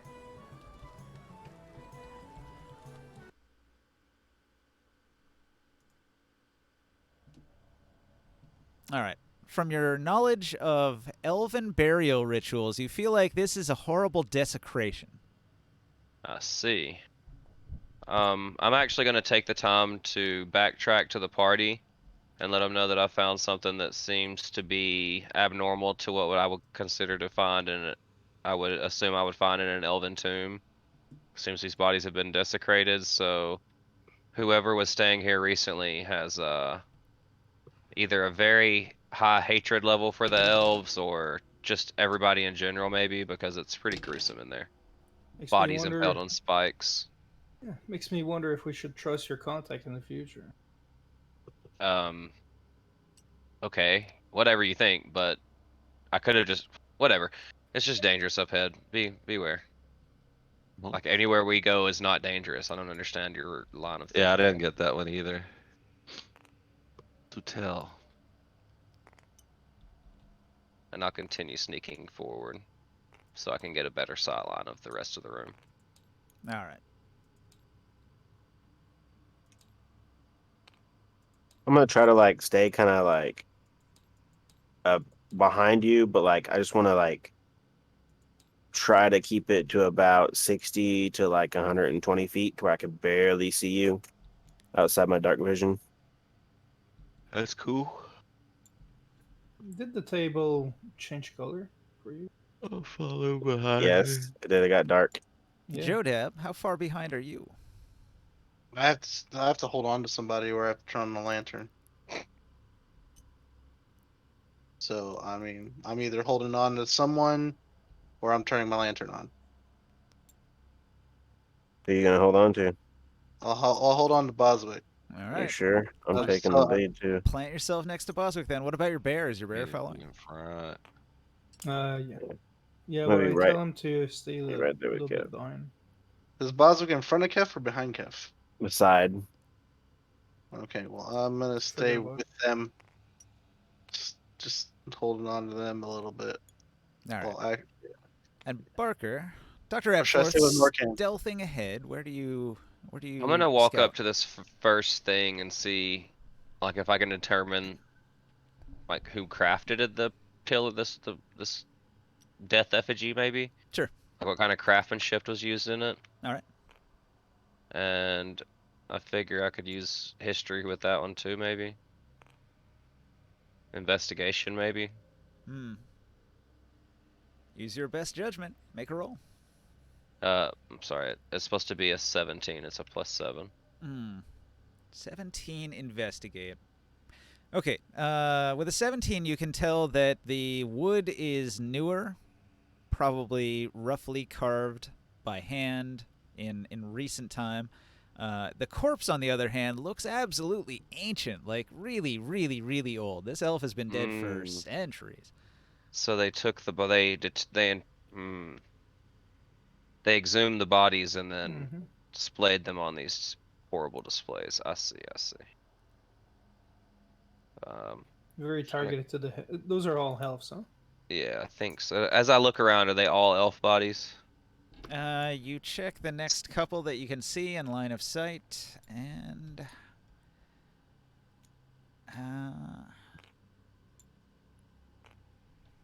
all right. So this one in front of you here. Let me grab a figurine.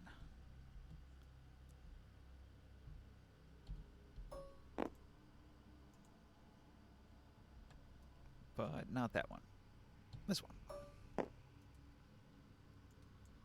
It seems like a bunch of stuff changed colors on the board. I think he added ambient lighting. I Oh, changed yeah. the lighting a little bit. Oh, I see. I mean, you are underground in a dark It looks cavern. 1,000 times better. Yeah, I don't know. I like it. Yeah, no, even our cards are changed colors. It's chill. All right, so Abforth, this is not an ancient dry dead elf. This is a recently killed human from Askel's Horn, and he is impaled in the similar fashion. Would I recognize him? You do not recognize this particular individual. Okay. You've never interacted I'll look with over them and before. say this man looks familiar, perhaps from town. I think we've got a group of bad guys, so to say, hold up in here, perhaps. So keep a lookout. What about the Is one the in coast front clear of up there? That one's an elf. So far. Something this close to town and go unnoticed. Like, me? I'll attempt a religion check All right. on the totem and see what kind of sacrifice that might be. Maybe I'd say these spears almost look like they're religion based or ritualistic.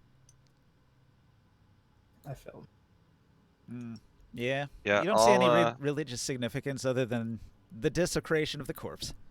I'll make a religion check on the things. Is there anything that was done to these bodies? Other than But- impalement, it doesn't seem like it. No, like 15. Yeah. With a 15 religion check, you know this isn't a normal burial practice for elves. Right, but I don't see anything that would tell me, like, some orcish symbols or. No symbol of Orcus on it. It's just a pole of wood that was just roughly cut into the shape of a thorny spike. Do we have an elf over here too? Yeah. I tell the Barker maybe that one, that human over there, it might be someone that was just like us coming in here and might have been caught and sacrificed with the elves. Probably should be careful. All right. I You've understand. explored a little bit. This one is a new corpse, and We have another new corpse over here. this one is a new corpse.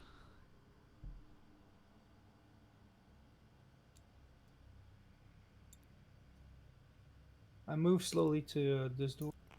And Is this it- one is a new corpse. I want to look at them and see if I can see how they died, maybe. All right. Medicine check. Which one's Seems up the there? cause of death was being impaled upon a large spear. It could be. That'd be the Right. obvious sign of death. Gotta find my paper thing. Where am I at? Oh, over here. Okay, medicine is not that great.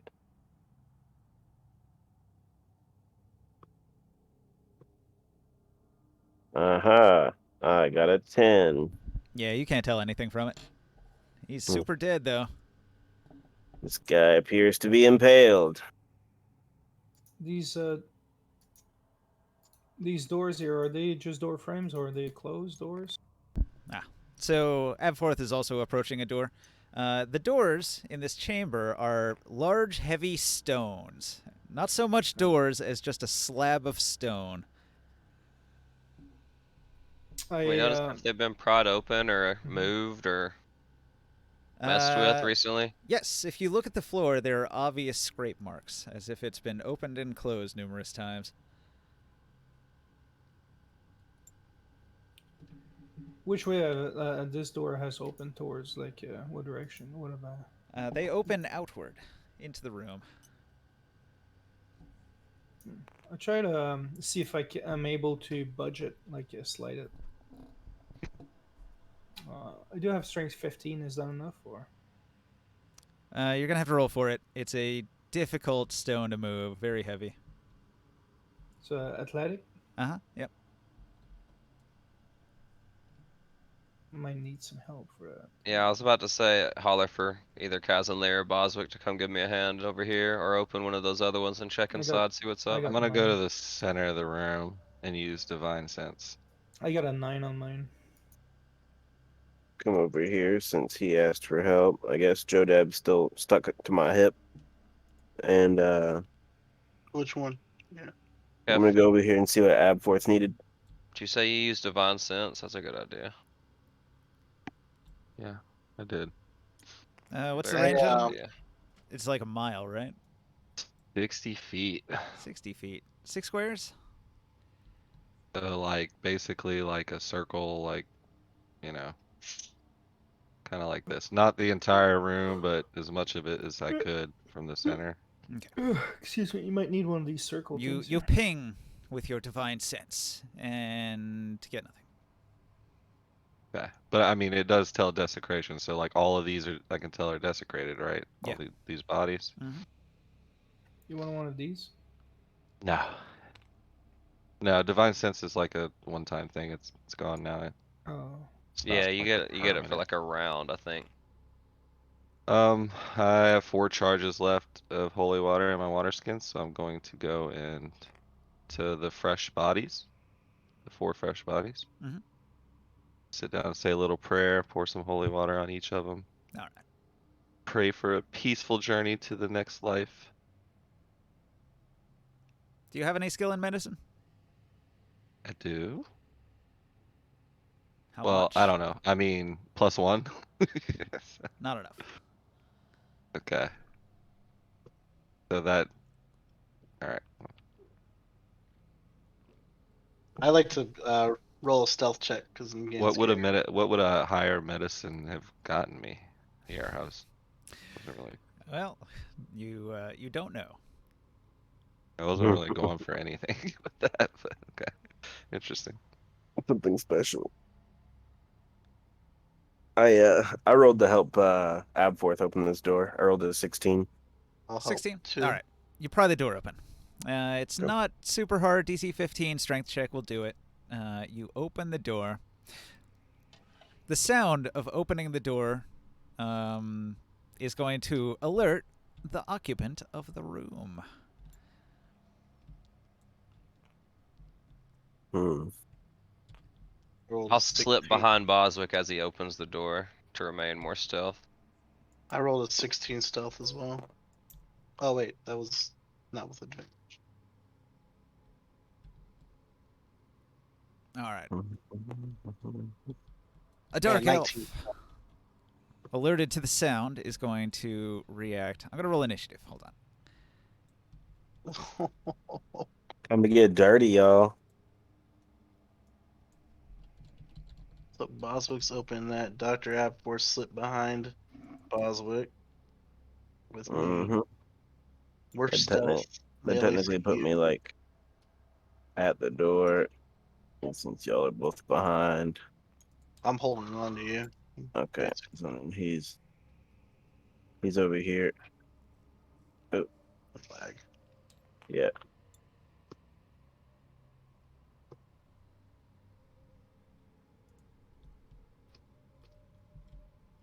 Oh yeah. All right. So when you open the door, alerted to the sound, there's a dark elf woman and she's gonna get up. She's gonna walk here to where she can see out the door. She looks, and she sees who's there, and she sees Boswick and Jodab. Maybe you might be on I the. got a 19. You might be behind the door, so she doesn't see you. She doesn't see. Barker, what is your hidden card say?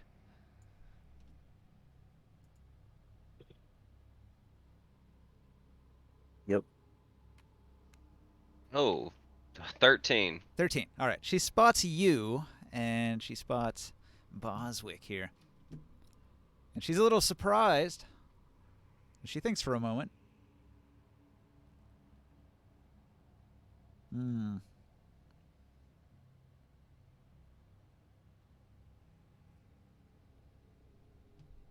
All right. She's going to take a few more steps forward. Let's see here.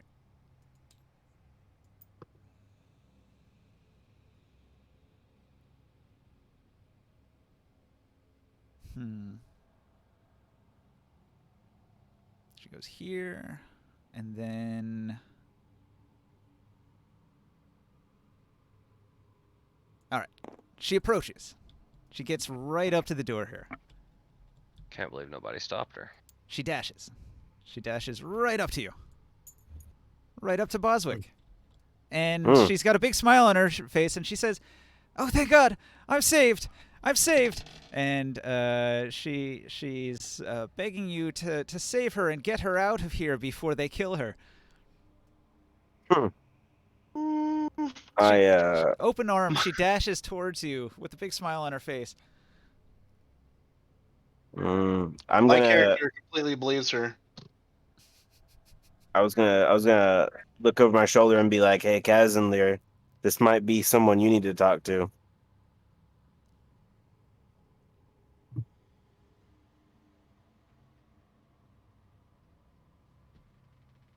Is it actually her turn, or is it like? Yeah, that was a surprise round. You were not. You were surprised when the door opened and somebody was in there and reacted all of a sudden. So. Okay. So after the surprise round, you can go in the turn order there if you want. Jodab's first. Okay. Well, I'll play it like my character would do it. He completely. Well, actually, let me. Is that her persuasion? Would I roll against You that? would need to roll insight. Yeah, let me roll an insight first before I say he's not gonna do it. What's his negative? Oh shit. Oh, he's only -1. That's fine. You're a very wise person. Oh, that's not bad. 18. Yeah. Jodab, she doesn't look scared. She looks hungry. Uh-oh. Oh. Does she look hungry for us, or wait, hold on. Hold up. What do I know about dark elves? Hold on. Is she cannibalistic? Is that what I'm hearing right now? Like, do I? She looks hungry. What do you do? Hold on. Feed her this dick. Hold on. Does that be a history? Tell her she can take a bite out of these nuts. Is that a history check for knowing she's a dark elf and all that? Roll it if you want. How much do you know about dark elves? Oh, Not that much, probably apparently. nothing. She's black.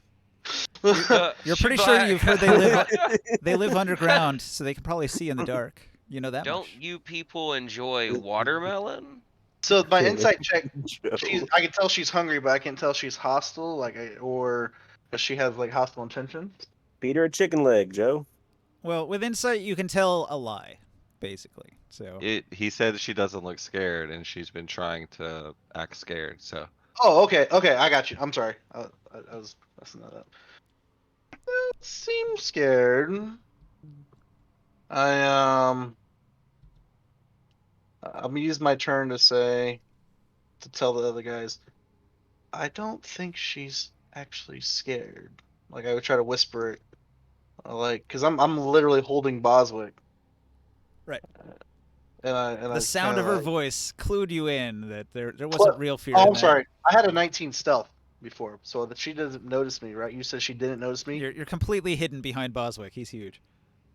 So I kind of whisper up to him and tell him that I don't think she's scared. I think she's hungry. I think she might try to eat us.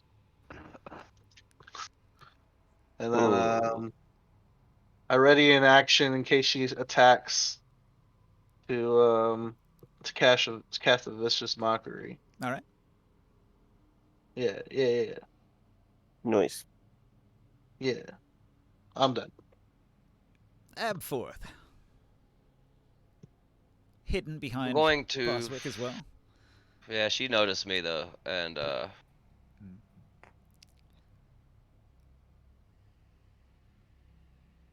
I'm actually gonna take this opportunity to take a couple steps back, Retreat. and I'm going to. Do I notice if this lady looks powerful? Like, does she look like exceptionally strong? She's wearing almost nothing. Her clothing is incredibly gauzy and thin, and her muscles are incredibly toned. Like, she is a hyper athletic looking chick. Oh no, my character is very interested in this. I'm sorry. I'm gonna actually attempt to cast sleep on her.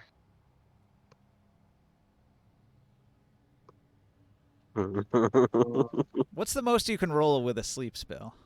Yeah, that's kind of why I was asking about how strong she looked. I don't. Judge don't have any HP points yet. So- 5d8, 40. all right. You cast your sleep spell on her, and it has no effect whatsoever. I kind of look shocked, and I say she's obviously pretty strong. And Yeah, she's not gonna be affected by charms or sleep. I'll very easily. step back behind this rock and attempt to stealth again. Wait, I can't do that. I just used an action to cast a spell. Did you guys make a sign to me? I'm gonna take the time to whistle loudly, and then prepare myself for if something goes bad. All right. So your sleep spell hits her, and she says to Boswick, "You're going to help me, aren't you?" And she goes to like reach for you in an embrace to like hold on to you for protection. Strong Boswick, what do you say?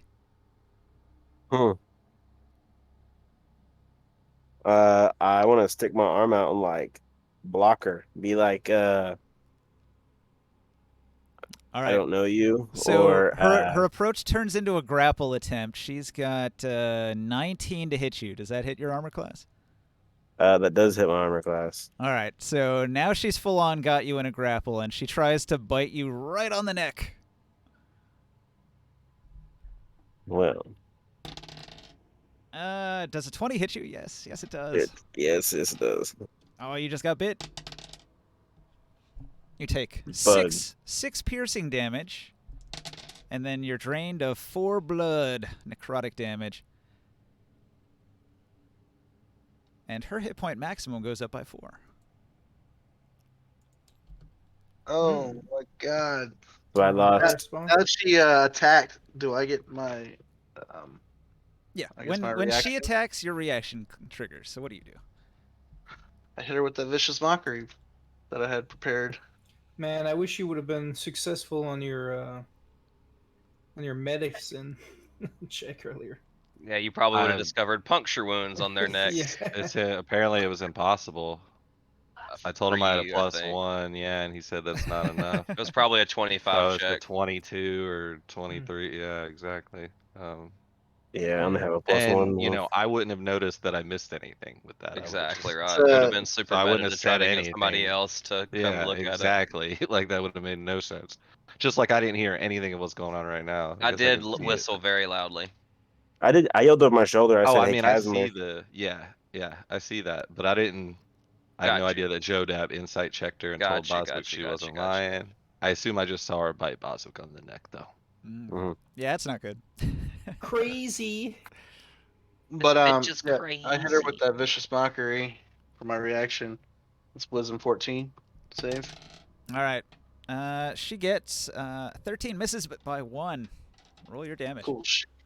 She has a disadvantage to attack.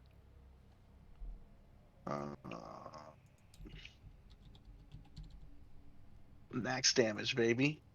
4 damage. All right, you killed all of her bonus hit points that she just got from drinking Boswick's blood. Give him back that.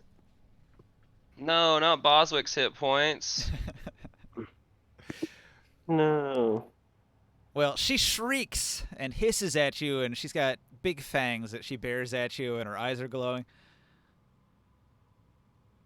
Well, she didn't see me before that, right? Well, when you hit with an attack, you become visible, generally. Well, yeah, I'm saying, yeah, before that she didn't. Before that, she didn't. That's why she's reacting to you now. All right. Maybe she realized how untasty I was. Boswick. Bugbear blood. All right. I'm gonna attempt to counter grapple her. So she's grabbed you. You're going to grab her back. Yes. All right. Stop her from moving. Oh. Yeah. If you're already in a grapple, can't he take her to the ground? I'm like, He's not grappling her. She's grappling him. oh. Very Brit disconnected. All right. So I need to make an athletics check to grapple, or Yeah. Or okay. 14. Jeez, my rolls are garbage tonight. All right. Well, you still succeed. Dang. She pulls off like a 10. She's not as strong, but she is pretty quick. Okay, then I wanna counter grapple her and try to like full Nelson her so she doesn't bite me. Bite her Like, back. yeah, I'll bite her back. Okay. Well, a grapple is basically to hold somebody in place, so she won't be able to Okay. go anywhere. You're holding her at bay. You still have to make an attack to attack her. And You should put her on the ground. Put her as into a bonus room. action, I'm going to try speaking these commands that Abforth told me to use on this sword since I haven't tried it out yet. All right. What's the command? Me at da Zetsi. As a bonus action, I can make it animated. You animate the greatsword. I do. Do you still have that model for the sword? Yes, I do.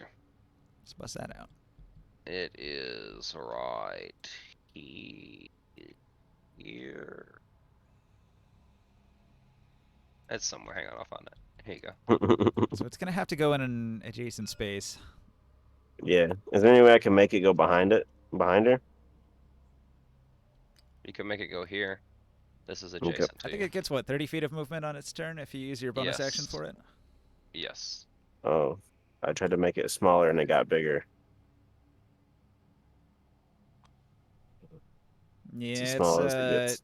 numerically small. So if I volume scale it and then set the number to like point 0.1, I guess, get smaller. What? Oh, there we go. There we go. Put it in the adjacent square. Okay, so you let go of the sword and put it next to her here. Yeah. It levitates next to her. And then I guess it gets part of its own initiative or whatever. He goes. I think he was doing it before. He was going on Abforth's turn. Oh, okay. Yeah, usually it would be that way. So Mhm. we'll probably do it that way. Okay, either way. Looking for a stat block for it. I had it. I can't believe I got an insight check right. I got this over here. It's Morgan's Welcome back. turn. I got the Is he note back card yet? on it. All right, Krios, what are you doing? He Can got you guys this- hear me? Yeah, Yes. okay. Did you open this door here on this side? Give me 1 second. Internet die on you? Yeah, he's no longer Oh. in the session. I'm gonna attack. Sorry, guys. I Mm. clicked the wrong button on my computer. So you hear the sound of combat happening behind you. You'd probably want to move towards it, right? 30 feet of movement? Abforth whistled as well. I gotta. 30 feet of movement would put you over here, and then here you could shoot. But can you see that far? 60 feet of dark vision's only going to go so far. Talking about me? Yeah. No, I gotta move forward. And send the bear too. So if you move forward, you can only see Abforth, I think. You can't actually see an enemy, so you'd have to dash forward. Do you want to do that on this turn? Yeah, and same with the bear. Okay. I'm trying to select my color and everything, you know. Just give me a second. Somebody turn on the light.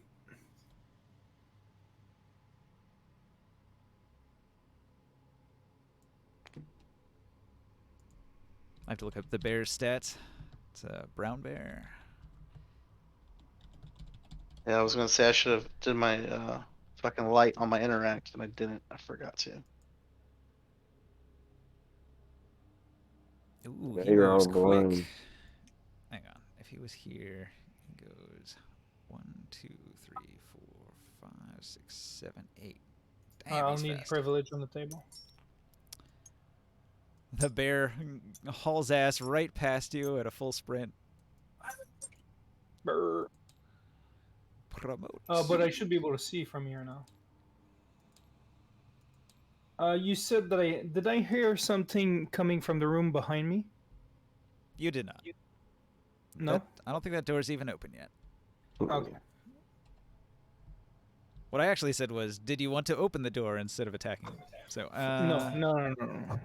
That wouldn't be what I do. yeah, now you can see this vampire-type dark elf down here. And we're embracing each other. Yep. Well, This she's also Billy. hissing at Jodab, so that's not normal. With glowing eyes and fangs. Yeah. Blood-stained fangs. I fixed my sound there. There you go. Kev. I'm going to move 10, 20, 25 with my bonus action. And I hate to bring this up, but I think I've been doing this wrong all along. But my Shield of Faith is a concentration, right, for 10 minutes. So when I take damage, I have to make a Constitution saving throw against that damage? Yeah. Okay. Well, I completely apologize. I did not even notice that, and I hadn't been doing that with my Shield of Faith. You almost never get hit So. anyway? Yeah. Yeah, but still, like... But anyways, I'm going to use that with my bonus action. And with my action, I'm going to use Command on the Dark Elf. And I want her to approach me. She has to make a Wisdom saving throw. Against... Nat 20. Resist. Let's sigh. Damn. Where was Trying those to turn rolls on. earlier Ends my turn. for the loot? Back to the top, Jodab. Hey, can you hear me? Yeah. Mm-hmm. All right, cool. Yeah, my mic was muted. So what happened with that? Did it work on her, No. or she saved? No. Command did not Oh, work. okay. You rolled a Oh. 20. Oh, she has a disadvantage on her next attack. I'm not within her opportunity attack, right? No. Okay. When I turn on my light, Hang on. I can't quite tell where you are. So, like, are you... I know you're behind Boswick, but are behind, you yeah. behind and left, or just behind? Behind. Like I guess behind would make more sense because Yeah. she couldn't see me at all. Okay. Before He I had was holding my shirt. I had to peek over so that she could see me. You know, so I can do my vicious mockery because I have to see her. Yep, she can't hit you. Boswick's in the way. Okay. Human shield. So I turn my light on. I can see what, Bugbear 15? shield. Boom. Yeah. I'd like to move behind the bear. Yeah. I think that makes more sense. I'll move to beside the bear. Let's go with that. And I'd like to use a level 1 Dissonant Whispers. It's a Wisdom 14. Oh, sorry. Fail. She fails. Alright, so she's frightened. That's 3d6. 11 damage. And she has to move away as far as its speed allows away from me. But she's grappled by Boswick, right? Yeah. So she has to try to move away from me. Does that make an opportunity attack against her? No. She's going to use her next turn to try to move away from me?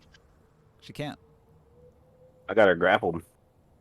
Okay. Well, I'm saying when she's going to try to ungrapple so that she can get away? If she succeeds, then maybe. Okay. I don't know. And I cast a Bardic Inspiration. Sorry. Bardic Inspirations. My first Bardic Inspiration of the day on Boswick. Boswick, you have a D6. Okay. And I end my turn. Use that on ability checks, attack rolls, or saving throws. It's too late for me to finish. Oh yeah.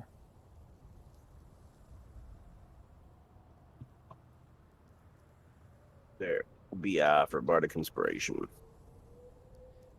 There's a grit and glory thing that if you're grappled, it gives other creatures disadvantage to hit you unless they use the light or natural weapons. Attacks targeting the grappled creature are at disadvantage unless light or natural weapons are used.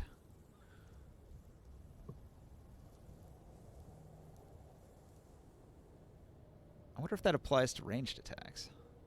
Or if that's just the grappler. Well, I have sharpshooter, so covered shouldn't affect me. I think that's only for the grapplers. Yeah, probably just for the grappler. So while you're grappling, you're only supposed to be able to attack with a dagger or claws. Like a one hand or a bite or something. All right. Yeah, I'm just reading over that. That wouldn't make sense for ranged attacks. If anything, I could turn them towards them and be like, quick, shoot them in the back. I mean, he might, or she might get a +2 AC just for having you in the way, but other than that, no. Cool. All right, where were we? Borker's turn.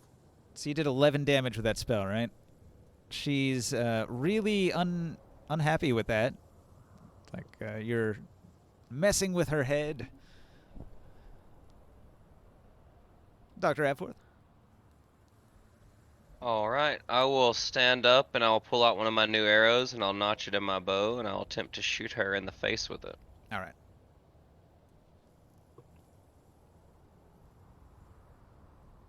Does it give me a +1 to attack as well now?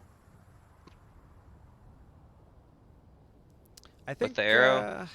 Just damage on the arrow, right? I think with the bow it's split. So the bow gives plus to hit and the arrow gives plus to damage. I think so.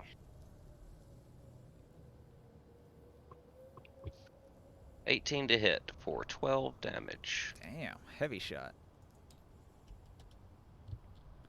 So the arrow, the magic arrow, rips into her and does considerable amounts of damage to her internal organs with piercing damage. Fucking her up, right? Yeah. She did not like that. All right, so you hit her with fear and disadvantage to attack and did a bunch of damage. So of course she's going to try to break the grapple. Oh, look at that. 17 plus 3. That's a 20. All right, She let has me see what I got. disadvantage. Does that count as an attack roll? No. It's just- Just Yeah, strength. contested strength, right? She's just like flexing That's to an make ability Boswick check. let go. That's an ability check. Yeah. But doesn't he have to roll against her? Mhm. Yeah, well, that's what he's doing. Oh, Roll the 3, yeah. Even with a 3, I don't think there's going to be any way to beat it. With an 11, it'd be a waste if I use my D6. So Actually, hang on. There's one other thing. While frightened, a creature has disadvantage on ability checks. So because she's afraid, she actually has a 5. What was your result? Oh, 11. 11. All right, so you actually beat her. Ooh, nice. However, Still got a hold of her. she can multi-attack, so she'll use her other action, her like multi-attack, to try to break grapple as well. 20 and 13. 13 plus 3, that's 16. So opposed. 14. Wow. She actually did break free. All right. Yeah, She he already can't- said. Well, that's He already said the He result. said the you result, already and that's said the meta as result. fuck. Joe. Yeah. Oh, Come on, okay. man. I wasn't listening. Like, were you saying it before I announced it? No, Joe you- No, you're was, fine. Boswick wasn't. Oh, sorry. Yeah, no, you're fine. Well, The grapple things are a little Well, bit weird. It's so, kind of tricky, Ninja, because you said her roll before he rolled his. yeah, Like you that's fine said though. it was a 16 or something or whatever it was. all right. So, like he wouldn't have really had the chance. He would have had to claim Bardic Inspiration on his. He'd say, "I'm rolling with Bardic Inspiration in that circumstance," since he knows without if he'll succeed or fail instantly. Yeah, Yeah. before he rolls. Yeah. That Which makes I mean, sense. that's whatever. All right. Well, anyway, she breaks free of your grapple, and she's going to move. Which gives attacks of opportunity. Okay. From you and the sword, I think. I don't have a weapon in my hand currently, but the sword will get an opportunity. I mean, I could probably get like a You could opportunity punch to her. like like puncher or kicker. Could he re-grapple her with his AOO? No. Or can I use my reaction to pull out my glaive? Generally, reaction can only be a basic attack. Okay. Well, it looks like that sword's about to be swinging. You can make a melee attack too. Animated weapons have +3 to hit. You can take an unarmed strike. Okay, +3 to hit.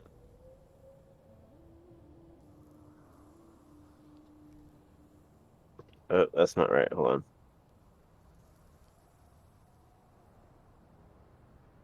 Is there a clear button? Memory clear? No, reset. Reset. There we go. And then you said +3 to hit, right? Yeah. That is a nat 1. Oof. All right. Your sword swings and misses. She does a double backflip away. So let's see. Ooh. What's your hit? Yeah, can I get a little punch? I don't know what it would be like improvised, right? So it'd be like Unarmed +4. strike. Get a D4 for a punch. No, you get a 1 damage for a punch Plus strength. plus strength. Plus All strike. right. Wow, I rolled a 2. Ooh, hold on. Wait, no, it's technically. I have great weapon fighting. If I roll a 1 or a 2, I get to re-roll. But like, Only if you're using a great weapon. yep. All right. So she does several backflips and ducks around the corner real quick. But she's got nothing else that she can do right now, so she's done. Boswick. All right. I'm gonna pull the glaive off my back. And your sword. What's And the hit? sword is gonna go with me too. So do I She's move on both the of those run. at the same time? Yeah, they'd both happen on your turn. Okay. And I think Oh, it eats better up your get bonus over- action to do it. Okay. Well, then I will go ahead and move this floating sword around just to chase her.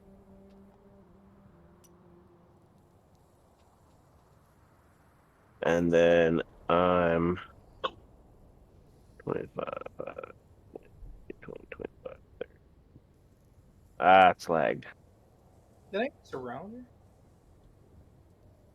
Your turn's coming up next. Where's the front? I can't see. Y'all got y'all's hands in the way. Ah, thank you.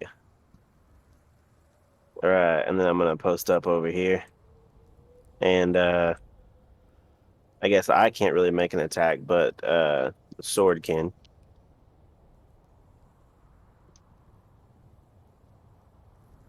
But you can't make an attack. Oh, you dashed. I think it was a bonus action to activate the sword, right? Or to command the sword to go attack, I mean. So you should still have an action of your own.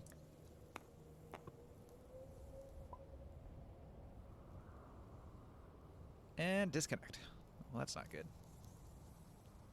Who Can you hear me? disconnected? You did? Yeah, I can hear you now. Yeah, I did. Oh. Was pulling the glaive off my back. Would that cost me anything? That's an interact. Yeah, it's free. Okay. You can do one of those per turn. So you can still attack. You and the sword. So you have an interact, an action, a bonus action, and a reaction. Yeah. And if you want to interact with 2 objects, then you have to use your action for it. Okay. Well, then I pull my glaive out and then I go in for an attack Yeah. as soon as I join back in. You want me to roll for it? Sure. Probably better I've than what I'm rolling rolled, tonight. 7 for you. What's your mod? 8. 15. Matches your armor class. That'll actually hit. Hey. And your sword with +3, it gets 9 and misses. So just you hit.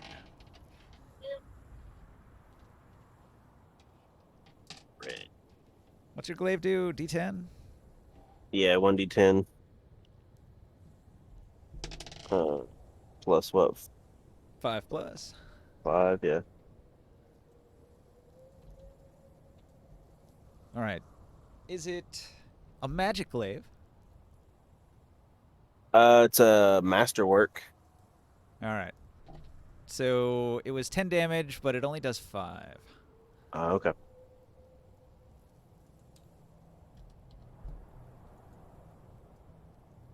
And then the sword missed. And then, Chris, what do you do? Yeah, I would just move 1 box here.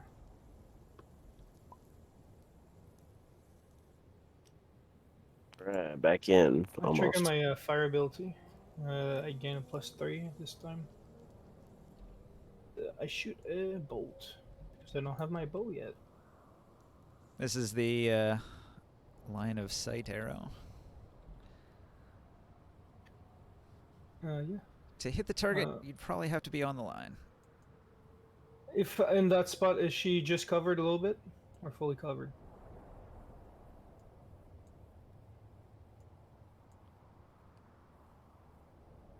I don't. It's not. think you It's can not a see matter her of cover. It's a there. matter of you can't curve the arrow. No, but because I have sharpshooter, if she's just covered even like a little bit, it doesn't matter. I can draw a line from this corner of her box to where he's at, so it's all right. Okay, so I'll shoot her. Cover and line of sight are different, though. If you don't have line of sight, you still can't Oh hit. no, I know that, but like from the way I when I draw the line, I still probably could. Yeah. Like, Yeah, you can. serve it. You can. She has to. She needed like 5 feet of extra movement, and she could have gotten behind the wall, but not where she's at here. No, but I walk a little bit forward to have just a glimpse of her, and then when I do, I shoot. With a 24 to hit and 12 damage, and it's a magical weapon. All right. And then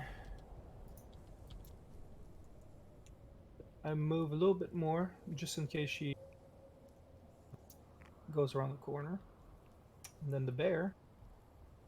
How much is the bear movement? Did you figure it out? It's 40. 80. It's very fast. 40 or 80 dash was for 80. So each Grab my box are what, 10? 10. So I got 40. And then attack. I don't think bears have reach. Oh, it's still too far. Too far. Moves here. For the next round. And growls and just looks like it wants to tear the head apart of that A monster. menacing growl. All right. Modelo that is is so it. delicious. 5 of the damage. 3 of the damage of the 12 were fire, magical fire. All right. What about the other 9? Magical weapon, +1. Kev. Just in case she had like a fire resistance or something like that.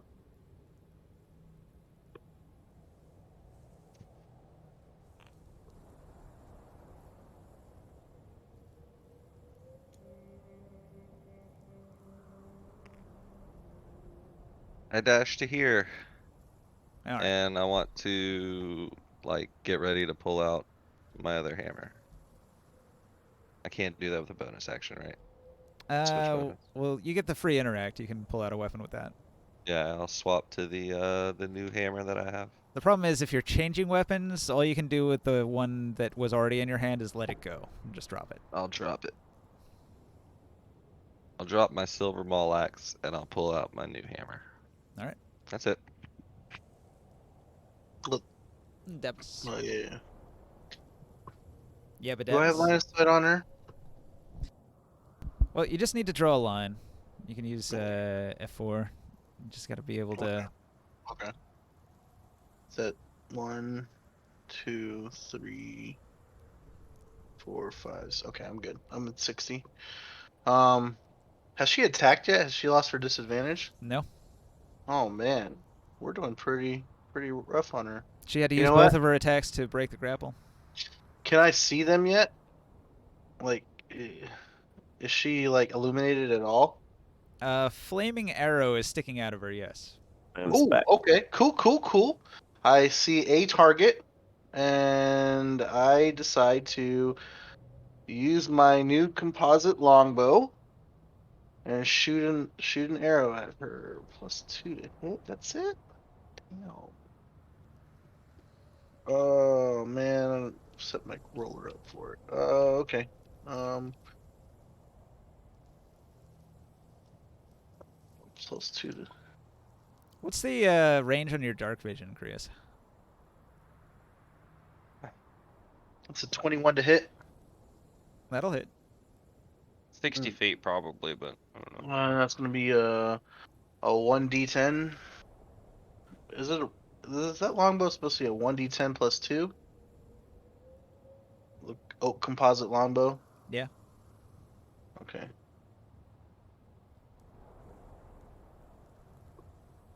That's gonna be a 7 damage with my new longbow.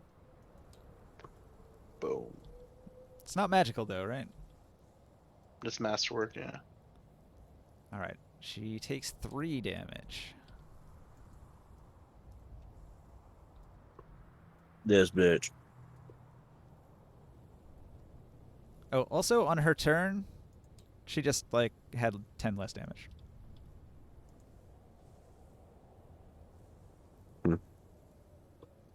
She had what?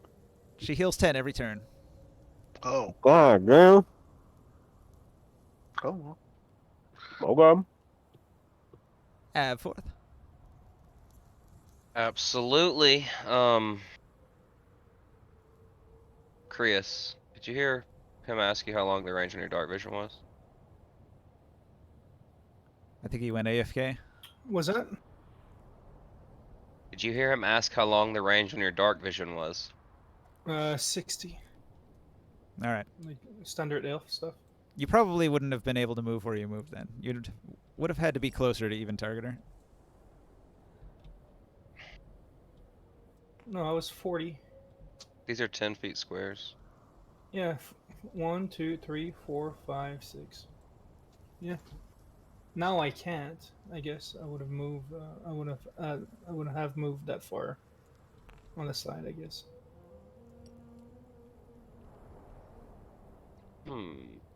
But I was here, where I can move my character where I was. I'm just gonna do the same thing and attempt to shoot her with another arrow. Like I was here when I shot. Okay.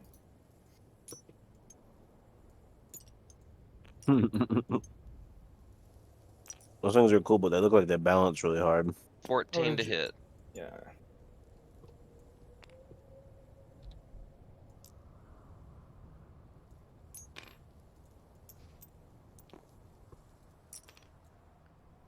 All right. Your arrow streaks by and misses. Hits the sarcophagus behind her instead.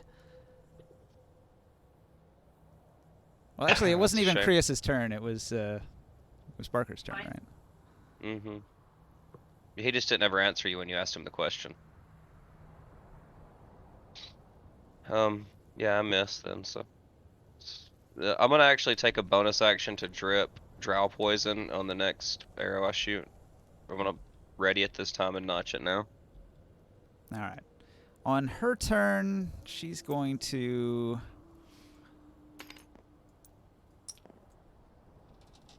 She's going to attack the sword. Mm. All right. She's got a. Let's see. She's got a 25 to hit. That definitely hits. Damn.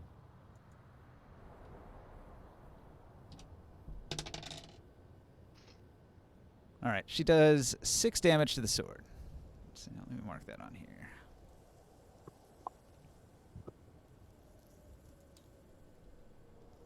Yeah, this thing had some damage on it before.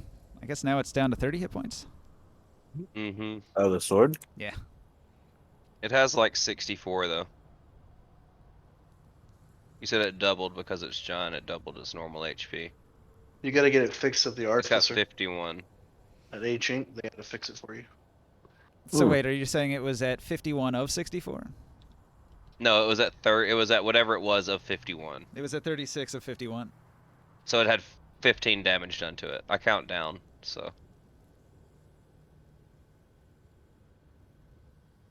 So 21 damage now?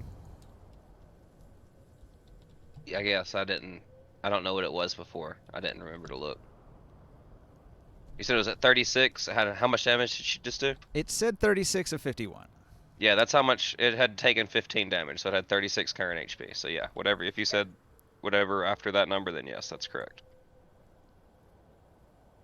Sorry, I was watching an F-22 fight 5 F-15s. That sounds cool.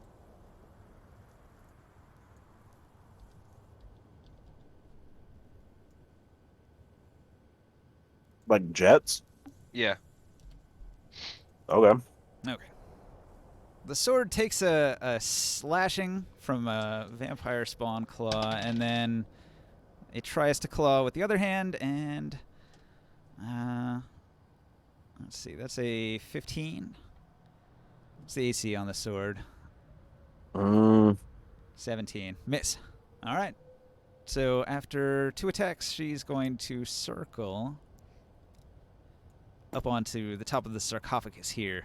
And then she's going to laugh and mock you and say, "Mortals, dare to attack me. I have the high ground." I Oh, don't get an Annie. opportunity because she's still in range, huh? Well, she'd never left the range of the sword, so no. Well, I meant the range of me. Of you, yes.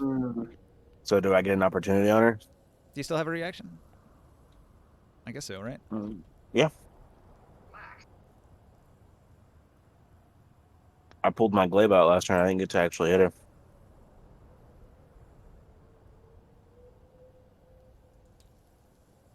There's a promotion. You gonna roll it?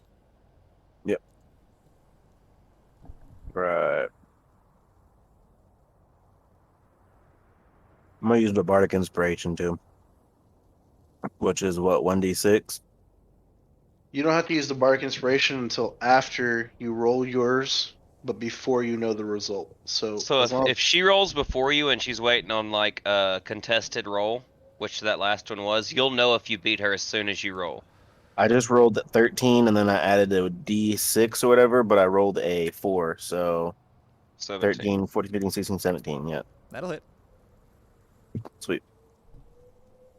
worked out. All right, and then that's a 1d10. What would I say? 4 for my strength, or 5 because it's +1. 9 damage. 9 damage.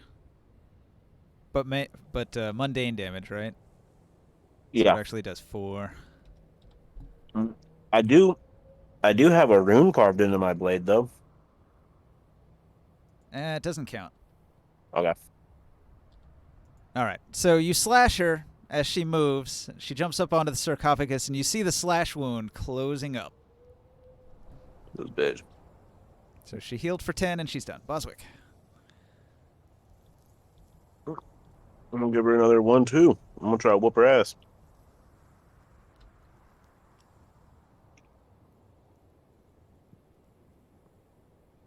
Let me get right here. And at the same time, I'm gonna move the sword over there. All right. So that's move, bonus action. Yep. Now I'm gonna attack her.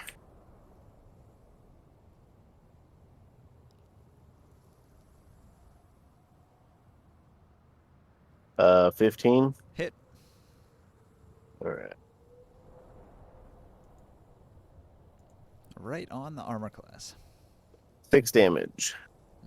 She's already had her disadvantage to attack, right? It's to attack the source of her target, isn't it? Or is it just the next attack? Her next attack. Because the fear was giving her disadvantage from her target. Yeah, Mhm. the vicious mockery gives her disadvantage on her next attack roll. I forgot. I'll use it Well, on the she next one. attacked the sword twice, so Yeah, she missed once anyways. And then Swordy's gonna go and swing on her.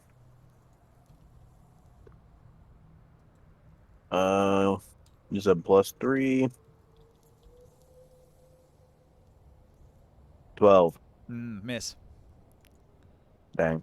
The sword couldn't hit her. She ducks under it, and it wishes over her head, helicopter style. Well, I guess that's it for me. Chris? Okay, so she moved back a little bit, huh? Yeah, she got up on the sarcophagus, too. Alright, so.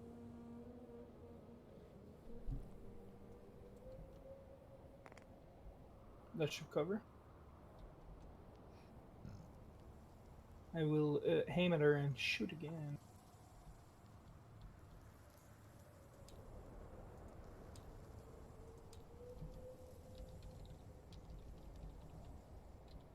.26 to hit with 15 damage. it's all magical. All magical. Actually,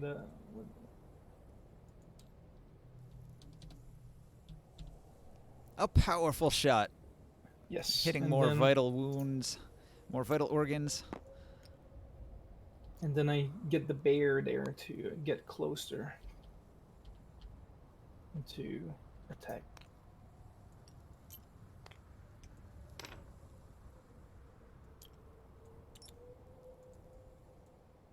So this is gonna be a.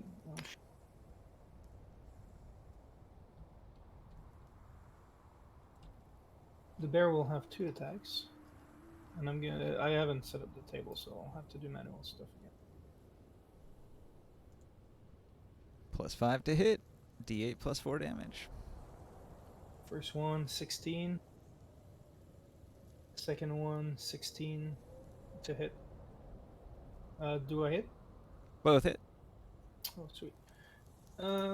First attack is 1d8 +4.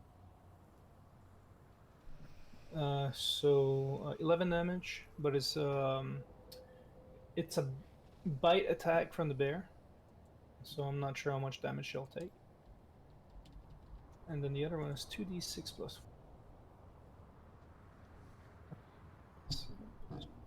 +4. 11 damage. All right. Additional. You get her to 55 damage. Sweet. Killer bear. All of his damage Most- is resisted, and the wounds are Okay. closing up quick. But it's still a little bit of a scratch. So that's why you shared the vampire fight anime scene. And then I move a little bit to finish my Uh. 30 feet. It all makes There sense now. There's a method to my madness, isn't there? Oh, and I yell, "You can use holy water on her." Yeah, you probably, yeah, it was a while ago, but when I used it earlier, I said I was using my last water skin of holy water. Mhm. Oh, I didn't know. I was far away when you were doing that stuff. Sad times. Yep. Anybody got wooden stakes? I prefer beef steaks. Same. Wooden steaks just don't really That do it was for my me. first thought, though, was holy water. They but usually burn. I need some downtime. Need Yeah, some they more. do. Yeah, they do. Yeah. Flowing water. Huh? Downtime. A stick to the heart will do something. Will stop it. Stab her with the stick as many times as I can. But if you could throw in a river, she would probably die. Okay. See any rivers? What do you do? No, I'm just suggesting. I never Fight- heard of that. fight a Running river. water fucks up a vampire? They can't cross running water, Don't you have turn undead? Oh, I didn't know that. You take apparently. like a 1d20 damage per like round when they're in water. Some shit No, like that turn undead me? Nah, I guess only clerics get that. Nope, I do not. that. Some type of paladin might have it.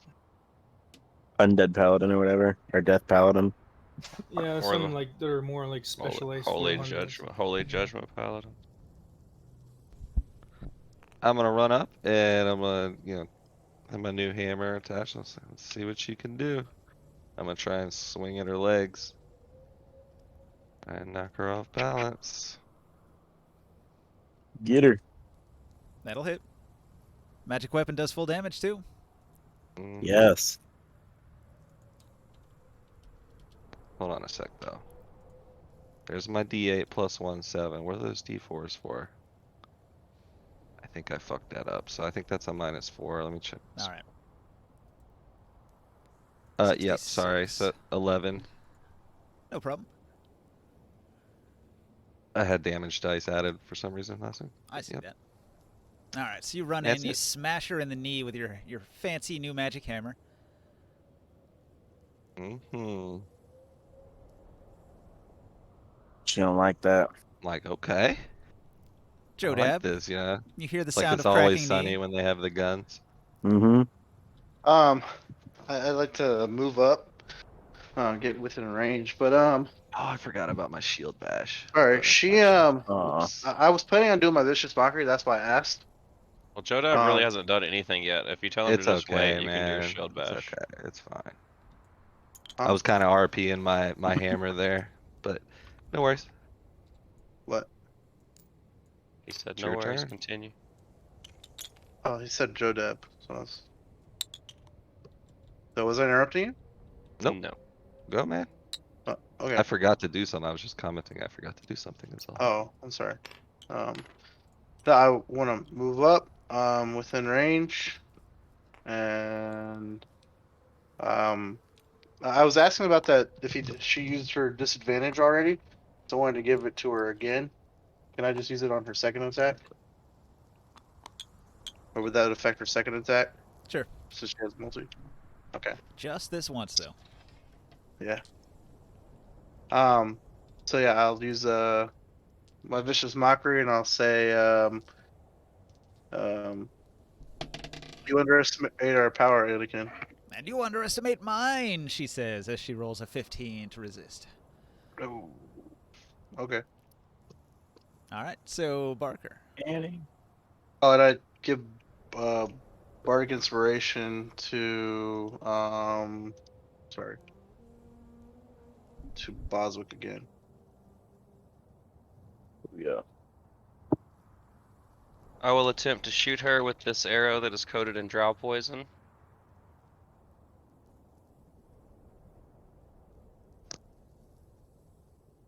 $20 to hit for 15 damage.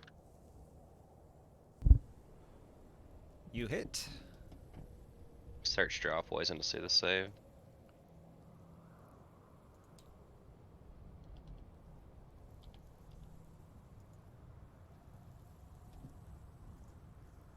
DC 13 con save.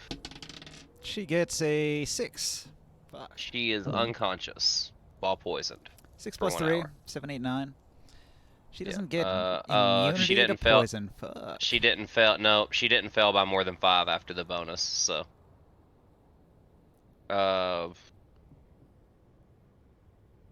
She's just poisoned. Disadvantage on attack and ability checks from now on for an hour. Okay. Poisoned it is. Well, And she takes whatever damage I said that was. 15. in her poisoned state, she's going to make 2 attacks with disadvantage. Still against the sword. Biggest I'm threat. not quite done with my turn yet, if you don't mind. Oh, really? Yeah, that was just an action I took. Alright. I've still got all my other action economy left. I'd like to use an interaction to pull a potion off my belt. Can I drink it with that same interaction? If it's on my utility belt? It's a bonus action to drink it. Okay, and then I'll use my bonus action to drink it. And I will be good to go then. Yeah, sorry to cut you off. No, you're good.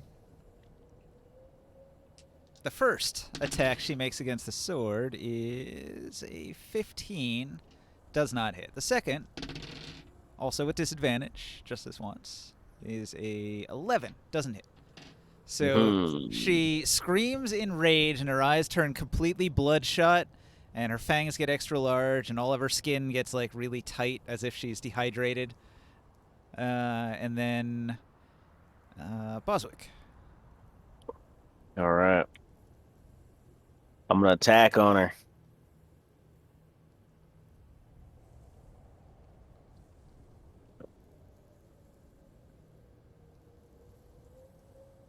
All right. I'm going to use the Bardic Inspiration too.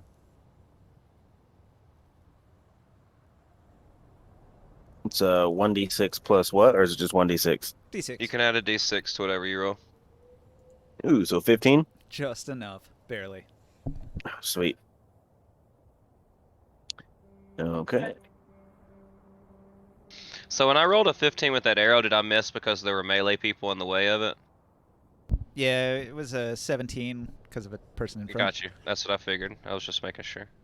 All right, it's going to do 9 damage, and then I'm also going to invoke my rune.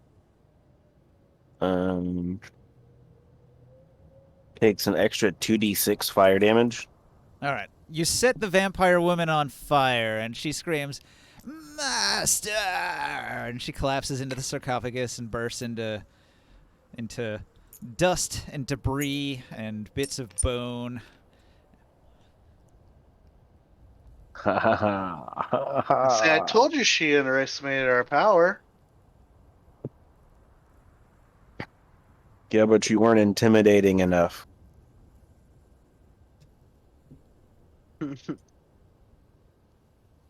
Sometimes you just gotta do things by force. I guess there's no chance of becoming a vampire from a vampire spawn. Secondary Lucky vampires Boswick. can't make their own vampires. All right, guys, I'm gonna become a vampire and turn you all into vampires, and then we're gonna be vampires. Well, the trick is you have to find the master vampire to bite you. Let's go get bit, y'all. I'll pass. Thank you, though. No? No. Let's go play Vampire the Masquerade after this.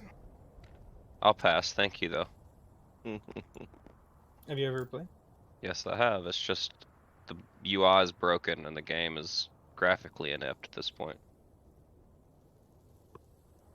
Actually, Save objects. it's a really good game.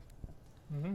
Here in the room, there's a bunch of treasure in the sarcophagus with the remains of the vampire. In amongst all the vampire dust and bits of vampire bone, you're going to find some loot. Some tasty loot. Well, since it's still technically my turn, I would like to interact.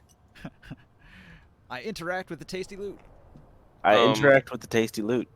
I kind of sit down and look at Kazanlir and say, do you think this has anything to do with the vampires in town? Most likely. I'm not really sure. I mean, I would assume so. I may have found their lair. I'll be honest with you guys. Like, I wasn't here for one of those nights, and like, I'm not really up to speed on the whole vampire investigation. All I know is there that was we a found their basement full house. of dead people. That's all I remember. I don't Same. remember All I any know is names. we found their house and they left. Yeah, And I that's thought. all the information we got, really. I know Morkan was on that shit, so I know he knows about it. But yeah, I don't. so I'm feel not comfortable entirely with sure. Just any- like Byron maybe had something to do with it. No. Okay, then yeah, I'm clueless.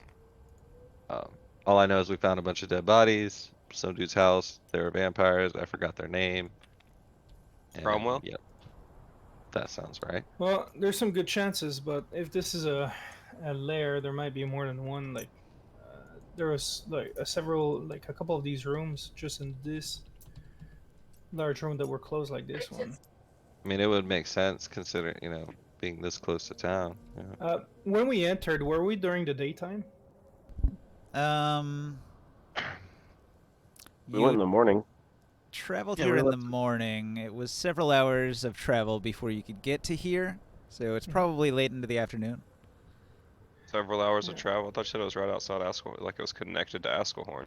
I've described it before. The way Askelhorn is a plateau. If you want to get to a cave that's on the bottom of the plateau, you have to go out and travel east and then south into the forest and then come around going west to get to the plateau bottom part. Oh, okay. That makes sense. So, So there's it does require a little bit of travel, but it's right near town, so I didn't really roll any encounter rolls or anything. Makes sense. So there's some good chances that they are resting now. It's the daytime. Exactly. I collect some of the bones and the dust. Like, I never really encountered a vampire. All right. Vampire dust. Yeah, and see Yeah. whatever the hell there was around here. Like, if we Yeah, can what kind of find loot did something. she drop? You're able to acquire. Let's see. 8 ounces of vampire dust, I guess. Hmm. Not you, Potato. This is Krios getting the dust and stuff. Is there see. any ectoplasm that Wait, comes one from second. that? That's mostly from like a ghost. Which one of these items did Boswick grab? He was asking what items there were. Okay. I put them on a card there, so. I'd probably either look at the leather bracers or the pewter longsword, honestly. Why so much copper? What a cheap bitch. Well, maybe she was feeding on peasants that only had copper coin. God, that's a lot of peasants. Well, you did find a mess of bodies in there. I'll do an investigate and see if there's anything like related to vampires. I guess like maybe a symbol, maybe something that would indicate maybe. The only thing related to vampires is the vampire. Nothing, no clan symbol or whatever. to who their No, master. there's nothing really here. She was living sort of a feral lifestyle, just a cave dweller feeding on travelers. We need to move on to the next one. The Mhm. next sarcophagus. Be careful. Together this time. I wish we Yeah. could surprise one while they're sleeping. Maybe if we can open the door stealthily. Maybe there's not anymore. Maybe not. You could be right, but I don't know. I wouldn't take any chances. Like, there's several corpses here. We won't know until we explore more. So we might Yeah. as well get on that. I'm gonna stay Mhm. back a Kev. little bit so I don't give away the light. I guess I'm going to grab the bracers, the feathered choker, and the pewter longsword. Okay. I put myself. I won't help with opening the door, but I'm ready with a bolt. Also, just gonna go ahead and it's probably already like it only lasts a minute, so I'll re-equip the big sword before moving on to another combat situation, probably. You can see that Let's it's keep got following you around. some serious damage on it and needs some repairs. Definitely have to get it checked out by a blacksmith. A magic blacksmith. H Inc. A jink. Well, if it breaks, man, it's dead. Like it's gone. Right? Pretty much. Yeah. How many enemies have attacked the sword, though? Not too many. Yeah. And if I have it in my hand, She knew its danger. right? I mean, a big flying sword. She was no fool. She was actually a fairly cunning vampire, even though she was a bit of a troglodyte. She ugly. Well, what's the plan? How do you approach the next one? I say us two strapping lads that are probably the strongest take our turns opening the door like we try to do it quietly. Since we're so strong, maybe we get like a better chance to open it quietly. Well, the problem with the big stone door is it makes a lot of grinding noise when it slides open. Okay. So it's like not like a stone on lift it stone. quietly. Well, then I say maybe I'll slide the door open. Somebody stand in front of the door and ready up an action. I'll ask you to wait, and I'll use the alchemy jug and produce a bunch of butter and rub the bottom edge of the door with butter. All right.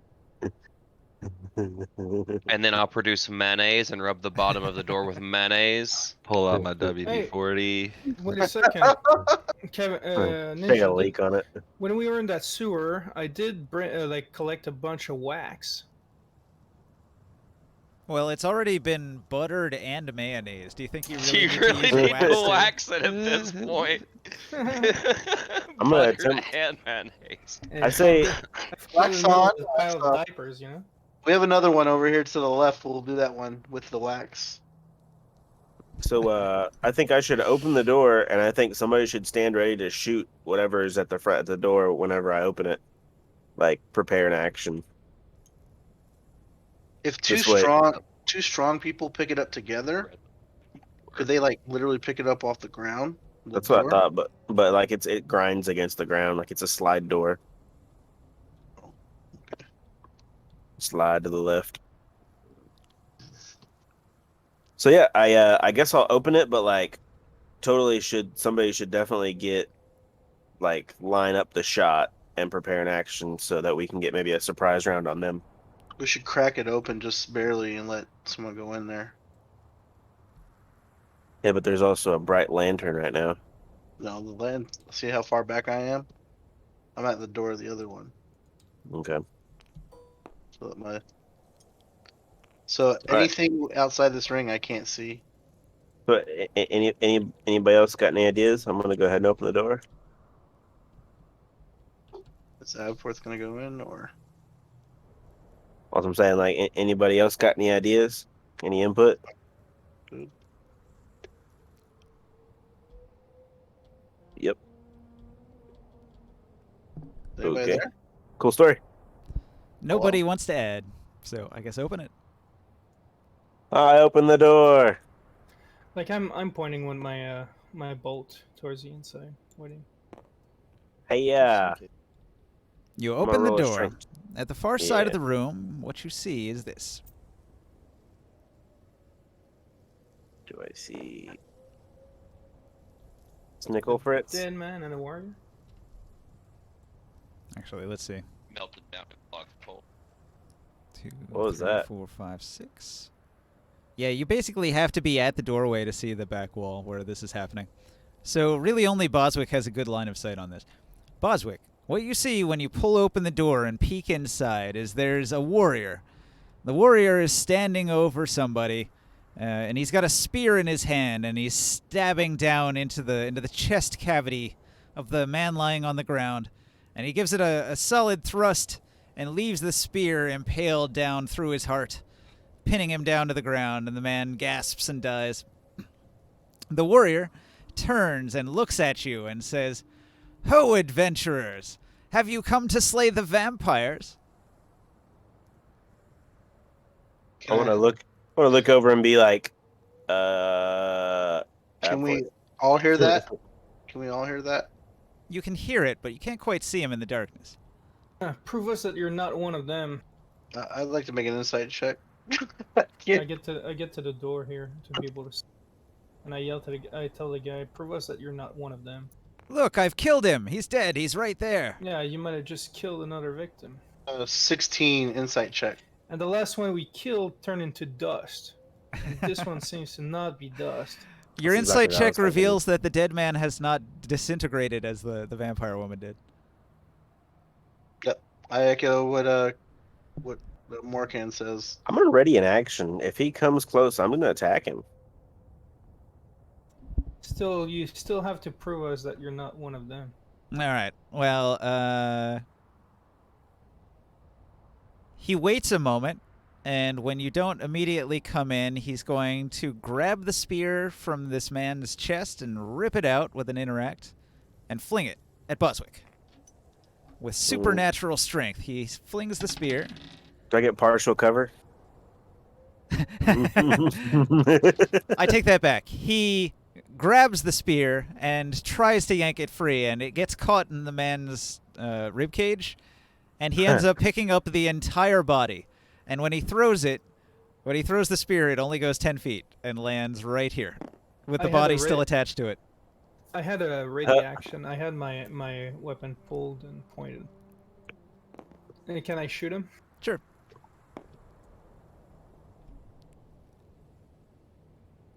And then I say, he's one of the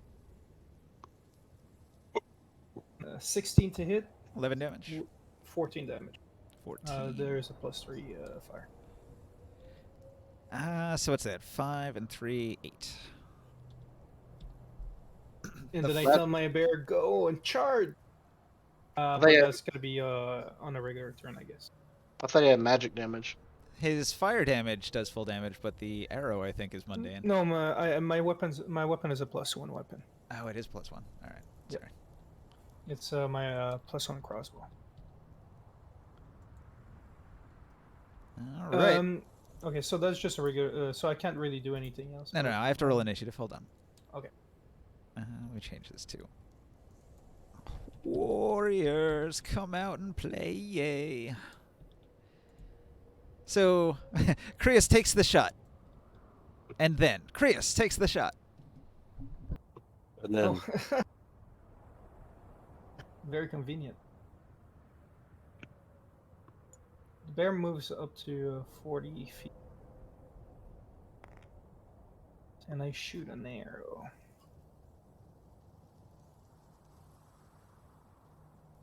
Kill it quick.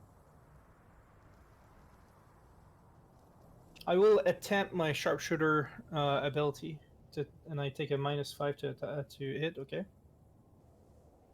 So 17 to hit. How do you still have And +10 when you have a -5 to hit? I get it because of sharpshooter. So I do a -5 to hit, and I gain +10 damage. mhm. So you're saying your attack roll is actually a 17. Yeah, my attack roll is a 17 because I subtract. All right, so you haven't added it to the roller. Got it. No. 17 will hit. But how'd you only do 8 damage if you +10? I didn't modify. He hasn't modified that. anything, so it's actually Oh. 18 damage. So it's Hey. 18 plus 3 fire damage. All right. Heavy damage. 34. Holy shit! You didn't want to take sharpshooter? Come on. So with your sharpshooter skill, you hit the warrior right in the neck with an arrow, a flaming arrow, and it's sticking out of the back of his head, and his hair is on fire, and he just like grins evilly at you. Holy shit! Perfect. Is that all, Krius? Yeah, I'm out of my action. Davis? I step up to here, and I can see the flaming arrow, right? What is this? Yeah. Yeah, his head's on fire. His hair is all And- burning up. 20, 30, 40, 50, 60. Okay, cool. I step up behind Boslick, basically. I see him on fire, and can I make out that grin, or the fire's like behind his head? It's behind his head, backlit. Yeah, Okay. hopefully my homie hits me up. I hit What? him. He was talking in the background. Alright, he's talking to Kev. I hit him with a dissonant whisper. Wisdom Ooh. 14 save. He fails. Hey, let's What? roll some damage. Oh wait, reset that. Nope, only 3. 14 damage. Psychic damage, and he's feared. Trying to run away from me. Hello? Hello. I'm Mhm. sorry, I was outside smoking. Fun? What's happening? We're fighting a shot off, new vampire. After buttering the door, they opened it. There was a vampire warrior in here. He was pretending he was a vampire slayer killing a vampire, but then when the body didn't disintegrate, nobody believed his story and attacked. Okay. And he tried to attack us with a spear too. Yeah, except he crit failed, so when he tried to pull the spear out of the body, he picked up the entire body and chucked it all of 10 feet. That's good. Nice. Morkan hit him for 14 damage and then 21 damage, and he just grinned. So. Nice. And I I see just went two for rolls 14. there, and neither of them say those numbers, so that's weird. Yeah. I just hit him with 14 damage, and he's feared. Barker, from we had me. the same discussion just a moment ago. It's because he hasn't modified any of his stuff. We had to do on the So- fly mods. Did He didn't set up his rollers. Um, That's all it is. But we calculated it and it made sense. Like that last one, it was sharpshooter, so you have to subtract 5 from the to hit and add 10 did to the that get damage. Did he do that declared before the attack? before? Yeah. Yeah. Okay, Yeah, Yeah, that's you all would have good. known if you were not So- outside smoking, you know? It makes I'd like sense. to It makes Making sense. sure. Very true. Didn't wanna- Very true. You right? Yeah. And I'd like to give Mantle of Inspiration. Actually, no, I'll save it. I have my turn. Good timing, Barker. It's you. Cool. Let's see her. That was Warrior cool. back here. I mean, I would say that He's on fire. Like, his head's on fire, too, so you can see him. You can make him out. and you guys probably moved along with us. Like, All right. I don't think Kef's necessarily I'm all the way gonna- back there. Nope, I am. I never got to move my piece before combat started, so. He was in the chest, getting all the gold. all He's the 2,000 copper. that swimming shit in a was pit of gone quick. copper. Yeah, got my nice armor all dirty, covered in vampire dust. You were I'm scooping gonna out use pennies. my bonus. I'm gonna use my bonus action to dash in, sort of behind the bear. And I'm gonna fire another arrow. Are you hungry, babe? Crit for 29 damage. Holy shit. Wow. He's feared. He's trying to run Holy away from us. shit, dude. Is That's your a lot bow of magic? damage. Yes. Nice. No, just the arrow that I hit him with. The arrow, good enough. So 29. Damn. 77 damage total. All right, he's not smiling anymore. Wait. That's a lie. There's not anybody adjacent to him, huh? Nah. I'm not sneaking, so I don't get sneak attacks right now. So what? You lose the last 3d6? I lose a lot. I lose What's it's your first 12. attack, right? I lose 12 and then 4. So 16 damage. I do 13 damage. All right. If I was stealthed right now, it would still be but I'm not. I can't claim advantage from somebody being adjacent to him. Not yet. I'm coming. It'll only take me 3 turns to get there. I'm coming. No, he's about The to run bear's away. on Well, I will say this, Kev. Boswick, when we came over to this door, suggested that you and him be the ones to open it. Yeah. So I did. if you Yeah. if you I'd want to say say you you're were over next to there, him. I would say you were with him too. I would say that's an agree. acceptable Okay, it's trade-off. okay. I put a lot of weight on like where you actually put your piece personally, as far as like Understand. RP and meta.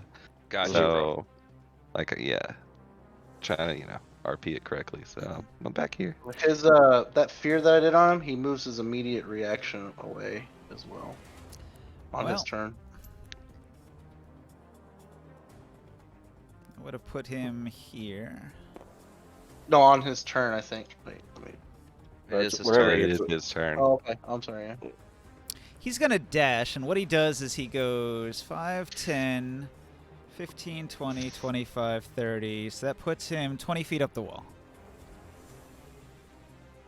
Up the What wall. a ch- Oh, what a shit. what a Chad.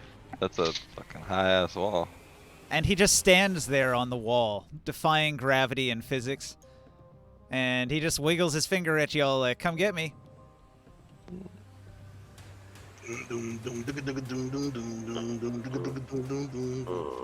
Kip. Now Hmm. he's really far away.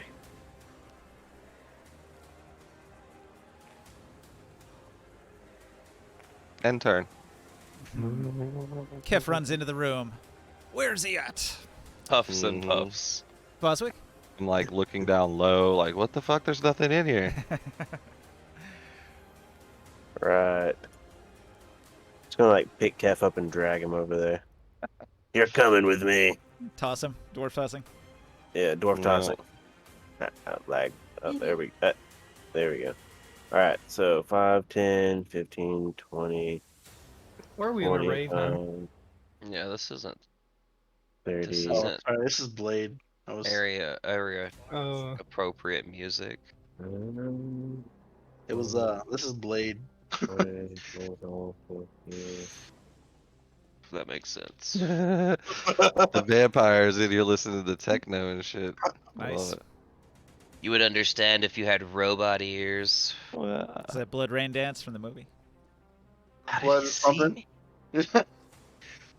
Hold on. I guess I'll go right here. That's using a move and a dash.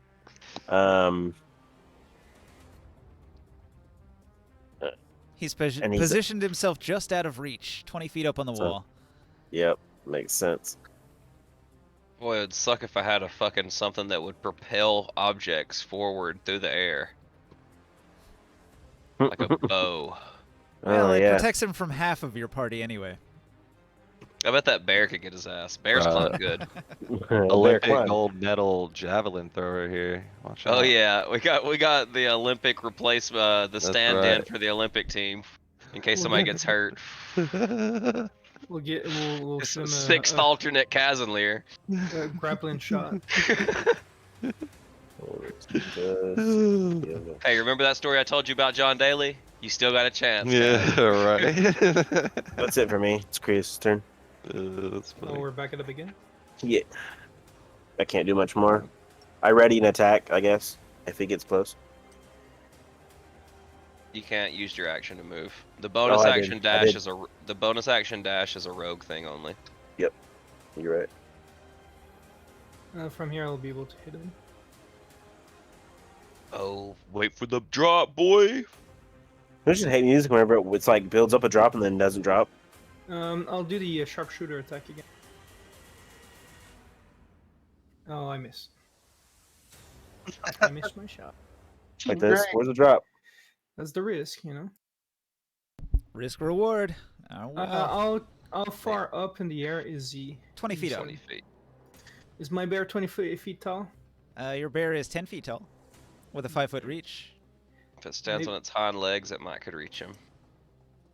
Well, I mean, it's 10 feet tall when it stands up. It's probably not that tall when it's Make on him all climb fours. the wall. It's I of haven't medium built- height when it's on all fours. It's 10 feet tall when it stands up. Let Boswick stand on his back. Yeah, exactly. I have it. Yeah, that's exactly it. Climb the bear. That's what they're I saying. said, I tell the bear, go and help Boswick up and be Oh a yeah, staircase." Boswick could definitely stand on the bear's back and Yeah. balance and attack from there. That's fine. Well, maybe you'll get like a disadvantage or something. I just gotta jump. It's okay. I'll get right underneath him and jump. No, we can use him as a milk crate if you want. Well, this is true. He actually can do it just by jumping. No, okay. Can my He has bear reach jump? anyway. I'll jump up and be like, like trying to get a spider web off the ceiling. What's your strength? Mine? Yeah. 18. Okay, so you can jump 9 feet in the air, and if you're already like, I'm double proficient in athleticism. He's pretty tall too. I got legs that are made of like steel. if your reach is normally 15 feet, and you're adding 9 to that by jumping up, I think you can hit. Mm-hmm. That's right. But I'm the jumping. bear's always there if you want some stability. How Gotcha. tall are you, Potato? Your character? And, It's like 7 foot 9 inches. and the bear has like 19 strength, so he can support you. It says Oh. your high jump is 7 feet off the ground. But Isn't that's it for my half? turn. If he's got 18 strength, wouldn't it be 9? I'm using this calculator. It says that's with the running start. Without a running start, you can jump 3.5 feet off the ground. What if I wall run an attack? It's that's- Joe Dab's. That might not turn. be within your skill set there, homie. I got double proficiency in athleticism. You're also wearing armor that weighs like 60 pounds total. Is it with- double proficiency or you have I'm using expertise? I'm using medium armor. That armor you were wearing before, which was medium armor, still weighed 40 pounds. Oh really? Yeah, like that iron mail, scale mail, No, I'm wearing a breastplate. iron half plate, 40 pounds. What's this? No, these aren't mine. Okay. Well, Joe, I'll it's leave your this. turn. I'm Alright. wearing. I am going to. Um, I'm gonna Wearing a move up. breastplate. 14 plus 2. I got 16. 10, 20, 30. Okay, I guess I can move to there. What's that? 10, wait, 10, 20, 30, 40, 50. Okay. Oh, but he's 10 feet in the air, right? 20. 20 That- feet, actually. Yeah. So would that be 60 from right here? Hmm. Diagonally. Course. up? No, that'd be like 80 feet. Not only do the diagonals count 5 extra feet every 5 feet, but he's up 20 feet. Mm. Well, I can still see him on fire. I pull out my bow, and I hit him with a little bit of that pow pow. Pause longbow. Wait, where's my roller? Fuck, man. I'd say 70, 75 feet, something like that. Okay. Oh, that was not a good shot. 7. Is a 7 hit? He's wearing armor, and it pings off his armor. I tell him, come down here, little one. And I yeah, I'm done. Okay. Barker. I moved, and I will shoot my bow.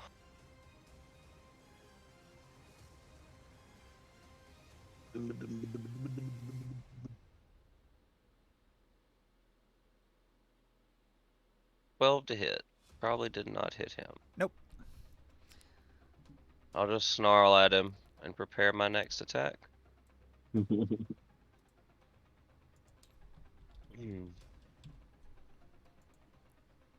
Would I have been able to pull the 2 arrows I hit the other elf with out of their body and recover the one I missed Hmm. in that last room? I think there's like a 50% chance they break when you use them. Alright, I'll roll percentiles for it.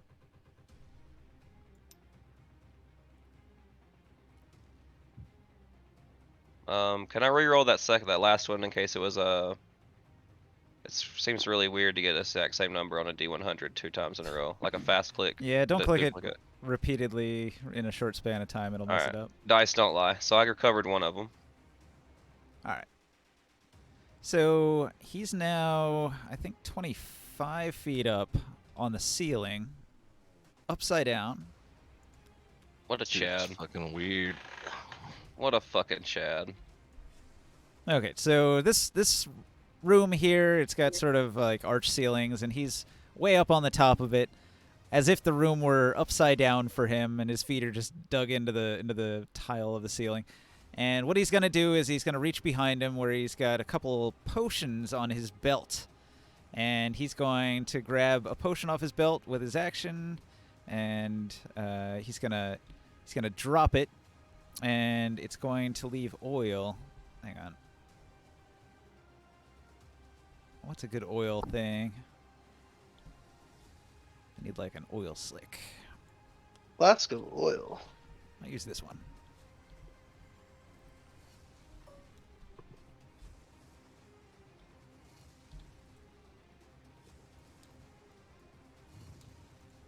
Okay, see the oil? See it. All right. So he drops that one, and it leaves an area of oil.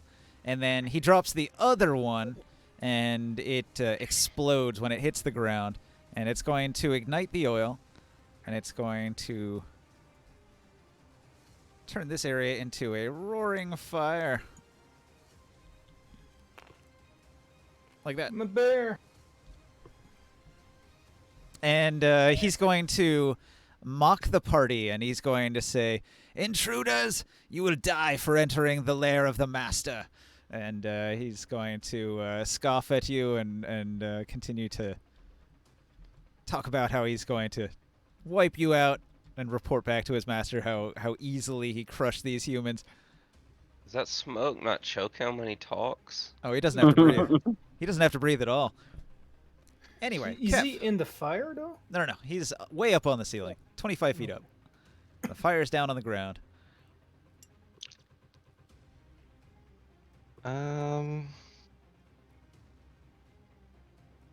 Sucks to be melee characters at this point.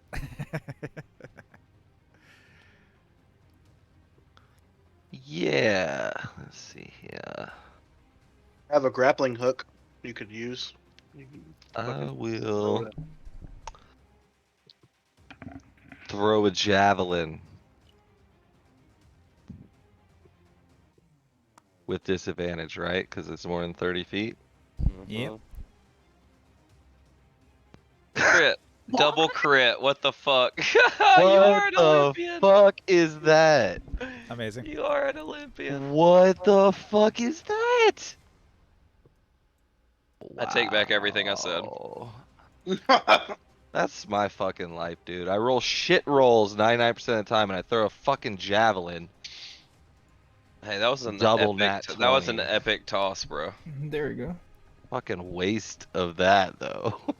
But anyways, wow. All right. So you land a crit, which compensates a little bit for the fact that he still heals 10 hit points a turn. I guess. Boswick. Mm-hmm.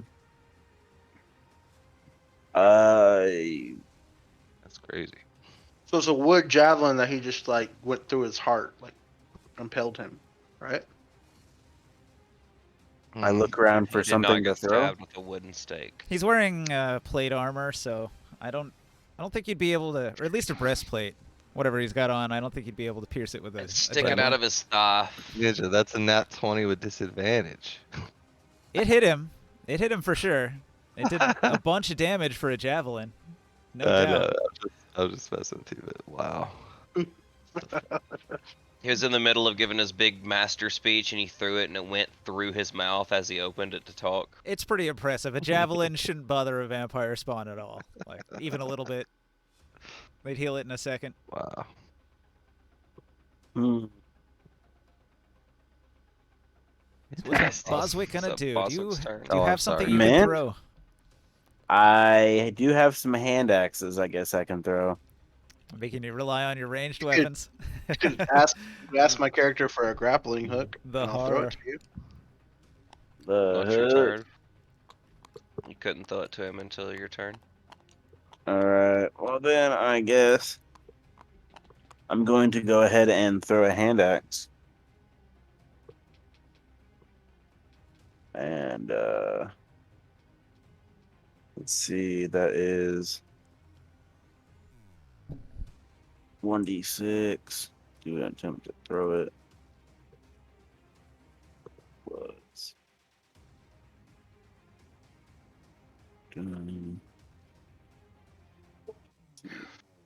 I messed up on my damage, Ninja. I rolled the D8 for the damage, and it should have been D6s, but Uh-oh.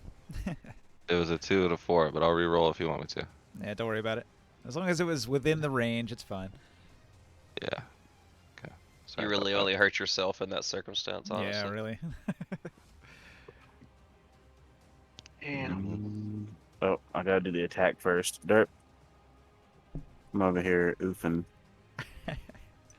I gotta make a javelin attack scroll. Do that real quick. That's a hit. 23. Wow. Your 1d6. axe sails right into his face. Thwack. You drive the javelin further down his throat. 8 damage. It's a I mundane. don't think, Yeah, it's and you my don't get to add your strength modifier to it. I don't think. You don't for damage. If it's a thrown weapon, I think you do. You can add yeah, strength my to thrown thrown weapon weapons. I do. Yeah. It's the improvised thrown Just stuff that you know. improvise, Okay, yeah, yeah. okay. That makes sense. Isn't it a throwing axe? Yeah, it's a hand axe that's thrown. If it's got Range a 20. if it's got a throw range, it's good. Yeah, it's like Yeah. my shield 60. attack is. Oh, I'm sorry. Sorry, I'm trying to clear this one right here. Like my shield attack is considered improvised. He is more than 20 feet away though, so that would give you disadvantage.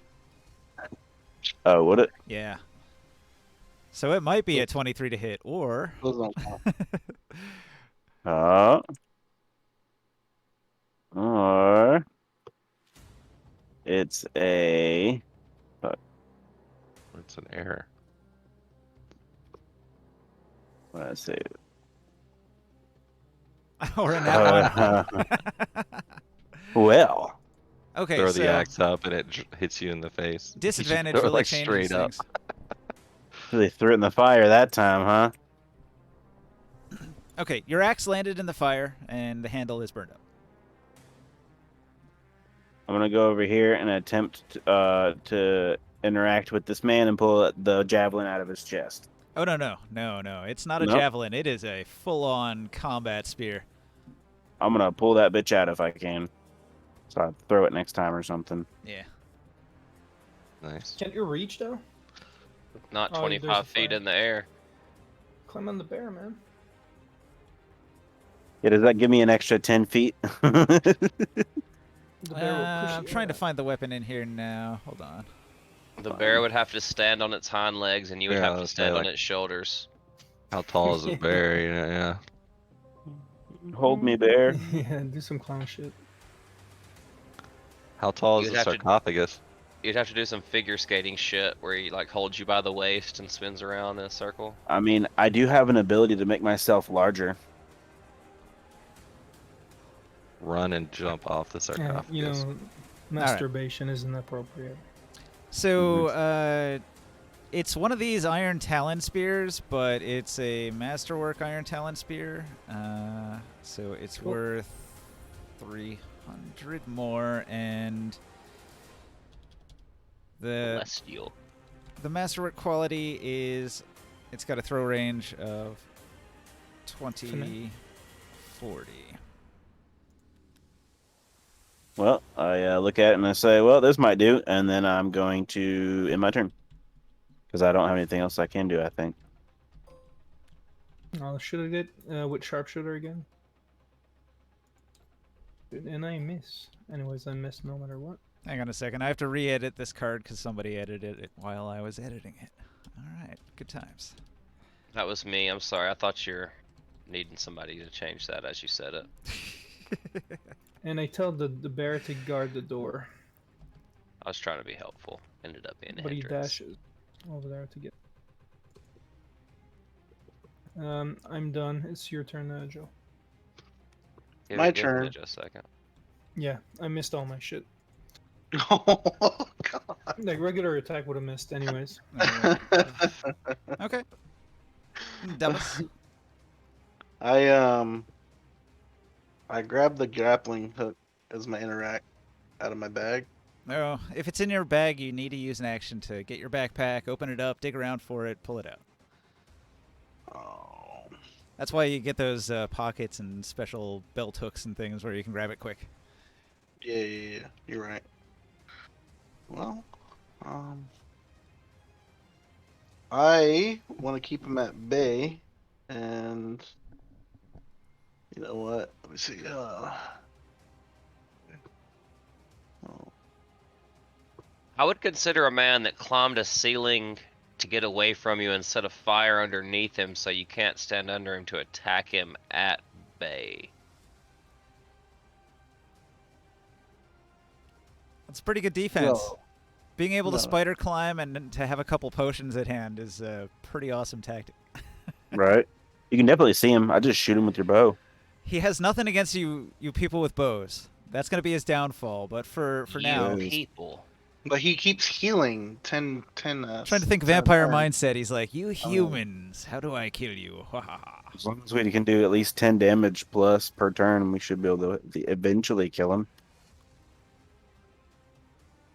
It's a war of attrition here. You've gotten him low. He's badly injured. Yeah. I hit him with a level 2. Sorry, a level 2 dissonant whispers. Was in 14. Nat 20.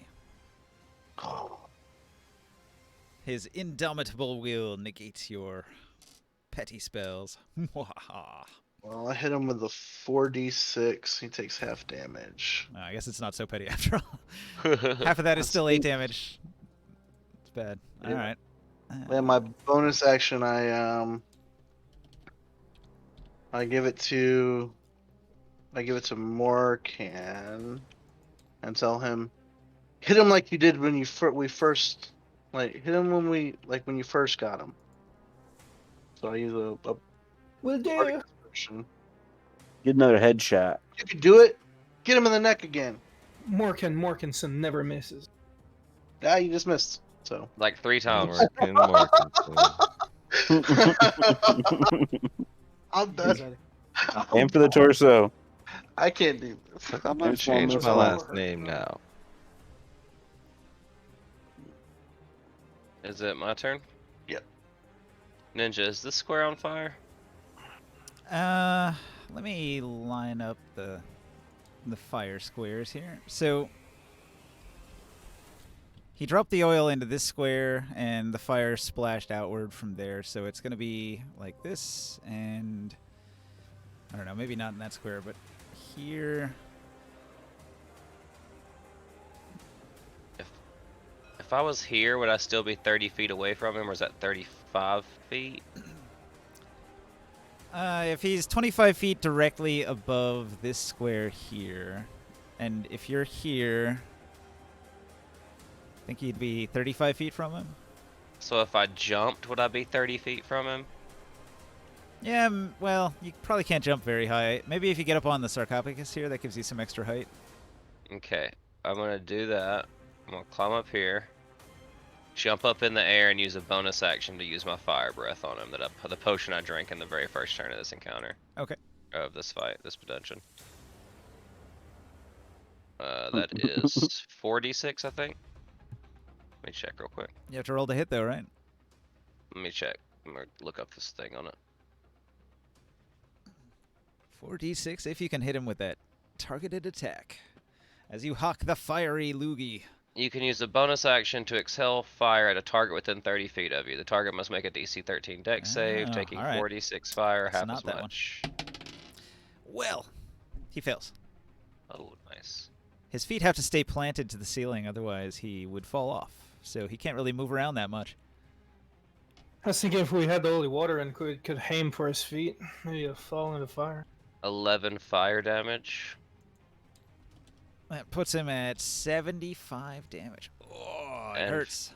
And as my actual action, I'm gonna cast sleep on him.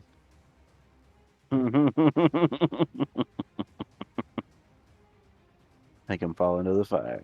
This is going to be great. Don't roll a bunch of ones, right? 28. 28. He falls asleep and drops into the fire where he is burned up. He should take damage from falling and then fire damage. That Nice. works. Yeah, that did the Yeah, trick. yeah. All right, the vampire can- didn't even have time to scream because he was just out. I see Joe have a grappling hook in his hand. I say, "Quick, the hook, Joe!" And I ask him to toss it over. Nice work. All right, you want to hook him and pull him out in case there's treasure, Yeah, right? yeah. I gotta get the loot off of him. Joe, the hook, Joe, Dabus, the hook, quickly! I throw the hook. I throw the hook. I try to catch the hook. I'm gonna come over here and I'm gonna fish him out with my 15-foot reach pole arm. See me desperately trying to grapple hook this man. Pick him up on the stick. Anything in the sarcophagus? Of course. All right, I will generate some loot here. Let's see. You'll find. I'm very happy with how that particular turn went. I just like that whole combat. It was like he had clever moves. You had clever moves. It's great. Spider-Man. I don't have anything clever. I just have range. To be fair, we came out really hard in the You first. added an N to that word that doesn't need to be there, potato. Nat 20 disadvantage with the fucking javelin. Mhm. Come on, man. All right. Just wasted. In the sarcophagus, the first thing you notice right off the bat is this silver weapon that looks kind of valuable. Oh, I hold it and take a look at it closer. It's an Urgosh. A gem, maybe? No, it's a weapon. The Urgosh is Oh. a weird It's an kind of orcish double-bladed weapon, right? axe kind of thing. Or is that the dwarf thing? The dwarf racial weapon? That might be the one where it's like a hammer and an axe at the same time. I think it's the dwarf racial weapon. Yeah, it totally is. Cool. Gosh. I actually list this, and it shows that it's like dwarvish, huh? An Urgosh is much like a Dwarven war axe, but with a longer haft, longer even than a great axe, but not so long to be considered a polearm. The gripping end of the haft was mounted with a spearhead. An average Urgosh costs 50 gold pieces and weighs 12 pounds. It is a double weapon. When you take the attack action and attack with the Urgosh, you can use a bonus action to make another attack with it. If this attack hits, you deal 1d4 extra piercing damage. You don't add ability modifier to that, unless the modifier is negative. I point out to, but I don't understand this card because it says it's dwarven and then it says style draconic. The draconic Draconic dwarven is weapon. resembling a dragon. Well, the thing is, the Dwarven Right. Urgosh is the weapon's name, but then Okay. the style it was crafted in involves dragon or draconic writing, or some element of it has a Symbolism. dragon head on it. Maybe, who knows? While I everyone is examining that fancy loot, I sneak off into the caverns. I show potato, but not potato, Balzwick. Take a look at this weapon. That's for somebody of your side. So I toss you the silver sword. Hey. It's a bit big and heavy for me. It's not a sword; it's a double-headed axe. It's Oh, almost a double-headed pole axe. arm. Oh, an And it's got a- Urgosh. and it's got a spear on the end of it. Looks awesome. It looks great. He also had one of these, a rhino hide scourge. Fortunately, What's you that? fished his body out of the fire, and you can pat it out so it doesn't burn up. It would have been destroyed in the fire. It looks like some kind of weapon. A scourge is is a three-tailed whip with balls Whoa. tied into the strings. It's Smash almost or it's like what? it's a cat of nine tails. It's anything in that I family. don't want nothing to do with that sex toy. Hey, Davis, you could probably use this, huh? Well, let me. It's a finesse weapon. Masterwork. It's Very bullshit. nice. It's weak as fuck. You don't want that.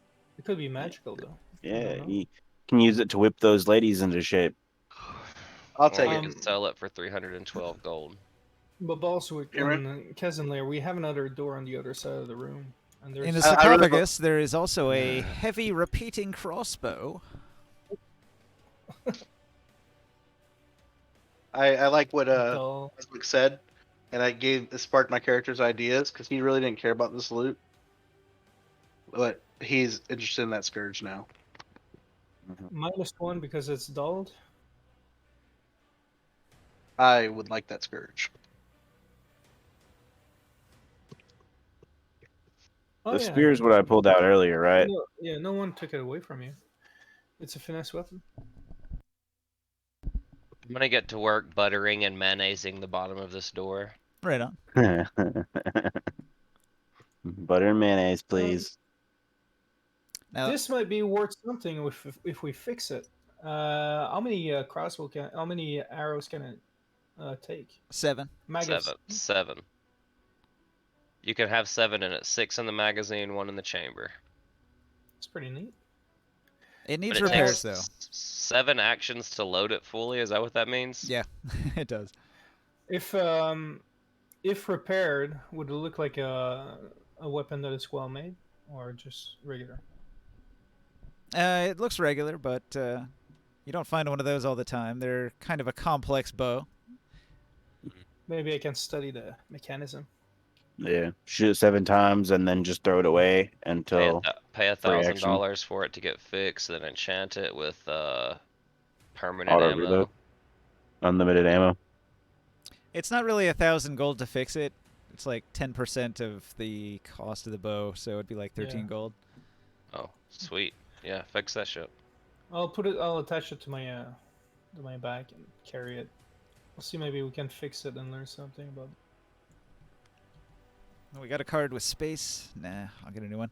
I'm not hearing. Last but not least, the rest of the stuff in the sarcophagus here. Those are gold again. Ooh, cool. Daff as fuck. Daff as Mm. fuck. Staff AF. Indigo Sonic Crystal. Technically, that's arcane focus. I like it the other way better. Yeah, staff as fuck. I Well, this might be The crystal weight is. think that's a poison essence of ether. I pulled this off my other list, so I need to change. Well, if you Yeah, want it's to a change it, poison. change all the CPs to GPs. A creature subjected to this poison must succeed on a 15 con save or become poisoned for 8 hours. That's all it is. Just if poison, it's a stronger poison effect than the drow poison. It just Do you- doesn't knock them unconscious. Do you guys mind if I take the potion of healing, I think Casimir needs it. or do you need one? Actually, yeah, you I mean, you can have. I don't have any, but I don't really carry them. Like, it makes more Actually, sense for you I- guys to carry potions because I can actually heal. Yeah. I was gonna say, Balzuc, maybe you should take that. You're always in front line, and you don't. That's you a can't good. Really... That's a good potion too. That's like Yeah. 4d4 plus 4, I think, or maybe even Yeah. higher than that. Supreme. Sure. Yeah, I can make these type of potions. You keep it. Attach it to your We belt. need you to make it's some gonna- more of a potion for us. Potions. Well, give me some gold, and I'll make a bunch. Okay. 10d Um, 10d4 plus 20 is what that potion is. Essence of what is this? How much is Cyan it worth? 1300 gold pieces, 135 platinum. It's like overkill healing for us right now. Right. 10d4 plus 20. What is this essence of Hether? I just said that it's a poison. It's an inhalation poison, DC 15 to become poisoned. That's all it is. It gives you the poison status. Disadvantage on attacks and ability checks. Can I study that, or should we just sell it? That's a very common poison. You wouldn't have to do. You could get that anywhere if you wanted to. You could have it though. Well, we should just sell it. Put it in the pile. It's worth If quite you're a gonna bit. just sell it, I'm gonna take it. I No, would you use it. You're gonna use I was it gonna more say, than I I- would. Yeah. You never If know you're when just you need gonna to sell poison it. somebody, right? Yeah, if you're just gonna sell it, I'll hold on to it. I'll take all the poison. It's very useful for me. No, you can take it. It's fine. Good, I'd good say, item for the assassin. Abforth would probably like that. You don't see Abforth anywhere. Well, I'll Where ta- is I'll, that ta- I'll grab it and give it to him. You take the potion of healing. It's gonna get. And what is this? Tinder box made of cyan. Oh, it's just a box. It's a tinderbox. Starts a fire. And stuff made of indigo psionic crystal. It's just Probably need to identify that. Yeah, most likely. Okay, I'll grab that card, and I'll bring it to you. I'm gonna look down this pathway. Is this open, Ninja? Or is there some kind of like ledge? This looks like a small ledge that separates a gap, a chasm here. Over here, there is a bit of a ledge. You'd have to climb up 10 feet, and then you could get into this narrow passage that leads in this direction here. Yeah, I'm gonna go ahead and climb up and perch myself on the top of this here ledge up against this wall. Okay. Hidden from the view of the corridor, but so I can look over the area that we're at. You guys are willing to go and try the next door and see if it's empty or if there's another vampire We'll do it. across the room? I was Do trying to open it. it earlier, but that thing was too heavy for me on my own. That's what a dwarven Urgosh looks like. Should have tried mayonnaise and butter. I got wax. Fury mayonnaise and buttered it. You'll find a Oh. generous layer of mayonnaise and My butter already slathered to the bottom of this Someone door. was trying to make a Kev, dirty you coming? sandwich over here. I'd say on this one, are we at least going to prepare an action this time, just in Oh, case? I'm preparing like last time. I already have my crossbow. I'm Cool. sitting in Am front I- of the door. Am I coming? Where? I tried We're to one of make this a- door right here. Oh, I guess I am. Kriya's moved my piece. Yeah, I was holding you by the end. So Yeah. Okay. Come with, Sure. No, you Come didn't with say me. Anything, so I thought maybe. I draw my bow and I That'll work. get ready to fire as soon as I hey, see. you guys ready to open this one? Let me know whenever we're ready to open Go it. for it. You want to help us open it, Casimir? Sure. It's a little heavy. Y'all can't handle this. I mean, there's already butter and mayonnaise all over it. Got this. Lerg. Yeah. A lot I of it. mean, like, you know, Hey, does the Well, butter and butter- mayonnaise not give him advantage? Well, it worked last time. I roll 2 nat 20s throwing a fucking javelin. Like, and then a fucking +6 athletics check, like my bread and butter. Fucking Oh, I that one. didn't do that correctly. What the Cute, heck? man. Dirty You rolled 20? a 12 Cute. plus whatever your athletics is. Oh. Can you see this model here? Yeah, 12 plus 8. Yes. So 20, dirty 20. All right. I try to push and just fall on my face. Feels like the doors again, doesn't it? Need to drink a little more ale. I don't think you're quite right today. Man. Kev, you remember the doors You're of the my Minotaur? kryptonite, Boswick. Yeah, exactly. Same shit, yeah. Okay. So you very quietly open the stone door, sliding it on mayonnaise and butter. It produces no sound, so when you open it up, everybody holding their breath can just hear chirping noises. You're pretty nice, Ninja, because I just rolled a nat 1 and fell on my face, which I think would have made a lot of noise. Yeah. So, Well, awfully mayonnaise nice. country you made all that meatball. noise on this side of a foot-thick stone door. Yeah. It's not like a whole lot of sound is going to go through a foot of stone. Fuck this. I'm gonna get out my javelins. Seems like that's all I can do these days. I'm going to use my once a day message spell and whisper to Kazanlir that I'm going to push ahead in the tunnels. You guys should have this encounter, I would imagine. I don't know what it is, but I have faith in you. It does take a DC 15 to open the door, so I guess after a few of you try it, one of you had gotten it open, right? I can Right. respond, right? I got a Yes. dirty 20. You can Yeah, try I'll let again, you but know, somebody else might want to give it a shot. I'll let you know that's fine, and you know our code. I'll yell out if we're in trouble. Hopefully you'll hear us, I won't get too far away. and vice versa. Scouting ahead Think down back to that. a tunnel. Yeah. Uh-oh.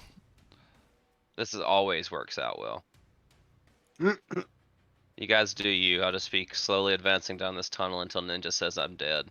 Also, I am stealthed, by the way, so there's that. And I rolled a dirty 20 to open the door. Yeah, all right. So then you hear the chirping noises. Chirp, chirp. It's chickens.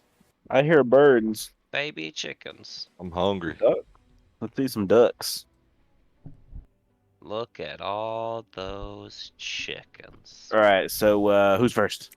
Who Well, wants to go in the door first? this is an gonna interesting enter. thing here. Barker, you see a door as well. Or, alright, you want to roll initiative and we'll work on it that way since things are Alright. about to happen in different places and it's hard to segment that otherwise. Good idea. You're still first.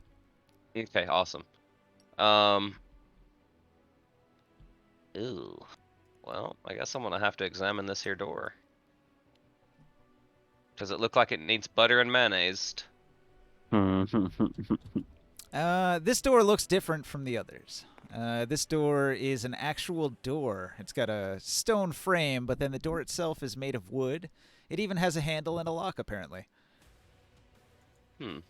I'm good with those. I'll examine the lock. All right. You examine the lock, and it doesn't seem to have the right parts. So it's possibly magical. Well, you look in, and you don't see anything that you can pick. The mail lock. Let's see. I'll ponder this situation for a moment. And I pull out my book that gives me a +1 on pick locking, even though it's not going to help, and I read it just to see if this is just RP. I just read it to see if there's anything in there about locks that don't have locks. You find an entry in the back of the book about sometimes like a fake lock to trick people, like an illusionary lock. I see. You might be trying to pick something that doesn't even exist. Interesting. I'll close the book and I'll tuck myself up back against this wall and I'll think about my course of action, and that's my turn.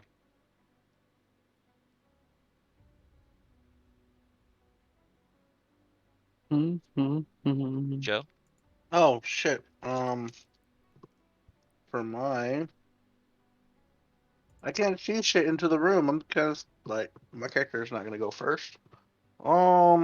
I ready in action to. Well, I already had an action. Fuck. You can delay your turn and go at the end of the initiative. Yeah, I'll just delay my turn this round. Isn't that a thing still, Ninja, or is that just 3.5? Delay a turn? I think Grit has You- a thing about that. I don't know. I think you can put yourself at the end of the initiative, like a wait. Yeah, you can wait till you're after a certain somebody or whatever. Like, I'll go after such and such. All right. Yeah. You just want to delay until after somebody else goes. Mhm. That's always tricky to keep that in mind as we move down the order. Who do you want to go after? I'll edit it. I'll list go it. after. I'll go after Kef. Okay.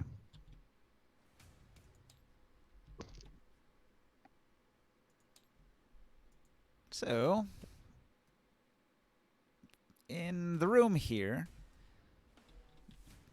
all these bats, they're going to fly around, and their echolocation can detect things out to a certain distance. So, let me see here.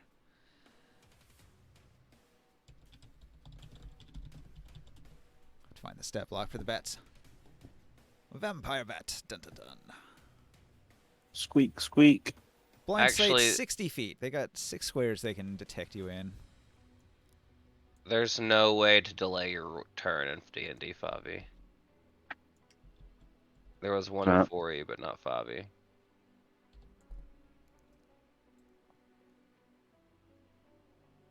I like. Anybody But have the ability I to like make it. like a really bright light? Joe has a light spell. I'm in the light. Or make a really loud noise. I'm just saying, like, bats are, what I understand, pretty sensitive to bright lights. They don't like it. All right. I think the bats can detect Boswick, or the opening of the door, maybe, and they're gonna move. Of course. Whoa. Uh-oh. Oh, Well, that's man. not good. Undo. Just undo. What happened? Look what I can do. Shitty. Who did that? Tail was was me. crooked. That was me. Oh, since I can't delay my turn. I just prepare an action to shoot an arrow if anything hostile comes at us. That I can see. We're gonna have Now to it's think about a fixed. stopping point soon, guys. And Yeah. It's only 3 a.m. What are you talking about? No, I'm just kidding. I'm just kidding. tired. There's a Yeah. bunch more to this dungeon too. Like this could go on for hours. hmm Like you're about to get into like a fight with a bunch of vampire bats, and then Abforth is exploring whatever this room is. You'll need some way to bypass the illusion before you can figure this door out. And then there's also this rubble down here. You haven't even found that. So we could save it here if you want. Yeah, that sounds good. All right. Kef already extended it like 2 hours longer than he wanted to, Yeah. just That's because fine. he's a nice guy. Totally awesome of you, Kev. So Yes. Sorry, I'm just tired, guys. No, you're Everyone- good. Fine. We went pretty late tonight. everyone out Can there we, in uh, Twitch land, thanks for watching our out of sequence Tuesday game.